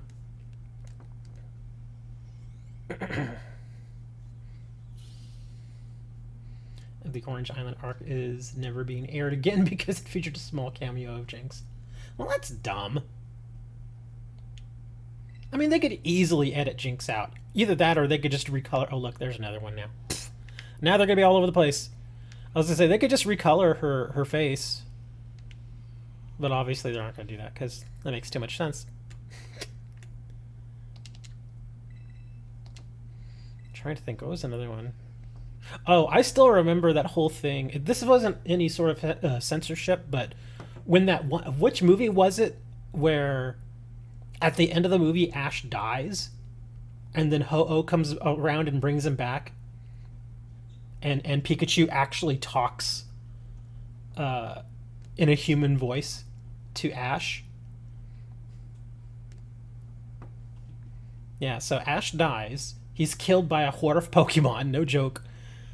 Pikachu is sad, obviously, because he died, and he's there with Ash as Ash dies. And then Pikachu gets super upset, and he just like goes nuts and sends like a giant lightning bolt or something. And movie 20. Yeah, the reason I remember that one is because apparently when children were taken to see it in the theater, when Ash died, the kids were like, what? And again, these are young kids. These are like, 8, 9, 10-year-old kids. And so when they see their hero die, apparently tons of kids just broke out crying. Like in the theater. And I was like, ooh. And the parents, of course, they get all mad. They're, oh, why'd you put that in the movie? It's like, dude, well, I mean, it's not like it's the first time that a movie that is geared toward children has had a character die in it. I mean, heck, look at The Lion King. Remember The Lion King? When Simba's dad dies? Mufasa? Yeah, that was even adults were like, oh my god. Yeah, that was a hard death. He pretty much dies every movie. Okay. Lion King isn't a movie. Yes it is. There are 2 movies of The Lion King now. Or I think what he's going to say is it's not a movie, it's an epic. I don't know. But yeah, the first original Lion King, it was actually a really great movie. It's a life lesson, the path in life, which is to be emulated. Oh, that's okay. Yeah, that makes sense. So, Merrick, 545844. That's the code. I'm going to start trading you some of these. But yeah, it's an excellent movie. The original Lion King, when it came out, I remember my sister actually had The Lion King on VHS, and like every other night we would come like home from school or something, and she would put that movie on. It got to the point where like one of my friends, he was a bit of a band geek, and he would come over, and my sister was in band too, so they had something in common, and so she'd put on The Lion King, and they started learning the songs together, and they'd like, she'd put the movie on after school, and they'd both be like, I just can't wait to be king, and they just go off. It was kind of hilarious.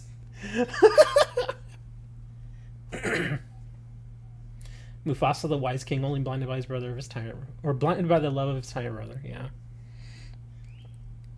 Okay, so where did I put all of these? No, it should be over here then. Oops. Here we go, box 26. Okay. All right, let's start off with Iron Moth. And again, you can just trade me whatever you have.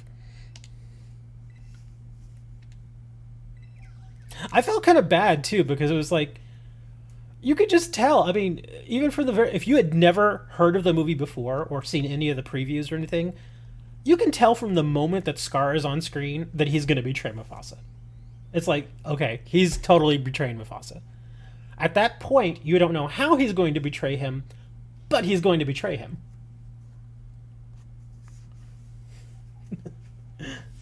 And then when the scene comes up where he just flings him off the edge of the cliff, it's like, whoa. Okay, that was pretty hardcore. And again, this was a Disney movie, but this was back in, like, what, 94? Back when, they still let stuff like that happen in their Disney movies. And again, this was I think it was rated G. If I'm not mistaken, I believe the original Lion King was rated G.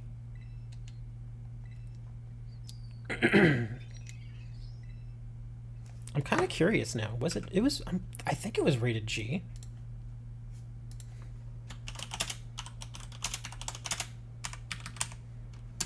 The Lion King, 1994.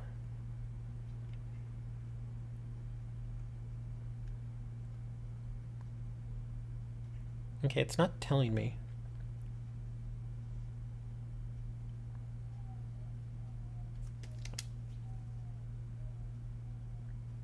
Come on.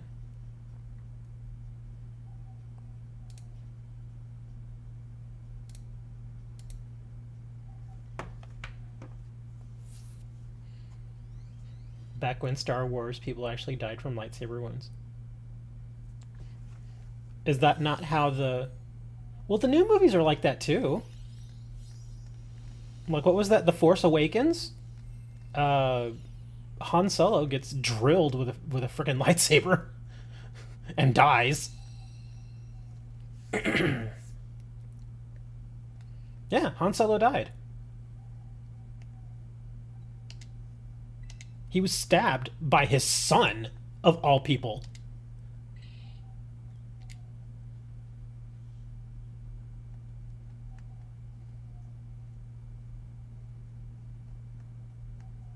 Force Awakens was first seen same as 4.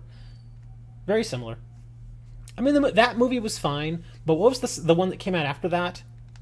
The Last Jedi? Oh my god, that movie was awful. That movie was so bad.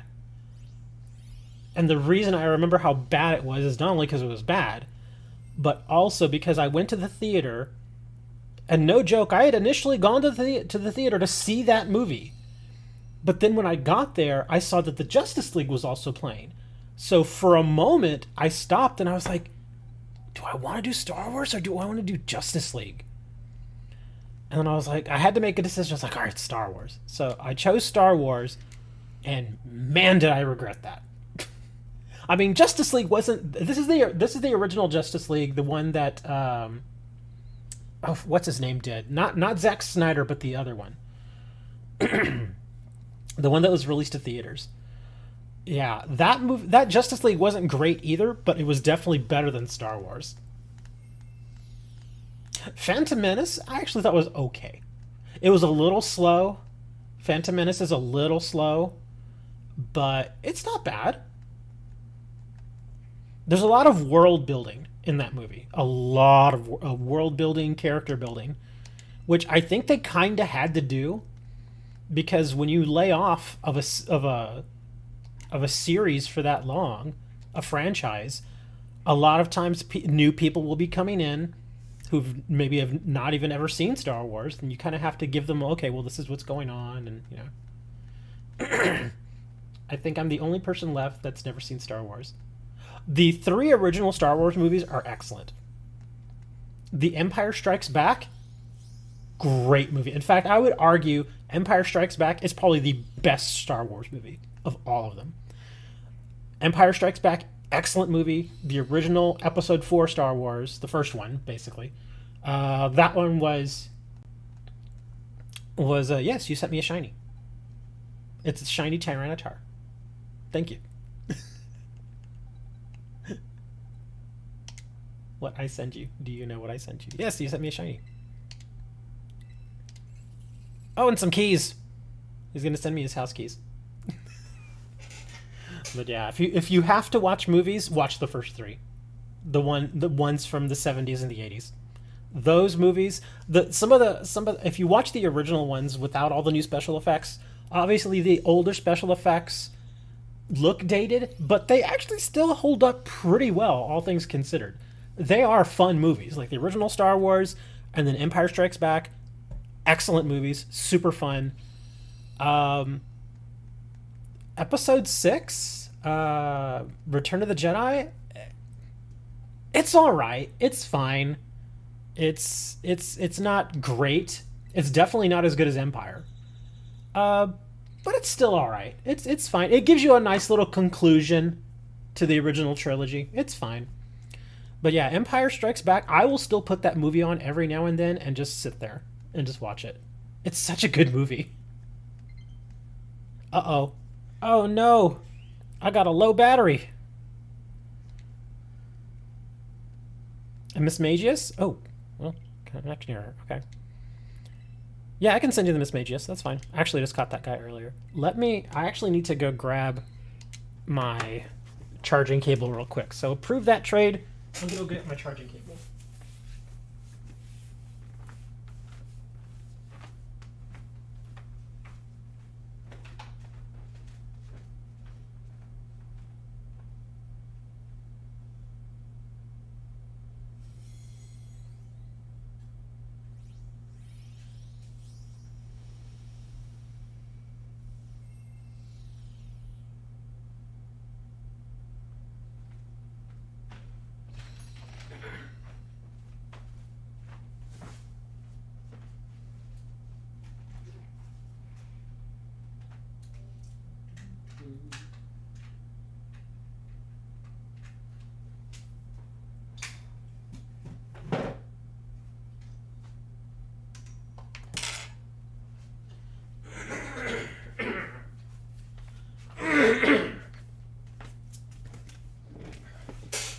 Sorry. Sorry. Well, there. Okay, now I'm tethered to my Switch, but we're still good. Okay. Can we also trade the legendaries? I can't let you keep the legendaries. Yeah, because I kind of want to keep them. But if you need them just for the Pokedex entry, then that's fine.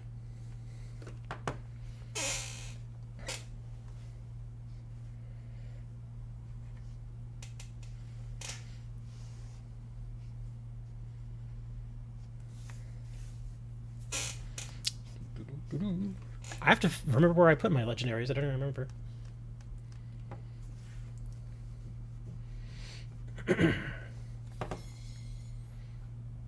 Emma, why do you have a headache?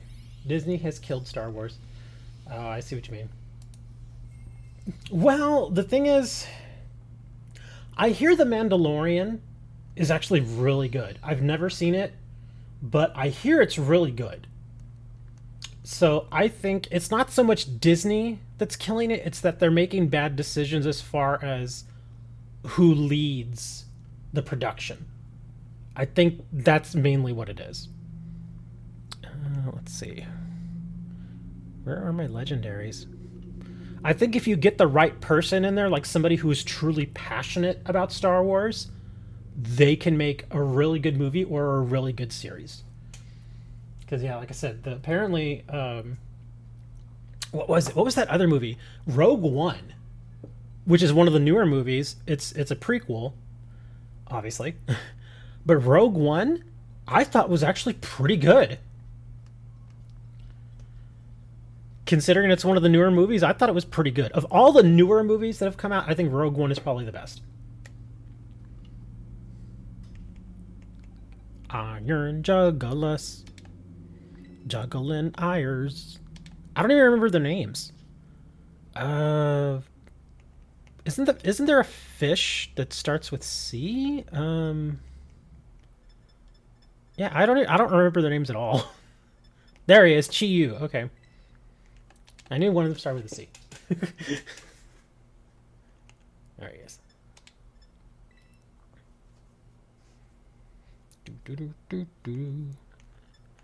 Fishy time. Dude, I can't just keep doing this. Like I said, I can't just give on. I really want to get back to doing Tera raids. I've been doing these trades with you for like 45 minutes now. Seriously, me going out and catching and everything. It's been like 45 minutes.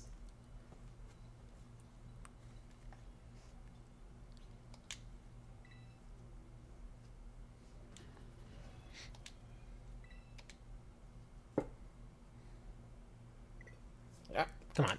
Work, dang it.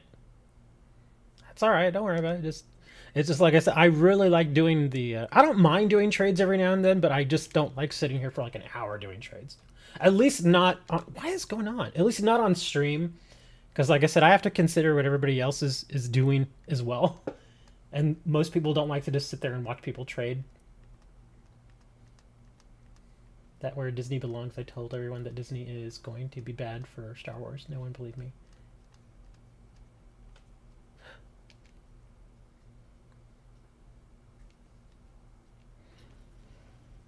Oh, you want? Oh, so you wanted to do those legendaries, not the regular legendaries? Oh, okay, yeah, sure, that's fine. Hold on, I gotta find that guy. Yeah, and then we'll just switch back. That's fine.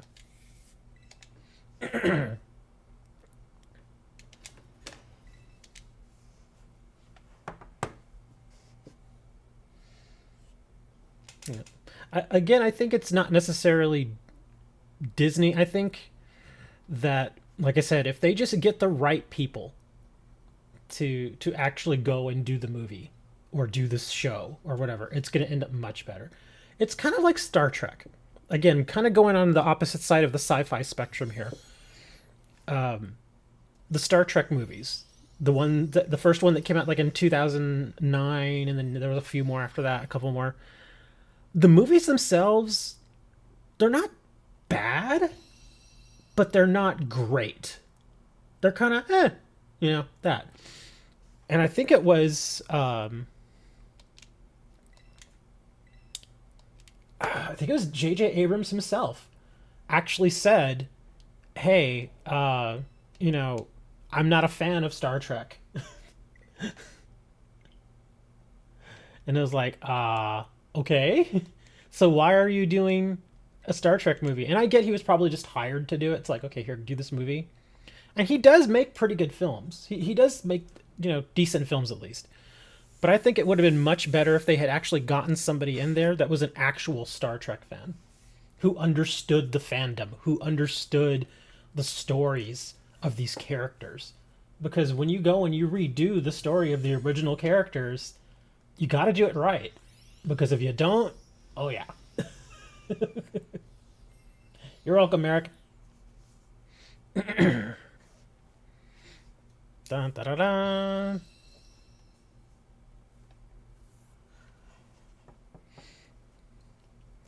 The producers need to be castrated for what they did.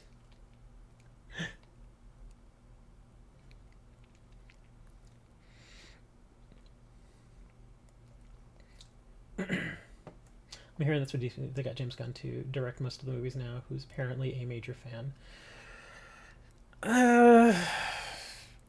I think what bugs me most about the whole James Gunn thing in DC is the fact that they spent so many years building up, the characters for us, like Henry Cavill as Superman, which I thought was amazing casting. Ben Affleck as Batman, which was pretty decent casting. Harley Quinn, that casting was excellent. I mean, I think they really nailed the casting for all of the characters that they had been doing. Wonder Woman, beautiful. Like I said, Harley Quinn was great. Aquaman was terrific. I mean, the casting was excellent. It was spot on. But the movies just, there was something about them that I think that people just didn't really dig. And I don't think it was necessarily Zack Snyder's fault. Not the Batman. Yeah, not that one. The newest one, I didn't even watch that. But yeah, even like Man of Steel. People give Man of Steel so much crap. I'm like, I don't get it. I actually like that movie. There was one scene toward the end that got a little long, but other than that, I thought the movie was good. It's not a masterpiece, but it was good. Same thing with how was it? Batman v Superman. Again, I thought that movie was pretty good. Again, not amazing, but pretty good. Batman is basically an emo teenager. Yeah, that's been like the joke. They keep making the joke that every new Batman movie, it's a little bit darker and Batman's a little bit younger. It's going to get to the point where Batman's like 12. And it's going to be so dark that you won't be able to see anything.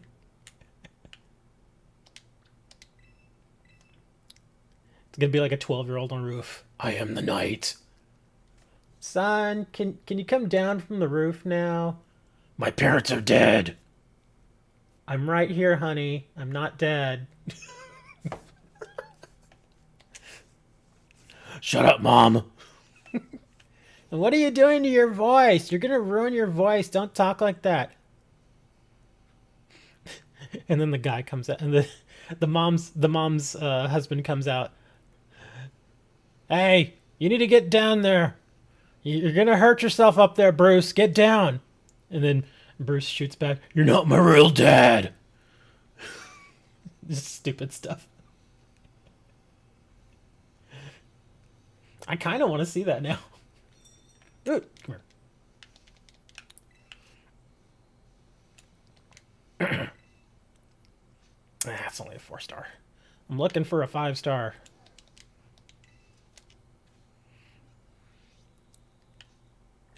Oh, wait, there's one down here.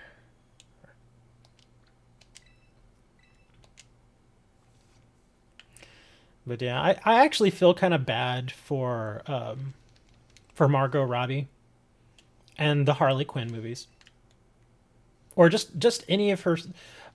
Just kind of like, I feel like they're really just wasting her, because like that Birds of Prey movie that she did, it was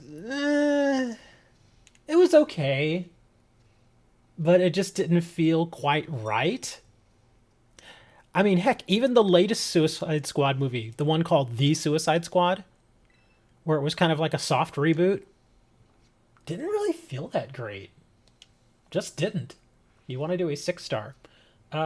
Which Pokemon and what is their Tera? Let's see if I can help you out there.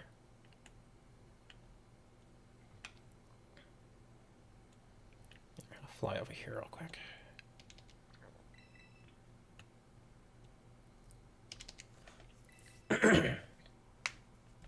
The iceberg that got a form in Arceus?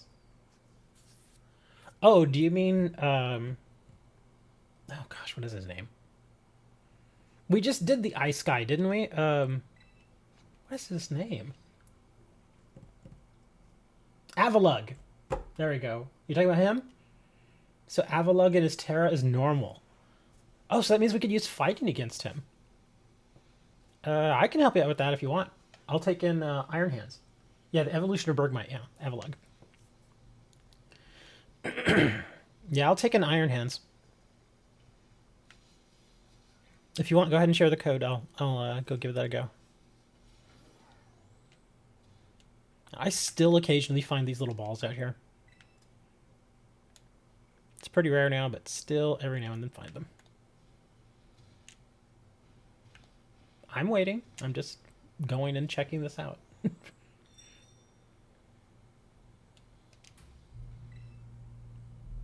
Yeah, 3-star.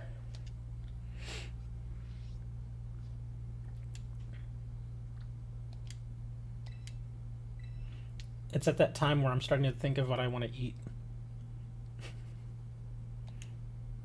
I'm really thinking. I think, what was it, last week, the week before, I got Taco Bell. And for some reason, because I hadn't eaten Taco Bell in so long, it just tasted really good. Alfred is basically Bruce's role model through all the comics, so why the heck is he being a butt face to him in the movie? Well, I mean, especially if it's a younger Batman, that's probably the reason. Because when you're younger, you tend to have, I'm not saying everybody, but some people tend to have short tempers, and they get to that point in their life where they think they know it all, but they really don't, and you know, that kind of stuff. I think that's what they were probably trying to push, is that because this Batman is so young, he may not even realize that he doesn't realize that he's not as wise as he thinks he is. Because, I mean, I think if you think back to high school, there's always at least a handful of teenagers in high school that think they just know it all. And so they act like they're high and mighty, and they're like, oh, well, I would just do this, and I'll just do that. And then they grow up and the real world punches them in the face, and they're like, oh, okay, never mind. Bullet left. Yeah, Bullet went to go take a shower. NXP.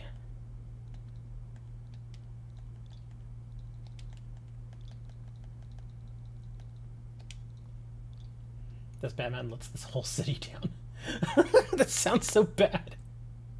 XF. Oh, he is. I didn't even realize that. I guess he's done with the shower. So we're facing a normal Avalugg, right? Okay. So should be able to just take Iron Hands in there.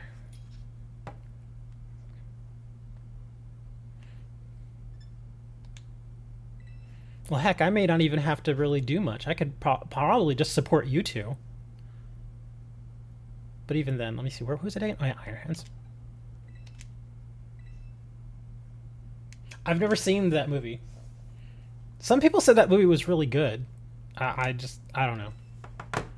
I don't think I'll ever see it. It's like when I saw that it came out and everything, I like had no urge at all to go watch it.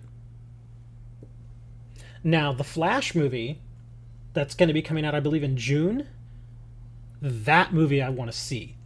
Because apparently they're using this movie as a way to kind of go from Zack Snyder DC to James Gunn DC. So there will be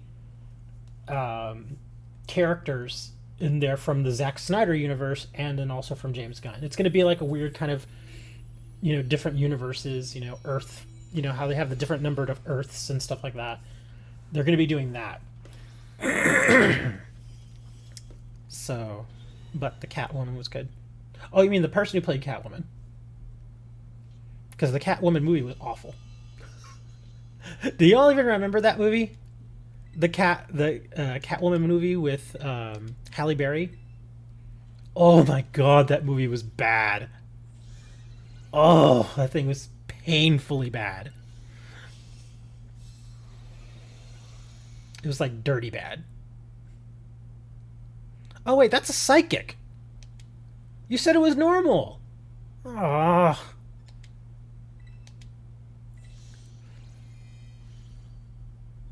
I can't read. Oh no. Well, okay, I'll obviously keep doing what I can.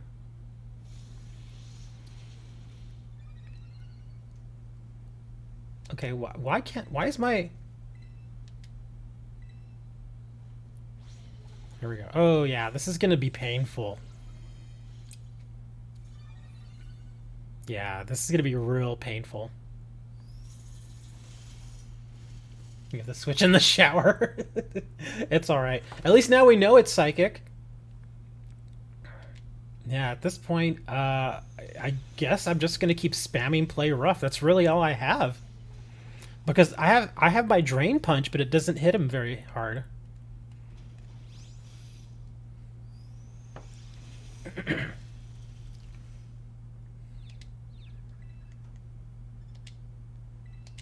see if this hits.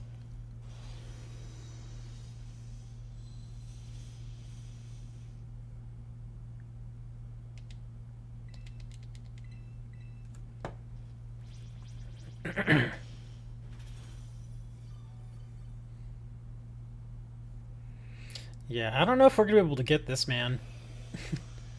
Yeah, we don't have the type matchup here. And the only reason I think we're gonna possibly fail is because we're using nothing but physical moves against Avalugg, who himself has high defense. And now he's actually pumping his own defense up even more, so... Psychic is weak to dark. I don't have any dark moves. Nah, it's okay, it's fine. I mean, I'm not giving up. We can keep trying. It's fine. I mean, obviously I'm not quitting. But yeah, there are definitely better matchups that we have there. Wow.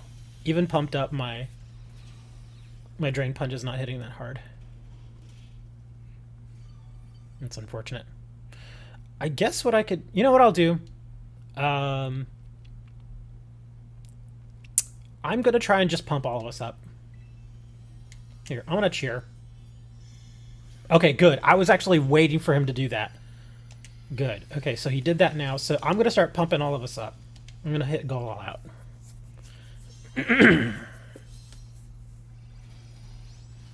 You quit already? Why? We're actually in the lead now. Where are you, man? I'm from Poland. Look what I can do. Okay.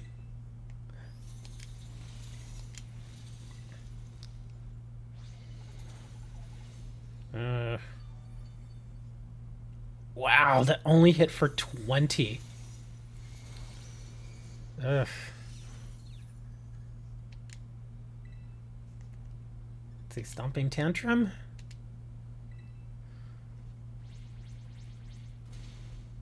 Yeah, we're barely doing any damage to him. That hit for 10. I hit him for 10 damage. Yeah, this isn't gonna work, man. Yeah. And we can't even run, can we? Because we're in a group.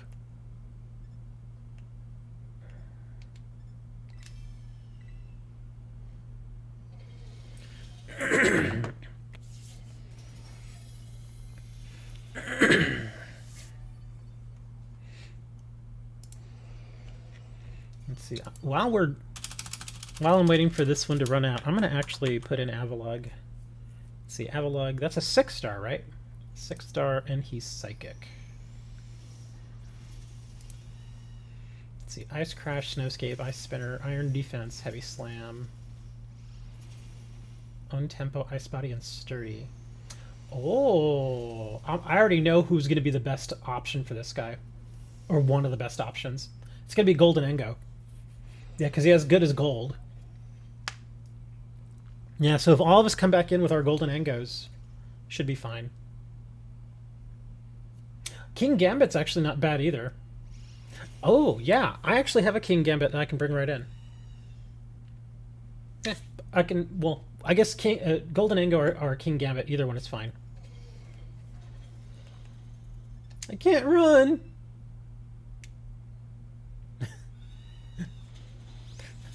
I'm just gonna cheer for no reason. So yeah, it looks like Golden Engo or King Gambit. Two best choices.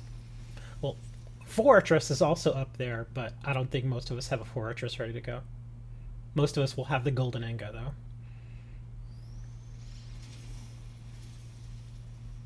Or the King Gambit. Is a Poland letter?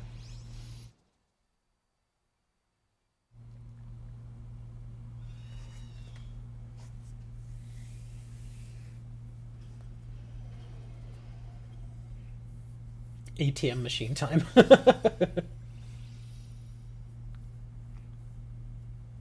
Oh yeah. Well, I can make Spanish letters. And there are no Spanish letters. But since I can't do a Spanish letter, I'm just going to give you all this.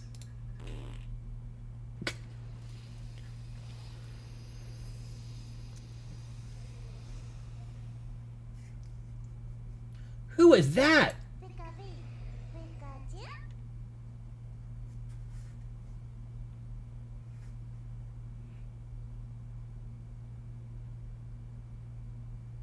Hola, ¿cómo estás? That's not how you spell it, but I know what you're trying to say. It's como. C-O-M-O. Well, I was going to say, Mara, we can just do this one again, but this time we know it's a psychic type, so we can bring in the proper Pokemon that we need. That's why I was saying Golden Engo or King Gambit are two really good choices here. So if you want to try it again, I can bring in either one of those. And I know Bullet has his Golden Engo, so we should be able to get it. As long as nobody dies over and over again, we should be fine. I think I might want to do King Gambit, though. Like, if I was going to say, Bullet, if you want to do Golden Engo, go for it, and I'll do King Gambit. Because I know my Tau hit, the dark move that I have, hits really hard after he pumps up. I can take like 50% of his health in one shot. I just have to remember where I put it. Where is he? Oh, wait, I think I found him. This you? Yes, I think this is the one.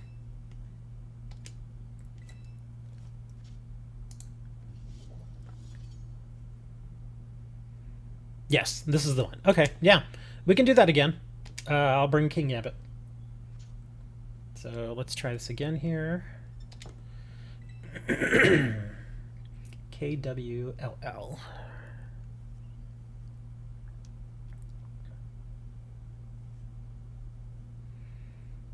Come on, load. Thank you.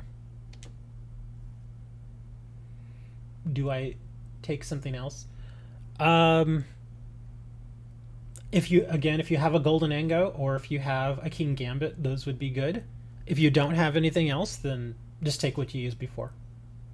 Because at least, I would say, at least your Pokemon wasn't dying, so that's good. Yeah, we as long as we don't have a whole bunch of excessive deaths, then we should be fine. Let's see, KW.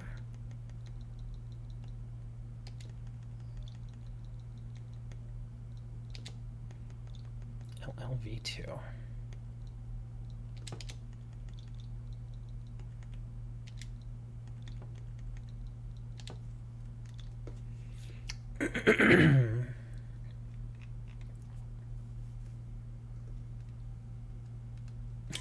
Say yes, sensei. Notice me, senpai.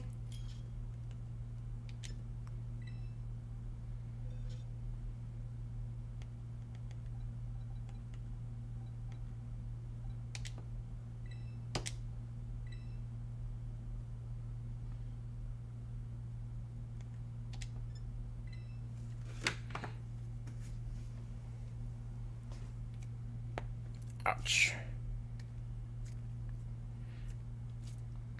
Dang, my wrist just popped. That's why I was like, ow.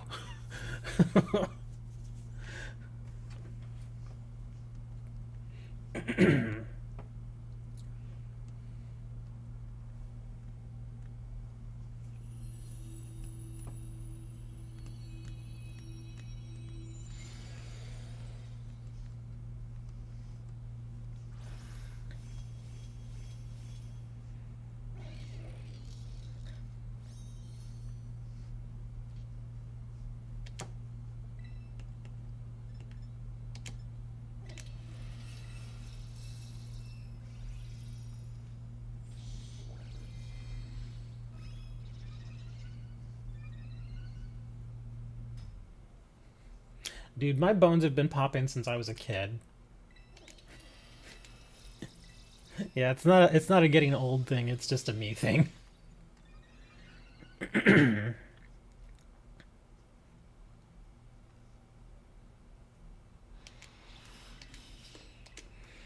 Alright, here we go. One more sword dance. Now I'm gonna hit him with the cow. It's called Kowtow Cleave. Or Koto. However you want to say it.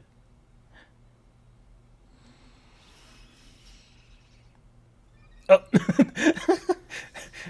Our NPC died. Alright, here comes the cleave. Let's see how hard we can hit this guy. He put his shield on. Oh, somebody else hit him very hard. Okay, that's fine. I guess one of y'all did. See a chiropractor? Chiropractor doesn't... You realize that a chiropractor just pops your bones, right? Like what I just did for myself. That's all he does. Yeah, they don't do anything else for you. Come on, let me get my move off already, dang it.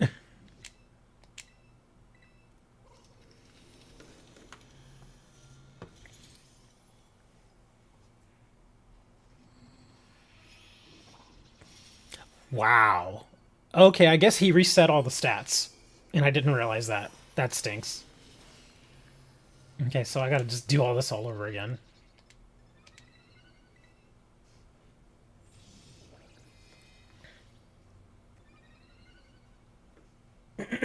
No, you don't have to Tera. Don't Tera.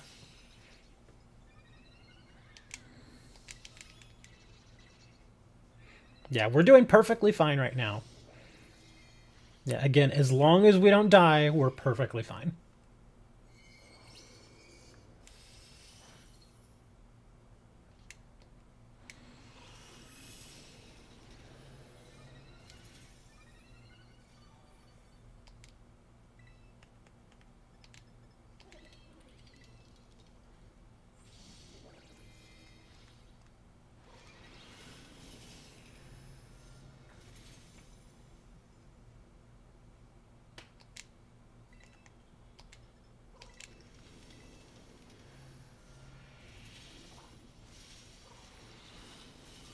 Wow. Yeah, my cleave is just not hitting that hard. I think it's because uh, his regular defense is pumped up like all the way, whereas his special defense super low. So that's why you guys are hitting him so hard. That's kind of strange. I wonder why it would tell me that this was a good option then. Huh. So I guess golden was better.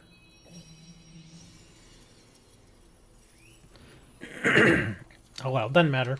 Still won.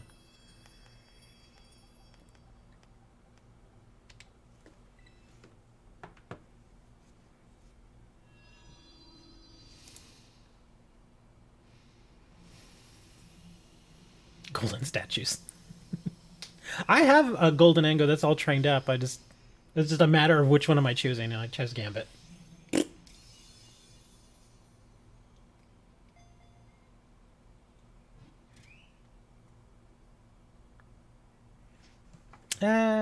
Rewards are a little underwhelming.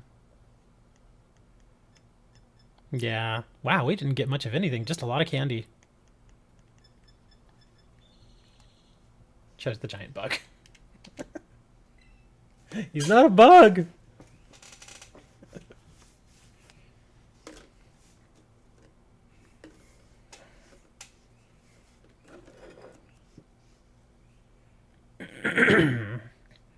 I'm still gonna run around and see if I can find another 5-star.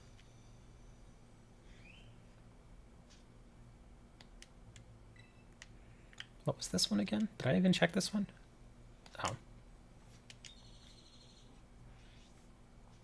Let's see. What else we got? Got a dragon over here.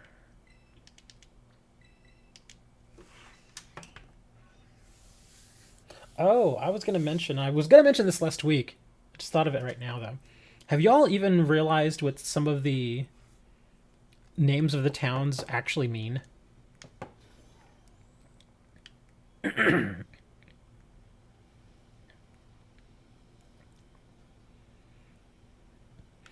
kind of noticed almost immediately, but I was like, I wonder if anybody else is going to notice this.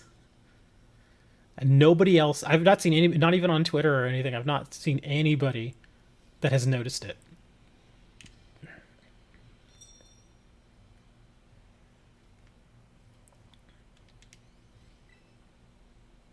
Hey, look at that.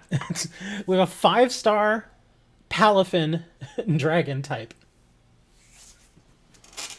So, well, he's a dragon, so... Oh, we could probably just Iron Hands this guy down. Let me grab Iron Hands.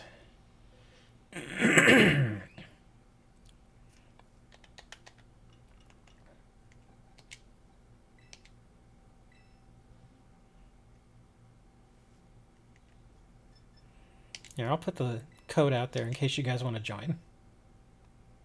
Yeah, Bullet is Scarlet.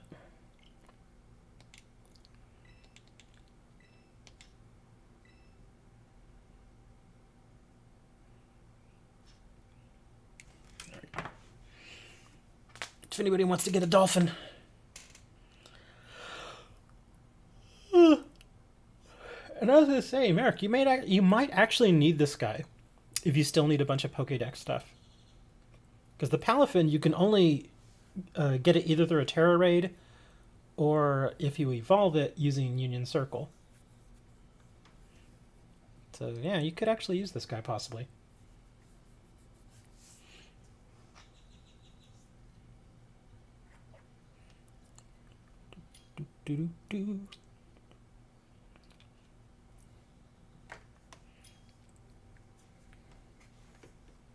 Remember, guys, this is a dragon.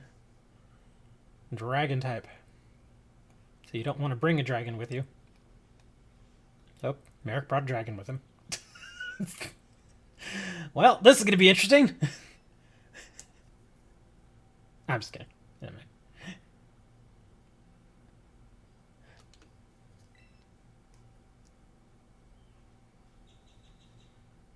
Guess the name. Taco Cat. His name is Taco Cat.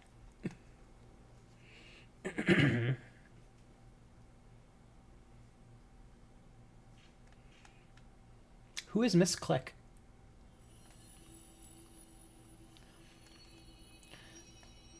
You ever think about that? A woman whose last name is Click. Click. I'm sure there's somebody out there that has that surname. And of course, if she's the teacher, everybody calls her Miss Click. Or some people could call her Mrs. Click, but if she's unmarried, they would call her Miss Click. So wouldn't that be a little weird? How do you misclick on Switch? Sometimes there's a little bit of a delay whenever you're moving the D-pad around to select a Pokemon. Like, I'm dealing with that right now.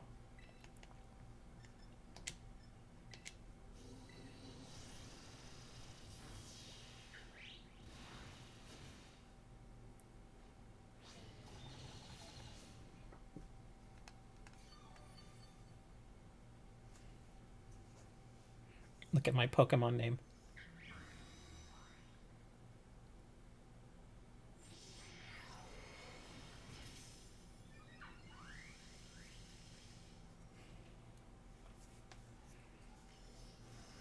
No, don't steal my Tera charge.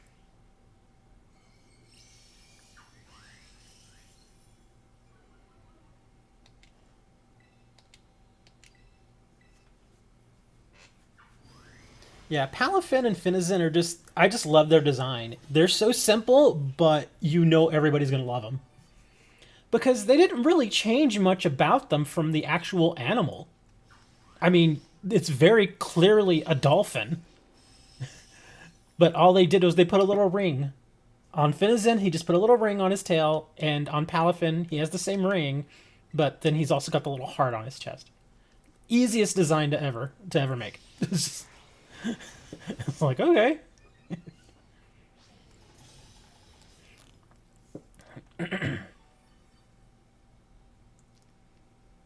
Even when I first saw it, I was like, oh my god, it's a dolphin! I had to have it. Because it's a dolphin! Who doesn't love dolphins? Okay, well, there are some people out there that don't like dolphins. For very legitimate reasons.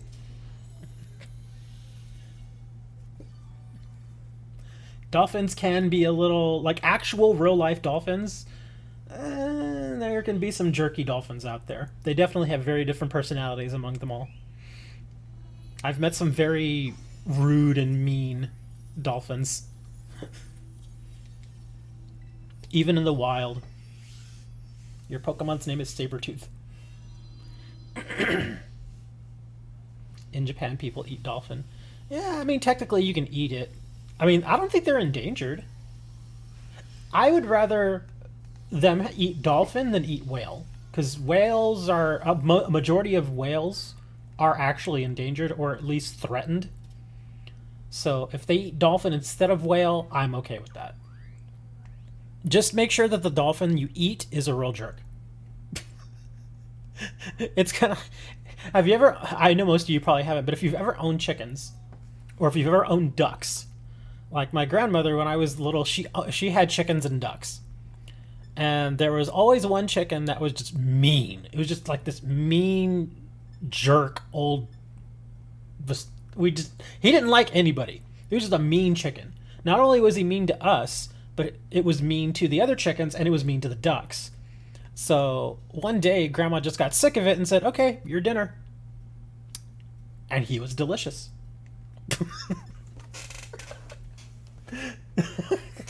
he was delicious. It's like, well, we're not going to put up with that anymore. One of my parents' name is Donkey. Now that isn't a nickname, it is actual Donkey. What? Your parents' name is Donk? Get out of here. He retracted the message, but it still shows up on stream. I'm gonna hold you to that now, Bullet. Your dad's name is Donkey. Where's your dad at? What's his phone number? I'm gonna call him. Be like, yeah, your son just said your name is Donkey. Now, the weird thing is, Donkey does sound like it could be a nickname. I meant to put friend. Oh, friend. Okay. But yeah, Donkey does sound like it could be a nickname. Like I've run into people that have like kind of odd nicknames. Like we knew a kid when he was little, they called him Monkey, and it wasn't to be anything mean or anything. It's that he liked climbing trees and stuff, and so we just called him Monkey. There was another girl that I knew when I was really young. Her nickname was Cricket.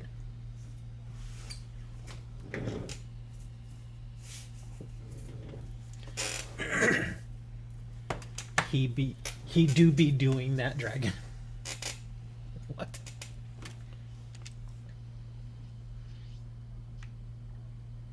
Alright, let's go check out this fire. I think I'll do at least one more, and then I'm probably gonna go get some food. I've already been streaming for almost 5.5 hours now. I'm trying to think of all the weird nicknames now. What? Oh, the donkey from Shrek. Okay. Oh, well, there you go. That makes sense.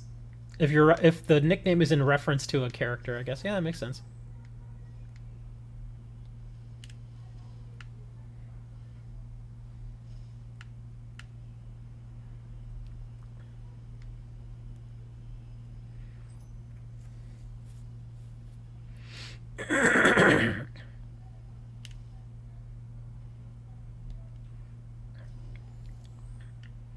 I can't really think of any odd animal names anymore. I think those were really the only two that I remember.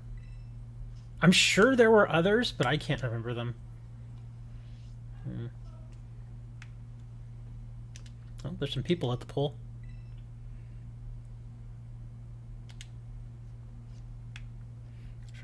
He has 14 siblings. I've heard of families that big. That's insane. I don't think I could ever live in a family that big. I only had 2 siblings, and it felt like it was too much at times. Hammer, be quiet. Oh, speaking of which, I was talking to my friend. You probably see her in the chat. She doesn't really speak much in the channel though, but we talk a lot over DM. Cassio. We were talking about Pokemon and how every time a new Pokemon comes out, there's always a handful of people that do the rule. You know what I mean. They do certain things with the fan art. They take certain liberties. And I was like, I'm pretty sure they did that with the new cat, the Meowscarada. And yeah, don't search it. Don't. I'm warning you. Don't. Just don't. It's not good. Okay, well, here we go. We've got a Gallade 5-star ice. I think fire would actually work here because he's going to do fighting moves, and he may also do psychic moves, and possibly fairy. So, yeah, okay. Let's go. I'm going to go Charizard here. Don't do it, dude. It's nasty. It's gross. You'll need to bleach your eyes out afterwards. Okay, yeah, I'm going Charizard here.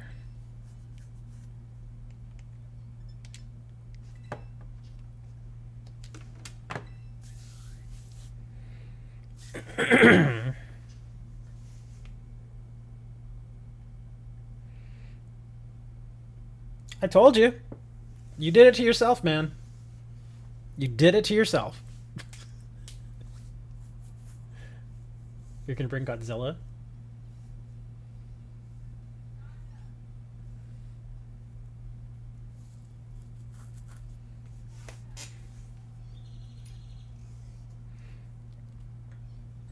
When that one dude tweeted Gardevoir. Oh, well, I mean, I can tell you right now, yeah, you may have only seen it one time, but as far as Gardevoir, oh, there's a lot more of it. It's just... Yeah.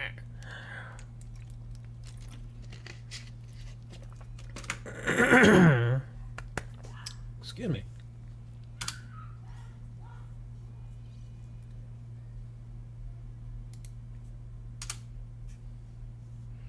Nobody? Really? Nobody wants to join up? You gonna make me solo this? Everybody's like, we're kind of bored already. But he tweeted? What is a tweeted?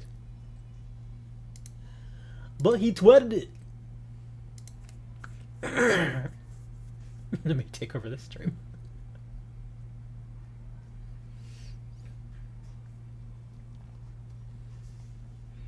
Really? Nobody? All right. Well, I'm gonna do this on my own then. Should be fine. Yeah, Hammer doesn't have a Switch. Hammer has a Steam Deck.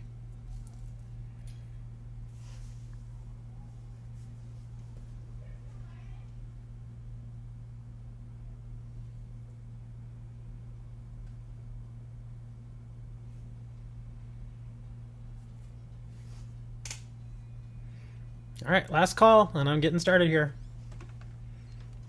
Golden Ingo. Okay.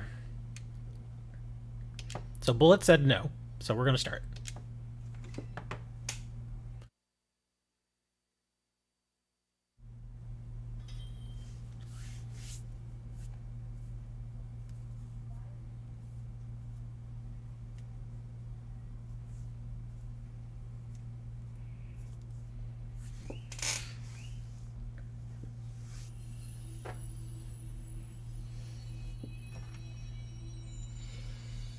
I wouldn't mind having a Steam Deck. I just don't really know if I'd get enough use out of it.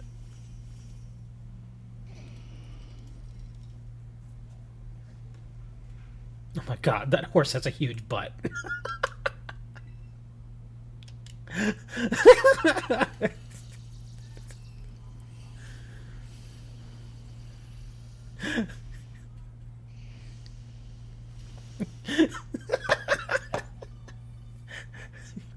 Mudsdale be thick. Oh my god.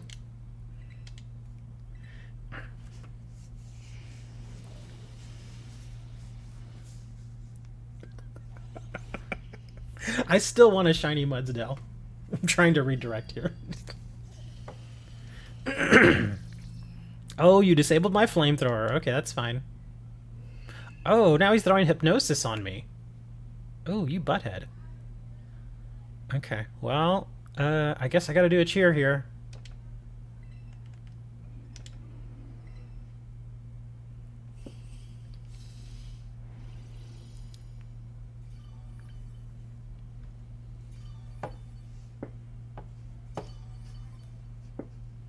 Hammer, be quiet. Gross. Shadow Sneak. No, don't. Dang it. He stole the Tera Orb. I was like one move away from getting the Tera Slice. There we go, Fire Fang.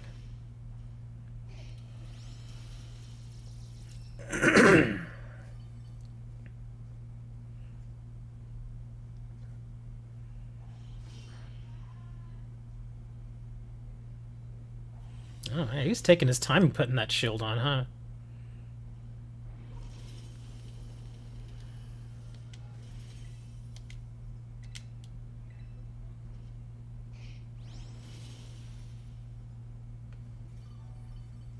Yeah, that's what I'm saying. Hey, enough of that. We need to move on to something else now. We need to try and keep things on the level here, man. The last thing I need is like a 7-year-old showing up and be like, "Hey guys, what's going on?" And then just like, "Ooh, what are they talking about?"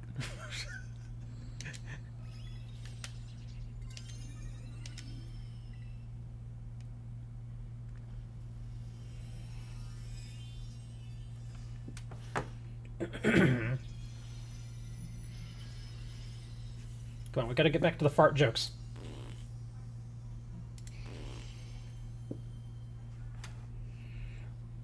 Alright, Charizard. Giant fart! There we go.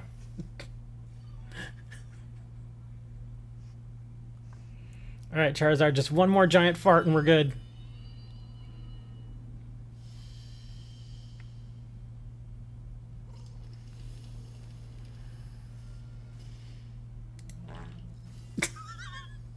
That did it.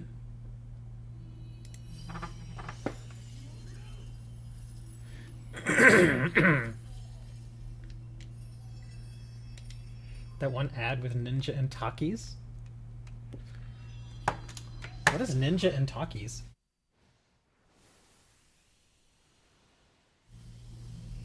Do you mean Takis like those chips?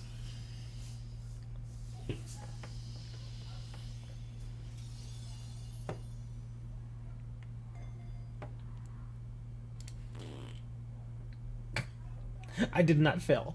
Suki never fails!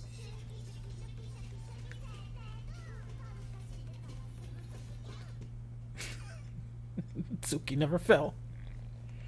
Lonely mint. Oh, got some mint out of it.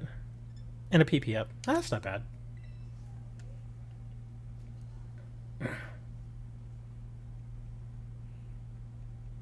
Nothing like it. Where is my jelly donut? Oh, here it is.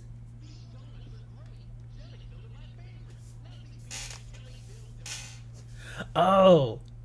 Going back to Pokemon censorship. That was another thing they did. Again, and I think it was in the first season, where they censored out the rice balls and they put in the jelly donuts. That's how it became a meme. Yeah, that's why the Brock's jelly donuts thing is a meme.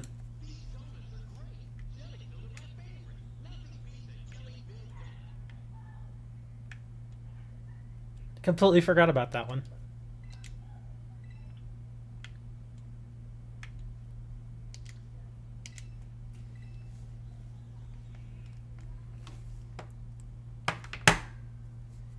You know what you all have to look forward to as you get older?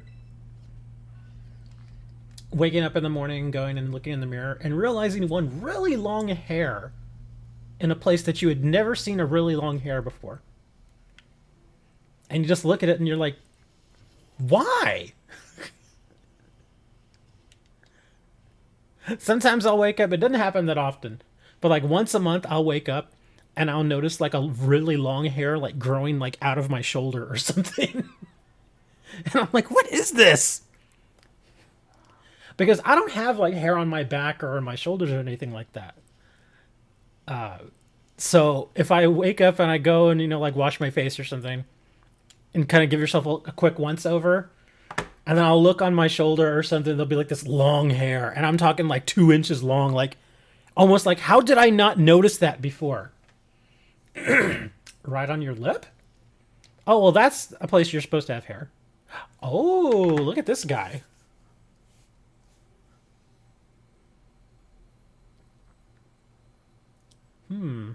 So Garganical 5-star dragon.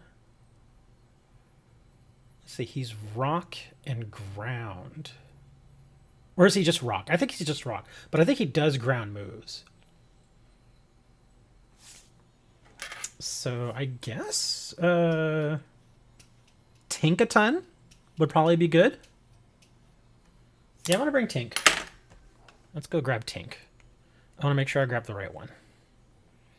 You have alopecia? Well, even if you have alopecia, that doesn't mean that you're completely devoid of all hair on your body in most cases. It just means that it could be just spotty. Like, I knew a guy who had alopecia on part of his face. So whenever he would grow a beard, there was like a part over like on, I think on the left side or something, where there was just no hair. It just wouldn't grow there.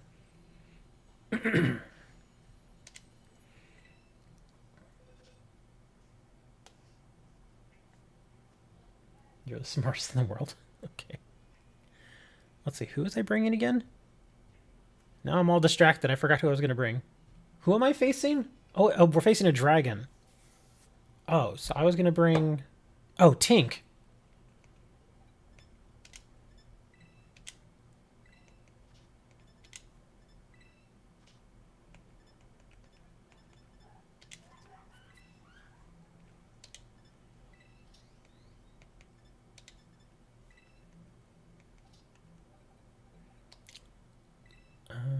Wait. That's the wrong one. There we go. This is the one. It should be it. Let me check. Gigaton Hammer, Draining Kiss, Play Rough, Sword Dance. Okay, good. Okay, this is the one I definitely trained. I can tell. I can tell from those stats. I'm like, yeah, I trained that one. You like ice cream? I almost bought ice cream last night, but I'm like, nah, I don't need to be eating that stuff anymore.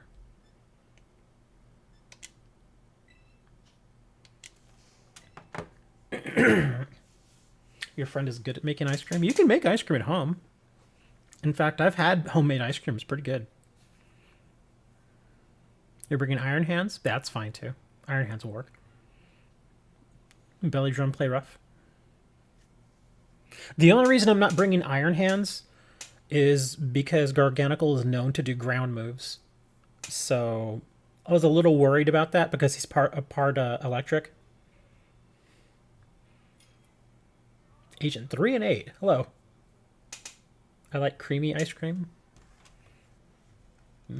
That's usually why they call it ice cream.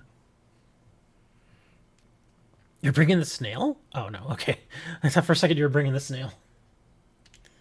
All right, I'll give it like another 30 seconds, and then we're going to go.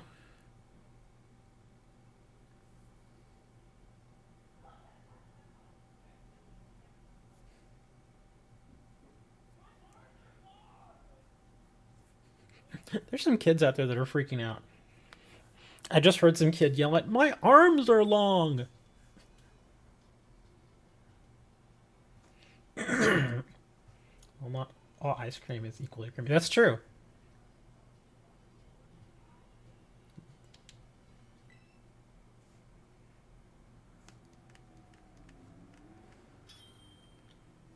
I've actually had ice cream with little chunks of actual ice in it.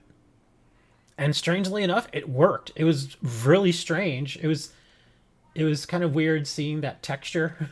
It was like, oh, crunchy, creamy, crunchy. Really odd stuff. But it was good.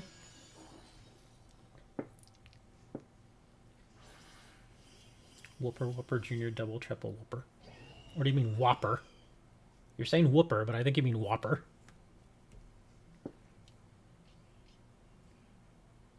Oh, he's got clear body.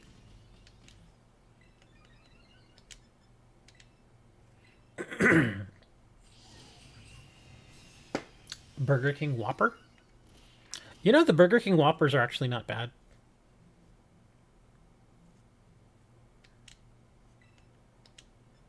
Oh, I don't want to do that. I'm going to do play rough.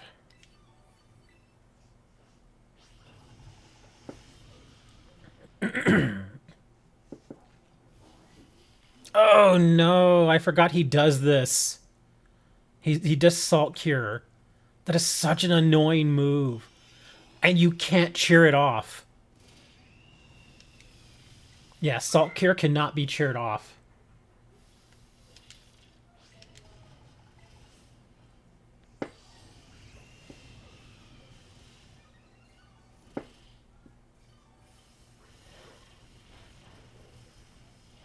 Completely forgot he did that.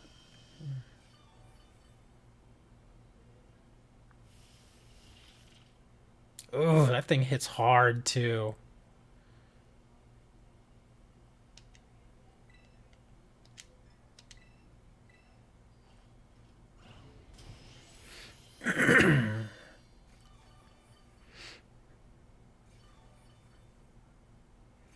Yeah, I'm gonna start using Draining Kiss.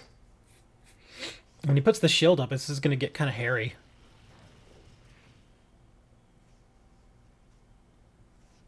When do you stream? Usually every Saturday. Usually I start sometime between like 9 and 10 a.m. in the morning. My local time. And then I just kind of go until I'm like, okay, I'm done. Bullet, we're actually not doing that great here, man. Oh, actually, we're going to do play rough. Yeah, we're not doing very good here.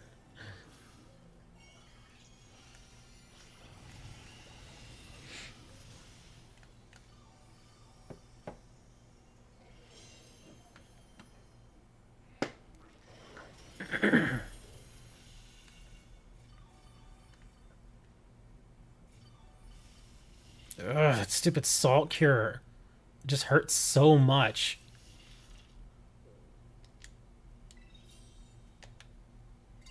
Alright, here we go. We're gonna try and see how much of a heal I can get out of this.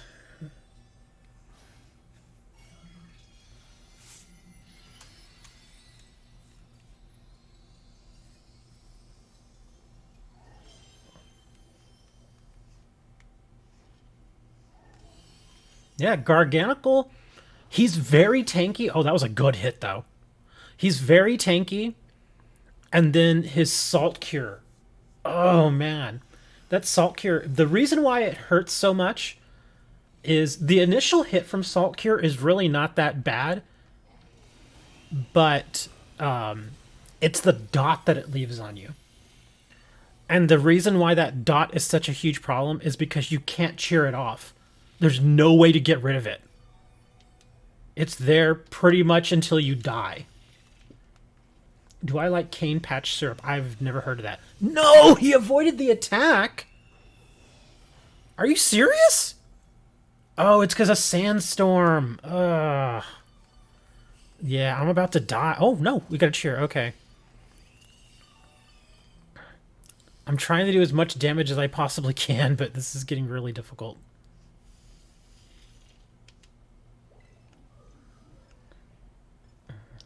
Alright, more Draining Kiss.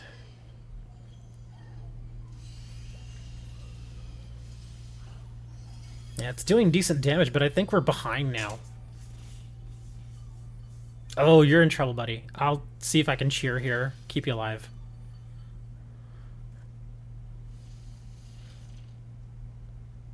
Ooh, I avoided. Nice.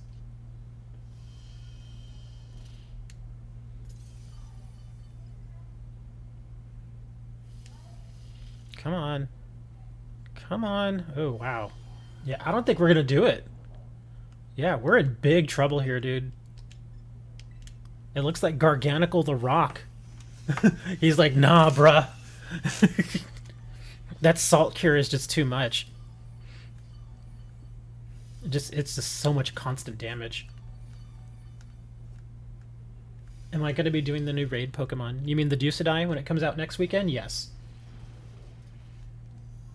Unless something weird happens for me, like if I have to go out of town or something like that, I'll probably be streaming on Saturday. Yeah, I don't think... We're not going to get this one. Look at that, man. A 5-star Garganical put us in our place. Yeah, I'm telling you, that Salt Cure, it sucks. You can't get it off. It's there forever until you die. Such a pain in the butt. I mean, Tink did okay. Tink did fine. And just, again, that Salt Cure, man. I've never seen anybody that's been able to remove it. Hey, Azumarill. Alright, I actually want to do this one again. I really do. I want to do it again, but this time, let me take a look and see what the calculator tells me. Let's see. Garganical. 5-star. And he's a dragon. Salt Cure, Rock Slide, Hammer Arm, Sandstorm. Yeah, that's exactly what he used. Purifying Salt, Sturdy, Clear Body.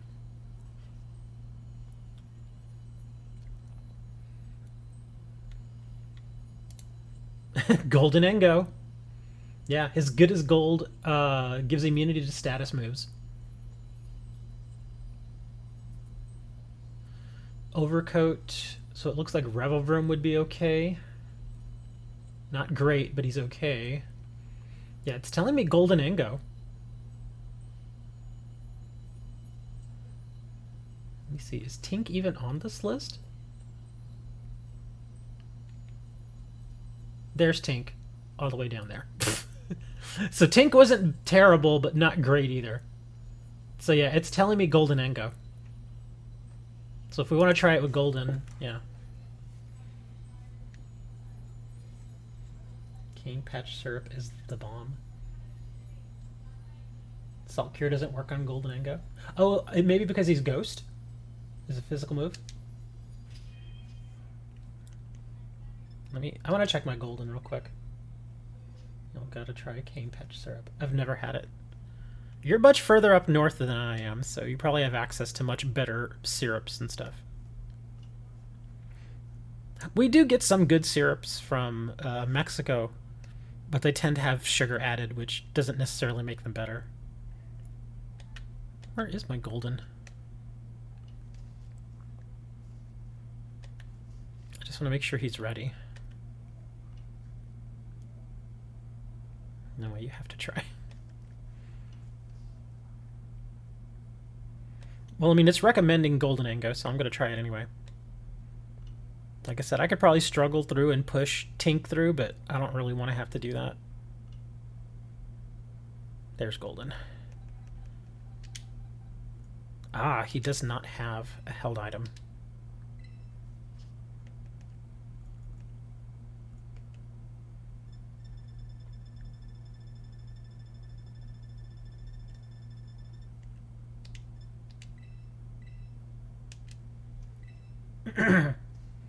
Hey, Lukey.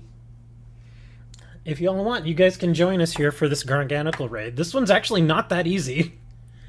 You'd think it would be easy, but it's not.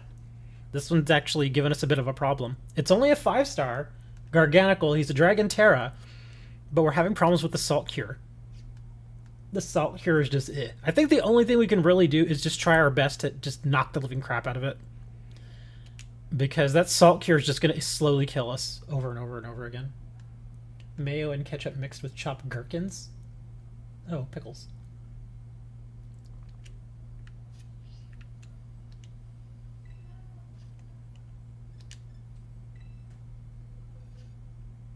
Cane patch syrup is southern? Well, I'm not in the south, so I don't know. I'm in South Texas, but that doesn't mean I'm in what is considered the American South. The American South is like Florida and Georgia, Mississippi, Alabama. I've always considered Texas to be more of a western state. At least that's what it feels like. Because I've been to places like Alabama, and it is so different there compared to Texas. I mean, there are some similarities, but yeah, like, I mean, the accents are 100% different. Just the way they do things is different. It's just, yeah. It's all different there. Who knew a pyramid would be so strong? The pyramid did. Garganical has always been tanky. That's his thing. He's super tanky, and that's Salt Cure. I think he's the only one that does Salt Cure. He's the only one.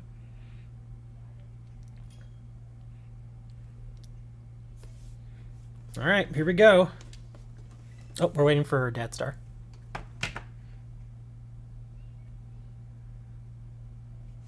Is a state in the south central region of the United States. That's what it says. But again, those are geographical boundaries. That is not cultural boundary.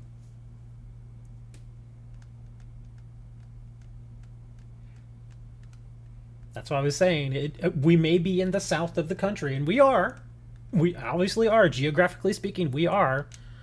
But from a cultural standpoint, we're actually pretty different than what is considered your traditional southern states. Like I said, we're nothing like Georgia. Again, some similarities, but not a lot. Alabama, Georgia, Mississippi, places like that. Texas is just, it's very different. Golden Angos.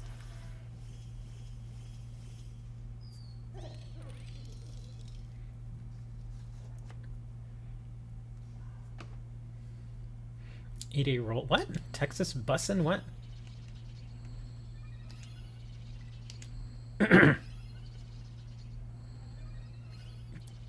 We all did nasty plot. It's so dumb.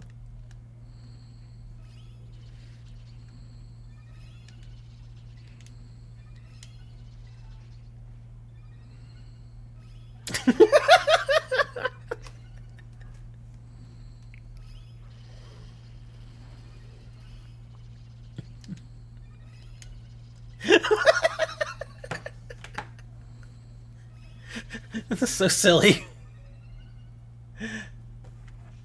Yeah, now we're all gonna do Make It Rain. No! He immediately nullified all our stat changes.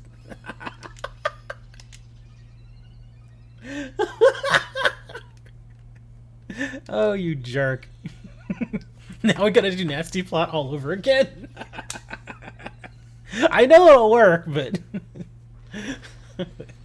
it's just funny that he did that to all of us because we're all using the exact same strategy.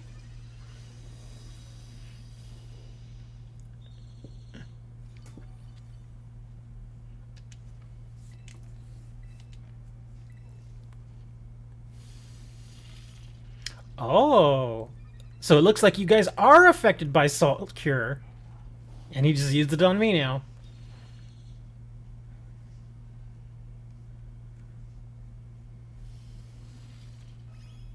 Ooh, man, that Salt Cure hurt. Holy crap, did that hurt.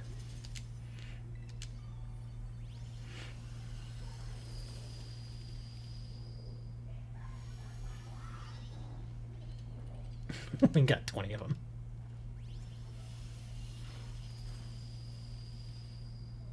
Strangely enough, Make It Rain just didn't hit that hard.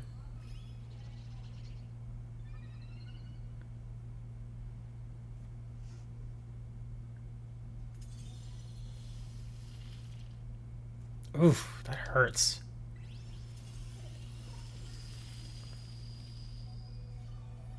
Yeah, we're just not hitting this thing that hard. See, again, we're going in here thinking we're just gonna wreck this guy, and he's wrecking us. We're all about to die. Look at this.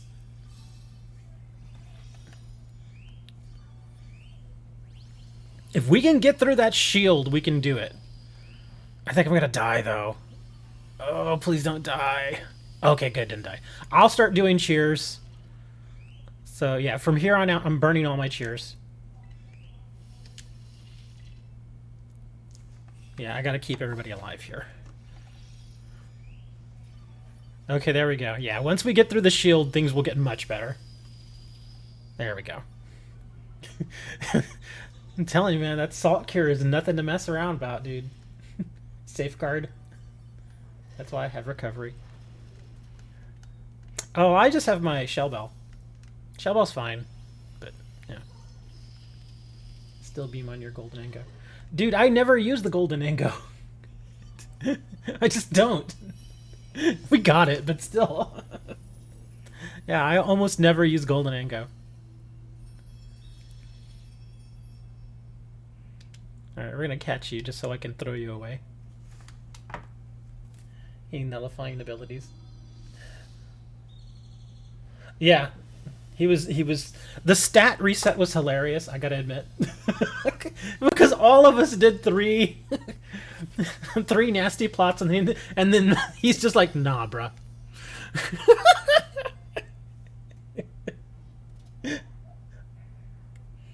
See ya, Bullet. The Bullet's gotta go. Oh my god, that was funny.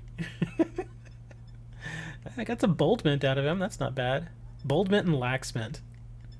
The mints are always useful. Still beam over Make It Rain since it is a base 140 power. I always forget what stab stands for. I know it means something, I just always forget what it means. And then you give it recovery. Still beam really only works on Oko due to recoil? Oh, that's true, yeah. The recoil may actually be able to kill yourself. I've done that before, where I've accidentally killed myself. Because, what did I use? I'm trying to remember what I used. I think I pumped myself up all the way, and I think it was a fire move. Maybe it was on the Camerupt? Hold on.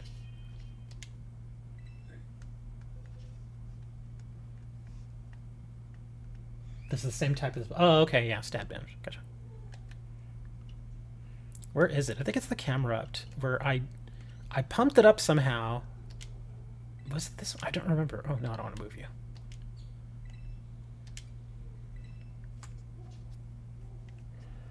It's one of those moves where you basically fling yourself at your opponent. I think that's all it is. Yeah, it wasn't either of those. But I know it was a fire move. I did something. I think it was with one of my... Oh! It was with Talonflame. Was it this guy? I think it was this guy. Yeah, it was Talonflame. It was Flame Charge. There it is. Yeah. I pumped him up all the way, and I hit him with Flame Charge, and I knocked the living crap out of him. I took like 80% of his health, but then I killed myself in one shot. I was at full health, and I killed myself with the recoil. So I was like, oh, I've never had that happen before. But it's pretty funny. It happens. I still want to know what stab stands for. Pokemon stab. Sounds like a Pokemon horror movie.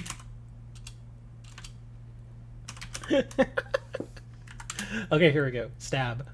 Stab, uncountable, fandom slaying Pokemon. A 50% damage boost applied when a Pokemon uses a move with the same type as itself. Okay. For example, electric type using electric move. Okay, well, really? There's no... Same type attack bonus. There we go. Same type attack bonus. That's what it stands for. That's all I really wanted to know. I knew what it did. I just didn't remember what stab actually stood for. Yeah. So there we go. We now know. And now I'm going to go because I'm actually getting hungry. Thanks for hanging out, guys. It was fun. If you've not joined us in Discord, you are welcome to join us in Discord. I will throw the Discord link up right now. And I'm in Discord basically every day. We do these streams pretty much every week at this point. Every Saturday. I usually start between 9 and 10 a.m. Central Time. And then I just go till I get hungry. So y'all are welcome to come back. Make sure y'all subscribe and all that other good stuff, because I put videos out every day. Even not streams, but just, you know, regular videos. Anyways, thanks for hanging out. It was fun. And now here's a song.